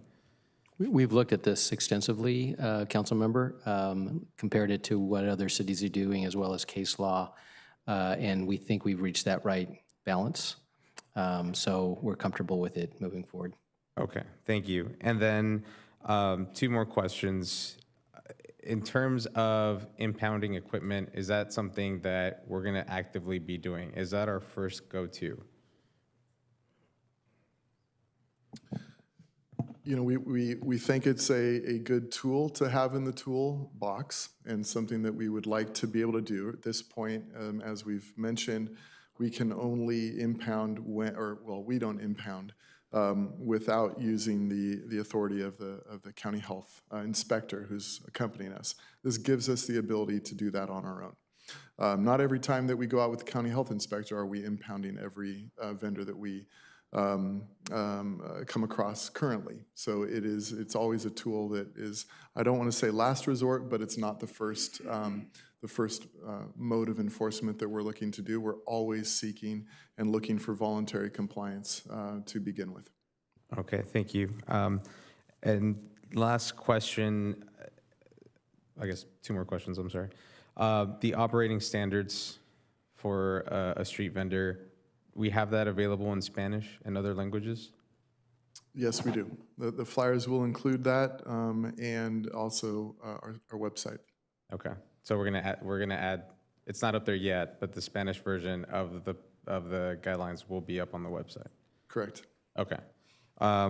So then let me just, if with my colleagues' patience real quick. So we're essentially reducing barriers because we're going to require less information for people to get a permit from the city. We are essentially empowering code enforcement when they're out there. If someone doesn't comply, we're giving them the ability to impound their equipment. And would you say that those are the 2 main changes that we're making? They really are, yes. Those are the 2 main changes. The additional operational standards are really for clarification and for disclosure to operators about the expectations that we have for how they should operate. Okay, I'm going to ask for my colleagues' patience on this one because I'm going to try to summarize this one in Spanish because I know that there's a lot of attention on what it is that we are and aren't doing. So hopefully one of you speaks Spanish and can correct me if I'm wrong. Básicamente lo que estamos haciendo ahorita, 2 cambios que estamos haciendo. Uno, estamos haciendo el proceso un poco más fácil al nivel de la ciudad porque estamos requiriendo menos información para que alguien pueda venir a obtener una licencia, un permiso aquí con la ciudad. Lo segundo que estamos haciendo es empoderando a las personas de este enforcimiento de código cuando están haciendo muchas de las rondas que hacen, es dándole la habilidad de no tener que esperar al condado, es dándoles la habilidad de que si alguien no les está poniendo atención, no les está siguiendo las instrucciones, entonces después de todo ese proceso es cuando se le quitaría el equipo que están usando. No es la primera necesariamente que van a llegar y les van a quitar todo, es si alguien no les está siguiendo las instrucciones. I'm going to assume that I got that right, and I hope I did. And I don't see anybody throwing anything at me, so I'm pretty sure that summarizes it correctly. But then just finally, finalmente nomás voy a decir esto en español. Esto no quiere decir que no queremos emprendedores en nuestra ciudad, que no queremos empleos, nuevos negocios en la ciudad. Al contrario, se me hace que es algo que le damos la bienvenida. Tenemos todo un departamento de desarrollo económico que está listo para ayudar a las personas para que puedan emprender, puedan empezar sus negocios aquí en la ciudad de Anaheim. Tenemos los recursos, la información. Nuestro sitio de internet va a tener más de la información de los estándares operativos que estamos buscando de la ciudad, porque aquí en la ciudad de Anaheim tenemos un nivel de seguridad de aquí de la comunidad. Entonces, esos son básicamente los 2 cambios que estamos haciendo, pero como quería decir que les damos la bienvenida a los nuevos negocios, pero queremos ayudarles por el proceso para hacerlo bien. So very briefly, what I said was that we welcome entrepreneurs, we welcome new businesses in the city of Anaheim. We have a Department of Economic Development that's ready to help out people that want to open up businesses here in the city of Anaheim. And we're ready to walk people through the process and to help them out as much as possible so that we're looking out for the safety of our residents, of our communities during the whole process and hopefully find win-win situations and solutions to this issue. Thank you. Thank you. Councilmember Fessel? Thank you. I'm going to be very, very brief. I just want to thank Ted and his team, Public Works, APD, the City Manager's Office, and the City Attorney's Office for continuing over the last few years to arrive at this point tonight. Now, this may not be the best, but it's a move in the right direction and to protect our residents. And I appreciate the continued working together. And as this rolls out, you will continue to update us on how it's working, I hope. Okay, thank you. Thank you. I have a couple of questions. Just wanted to follow up. I thank my colleagues. I think we obviously had a lot of the same questions. One of the things I think is important is that we emphasize throughout the staff report and in conversations is providing a legal pathway to vending. And I think one of the obstacles that we have been brought up is the amount that it does cost to get these permits and to get the business license. As opposed to, broad waivers, I think that's something that the council could consider. But have we looked into, or do we have any other programs in the city where we have either grace periods where we are trying to get people that are non-compliant to comply, or just to help with staffing, we have certain days where if you have, on Fridays, if you come in and apply for this specific type of license, we can do a reduction in waivers so that we can help with both the bilingual staff on hand, as well as just be more prepared for the types of business licenses and permits that people are going to be addressing.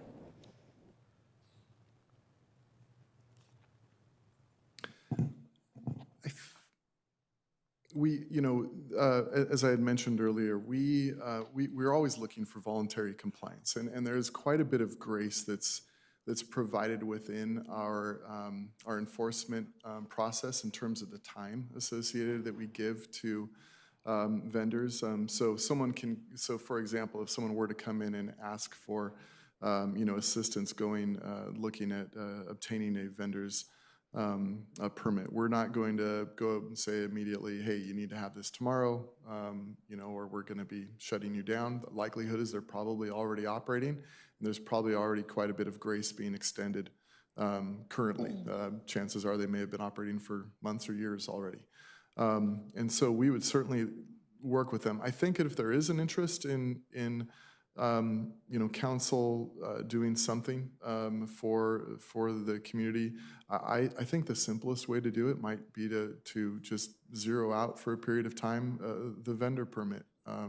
The $36 certainly isn't going to make much of an impact on the general fund.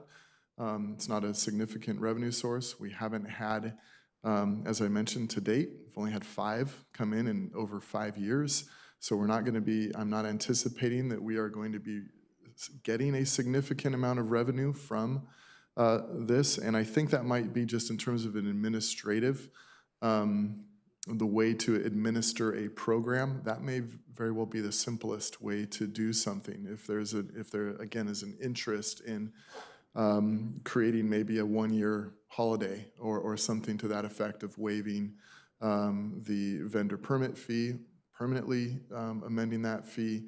As I had mentioned, there is broad discretion for the council to consider various programs that could, again, nominally reduce that permit fee and that burden.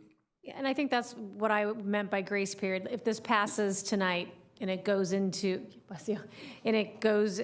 it becomes our new program, encouraging people, if you come and apply for a license and a permit within 60 days, what we can waive the costs associated with that. Because I understand $176 doesn't sound a lot compared to Anaheim's budget, but I think to a lot of these families, that's an incredible amount of money. And so if we can encourage compliance by saying 60 days after this is enacted, we're going to have some type of grace period where if you come in and you're compliant, we will do everything we can to make sure that you're properly licensed and permitted and out in the area doing things right. So it's something that I would like to consider. And I think Councilmember Leon addressed my question about making sure all of our material is bilingual, as well as having staff on hand. Is there a way for people to start this process online, submitting the county permit or something before they come to our window? Yes, so the designated webpage will have links to the state seller's permit. They can fill that application online. I even went on there just to kind of see what it looks like. So it takes you directly there. They have an online process. It's also in multiple languages, including Spanish. I believe it takes payment online as well. And then for the county, I don't believe it's fully online, but the application, maybe just to get started, they can fill that out, and then they would have to go in and process that. It's a little bit more of a robust permitting process through the county. And then for Anaheim, yes, they would need to come in, but they do have the application available to them online. And again, we're still working on revamping it, but we're gonna put a 1, 2, 3 step and show them how that process works, and also encourage them, print out this application, fill it out, bring it in with you, so that way you have all of that available, and it'll also expedite the processing of their license and permit. Okay, thank you. And I know this isn't just this issue, but it's frustrating, I think, in a multitude of arenas when people come, take a day off work, come to the city, and they brought the wrong form. And so if we can do as much as we can possible for people to submit things online before they even get here, just to expedite the process, because these are going to be, working families, and a couple of hours in our beautiful city hall is a lot of times that they don't have. I know we talked a little bit about the issue of contract code enforcement. One of the things I want to just touch on is, are we anticipating that to be a short-term contract or a longer-term contract?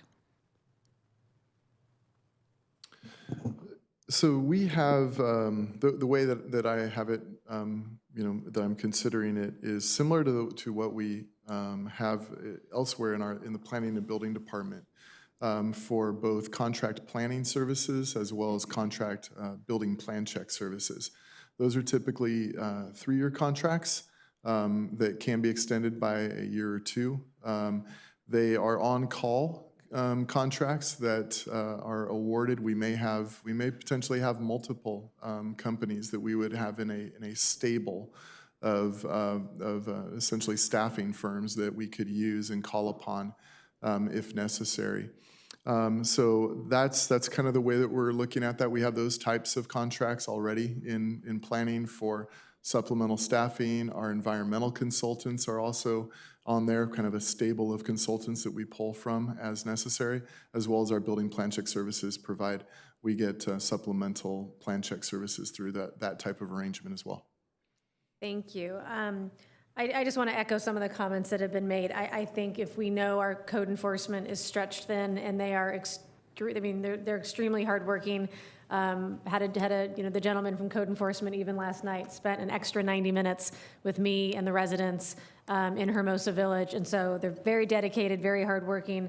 And so I think maybe with an eye to hiring more permanent code enforcement officers, because I bet we can keep them busy between our unlicensed STRs, this issue, other issues around the city. I think it's something that really moves the needle on what residents see in us making their neighborhoods and making their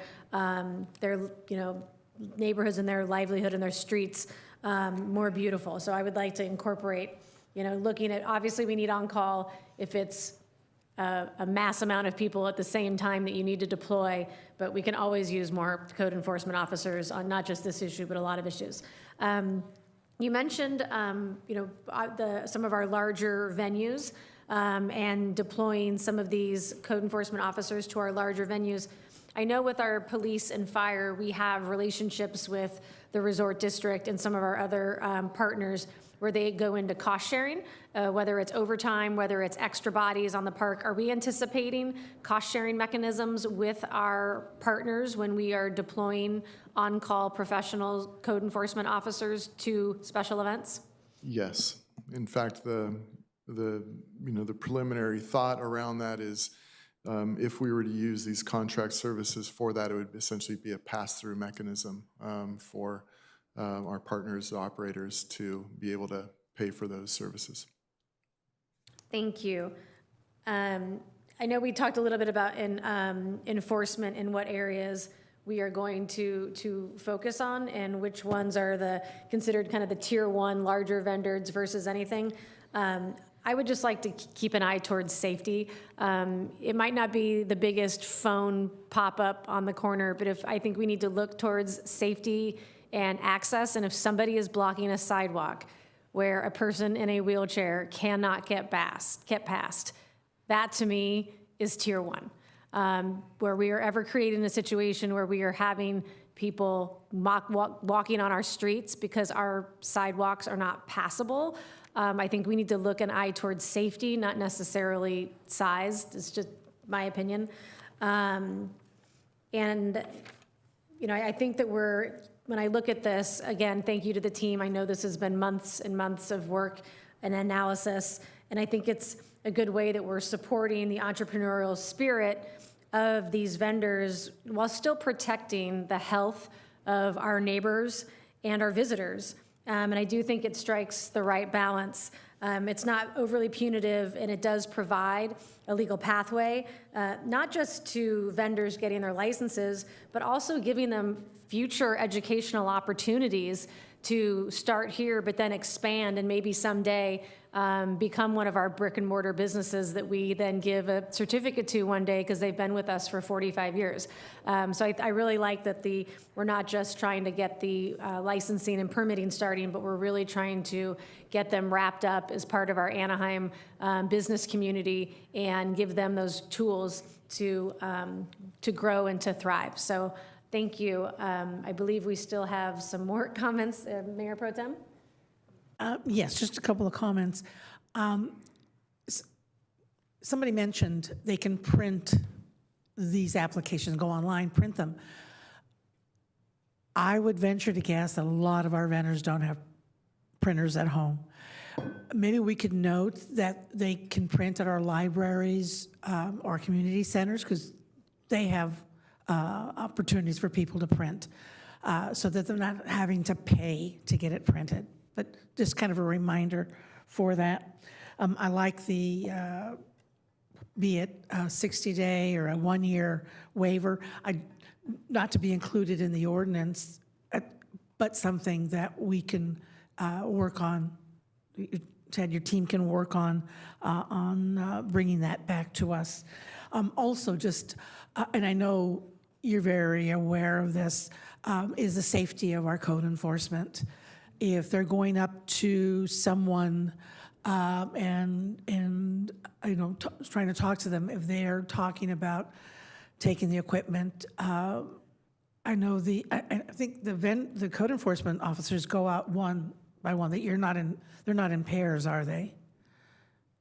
They are in pairs, but I really appreciate that point, and it's really is important to point out that we would still be relying on both partners in public works to help us, you know, potentially impound the stuff, get rid of food and other waste products, those kinds of things if necessary, as well as police to be a part of that kind of task force that would be associated with that because of that very important issue of our employee safety. So thank you for that. And when you confiscate, you don't take their money, do you? You just take food and equipment? Correct. Okay, thank you. Thank you. Councilmember Rubalcaba and then Councilmember Diaz. Thank you. I just wanted to also support the mayor's recommendation and Councilmember Kurtz on waiving the fees for whether it's a 6-month or a year. But would it be possible, and I don't know if there's constitutional issues with this, to limit it to Anaheim residents? Because what I would like to avoid is people coming from LA, which I already anticipated many of these vendors are not Anaheim residents. So if it's limited to people who already reside in our city, that is helping people who live here. So just something to consider. From a marketing perspective, I know this is operational, not policy, but it would be great if we could work with our communications team to have a similar outreach to what we did for the hotel worker safety ordinance. And that's, you know, communication to Telemundo, Univision, to all of our Spanish outlets, just so that they can communicate this. Although I think it's great to do an infomercial during council meetings, I don't know how many people are actually watching our meetings to get the information that they need. So if we could do that, that would be wonderful. And then also provide our code enforcement officers with flyers so that when they're out there, they can actually, and Public Works could, and police officers, whoever has, interaction with individuals could actually have some of this information. So that would be wonderful if we could have something there. And then I also the mayor brought up a really good point about the telephone or the cell phone providers, and I actually had thought about that too, because you see those tents and they are set up and they take up the entire street or sidewalk, and I'm not even sure if they're taking advantage of half of the people they are offering phones to. So that would be a priority, although there's not food or health and safety or health involved, there definitely is ADA probably challenges there and other issues. So that is definitely a priority. Thank you. Councilmember Diaz? Thank you. I like the idea of having more full-time code enforcement, but would it be wrong to do it tonight? It should be done through the regular budget process, so we don't make the city manager a heart attack right now. I like the idea of having like a fee holiday for 6 months, let's say, and then ask the staff to come back in 6 months and see what are the statistics. I'm curious about how many people would apply to this, but I don't want the city to be the impediment for somebody to find a legal way to do business. So that's my proposal. 6 month fee holiday, and for staff to come back. And I would like to move the item forward with that inclusion of 6 month fee holiday fee, and come back in 6 months. I think that's a fabulous idea. Yeah, and I would second that if you would entertain the amendment to your motion to limit it to Anaheim residents. Let's look into that, please. Okay. Can we amend it to their Anaheim residents if not unconstitutional? So I'm wondering if this is something we can do through the regulatory process rather than through the ordinance. But the point is, this is an interesting idea, but I just think we need to mull it over a little bit. Well, I mean, let me just ask a question before we go back to Councilmember Diaz's motion. We can pass the ordinance, and then we always have discretion to set fees. So can we bring the fee discussion back at a later time once it's been analyzed?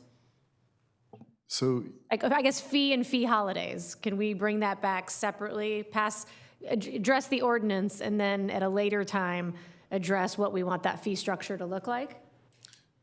yes, we can. And I think if we get direction here to bring back a fee waiver of sorts, there's a process for that. We've done it before, and we can do that. And I do agree it's separate than the ordinance.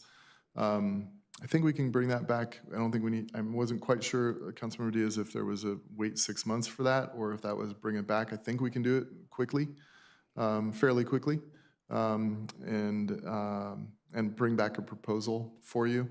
I'd like to actually understand, and if we could have a little bit of grace on the 6 month time frame. I want to make sure that we're giving enough time for people to navigate the county health permit process.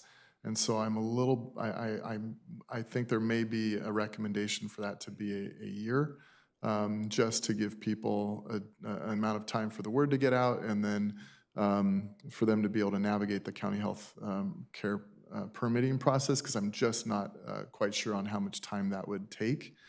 So if there is going to be that type of holiday, that I might have some. If my council colleague is okay with that, maybe we'll address the ordinance tonight. If you'd like to make a motion to address the ordinance, and I'd be happy to second that, and then we can bring the fee structure, because I'm not married to the idea of whether we do the 6 months from the date you kind of open your Anaheim file, or do we want it a year so that you can get through the process? I think you understand the idea. And maybe we could get some more information about what right now, how long is it taking on average for people to get these types of permits through the county? That information I think would be helpful for us to set a time frame. Is that okay, Councilmember Diaz? Absolutely, I did to that. Okay, so I think we have a motion and a second. Are there any other comments before I call for the vote? So as is, with no changes. Yes. Okay, so I'm going to call for the vote. Mayor and City Council, this also includes the CEQA determination. So it's the introduction of the ordinance and determination of the CEQA as the item was brought forward.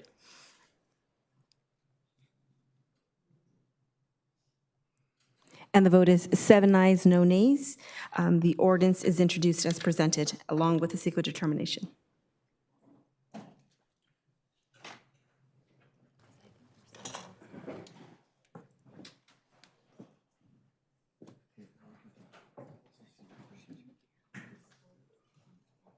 I know, it's going to be invalid because of that. It's going to be invalid because of that, yep. So item 24 is an update on Republic Services customer service as requested by Councilmember Rubalcaba. Mr. City Manager, may we have a staff report? I'd ask for a report from Director Imami, please. Hello again. Before you tonight is an item to provide an update on Republic Services customer service as requested by Councilmember Rubalcaba. For the past year, the city has been receiving complaints regarding missed pickups and failure to collect the missed pickups within the required 24-hour period. Republic had identified the root causes of the ongoing service issues as being labor shortages and fleet reliability. To mitigate these challenges, Republic provided a performance improvement plan back in August of last year to do the following: recruiting and hiring additional fleet technicians, commercial truck drivers, and management staff, purchasing and deploying additional trash trucks, and improving customer service communication. Due to Republic's recent efforts, staff has seen a considerable improvement in customer service, specifically related to reductions in missed pickups. And Republic is confident that the organization restructuring, operational changes, and investments in additional staffing and trash trucks over the past 5 months will continue to improve service reliability. And this concludes my update, and I'm available to answer any questions you may have. Excuse me. I'm going to turn it over to Councilmember Rubalcaba for any initial questions and comments. Thank you. And I also want to just thank our Republic team for taking the time to meet with council members to update us on all of the strategies that you've implemented in order to meet the expectations of our residents. But I also want to give a big shout out and kudos to Public Works because it really has been your diligence. I am also grateful for our contractual language that also provides some extra incentive to our Republic team to make sure that we're meeting expectation.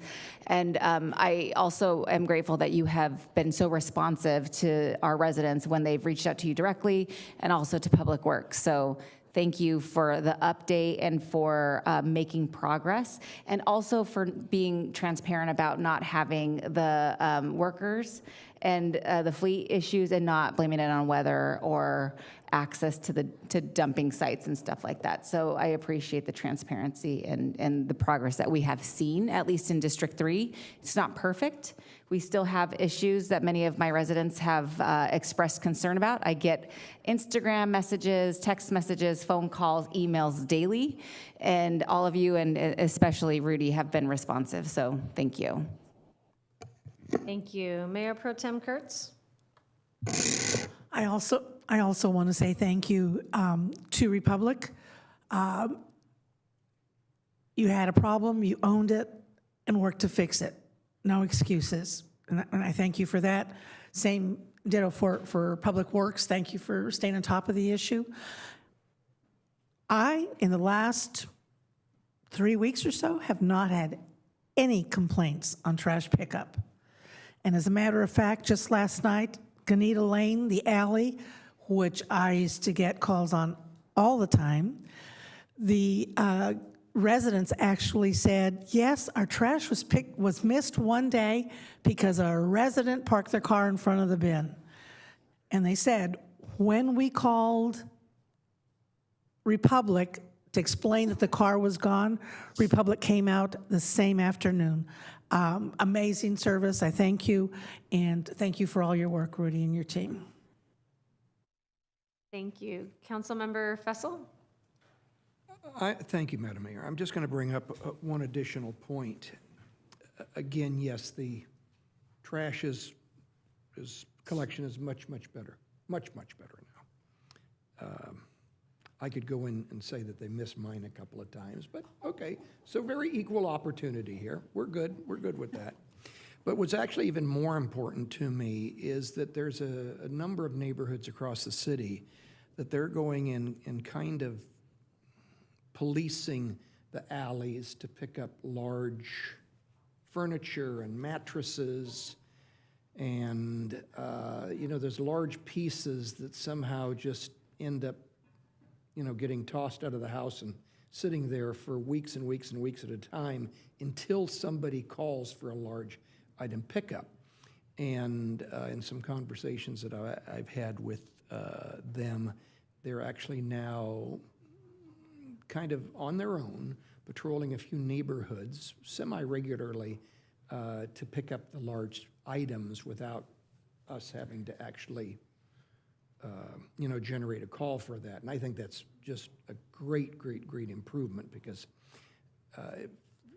the alleys are tight enough, and then when there's furniture and bedding and mattresses where you can barely get one of their vehicles down, much less a passenger car, it's really nice to get those cleaned up. Plus, it really perks up the look of the neighborhood to get those large items collected. So I love that kind of new feature that you're sort of experimenting with, and certainly encourage you to consider that kind of across the city.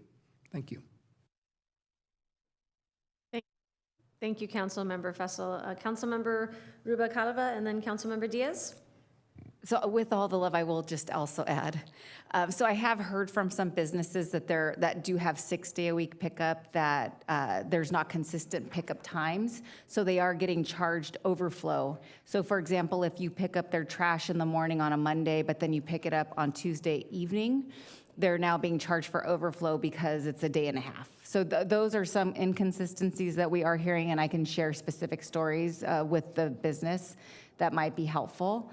But I also just want to say thank you to Michael Johnson and Franchella, because really you guys have been extremely responsive to all of our requests, and you've been good partners in the community. So I just want to thank you with that. But I will be in touch about those businesses because this is feedback that I'm getting directly from several of them. Thank you. Councilmember Diaz? Thank you. So us council members have a gauge that tell us what the problems are in the community. Just how many people reach out to you, social media, it really tells you what the problems are in the community. 3 months ago, it was, number one was trash. That's gone, no longer. That's the one now we're having prostitution, homeless,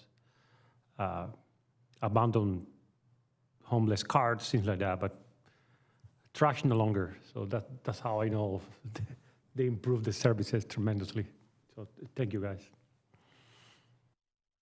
Thank you. And I want to thank Republic Services. Thank you for being here tonight. Thank you for taking our concerns seriously.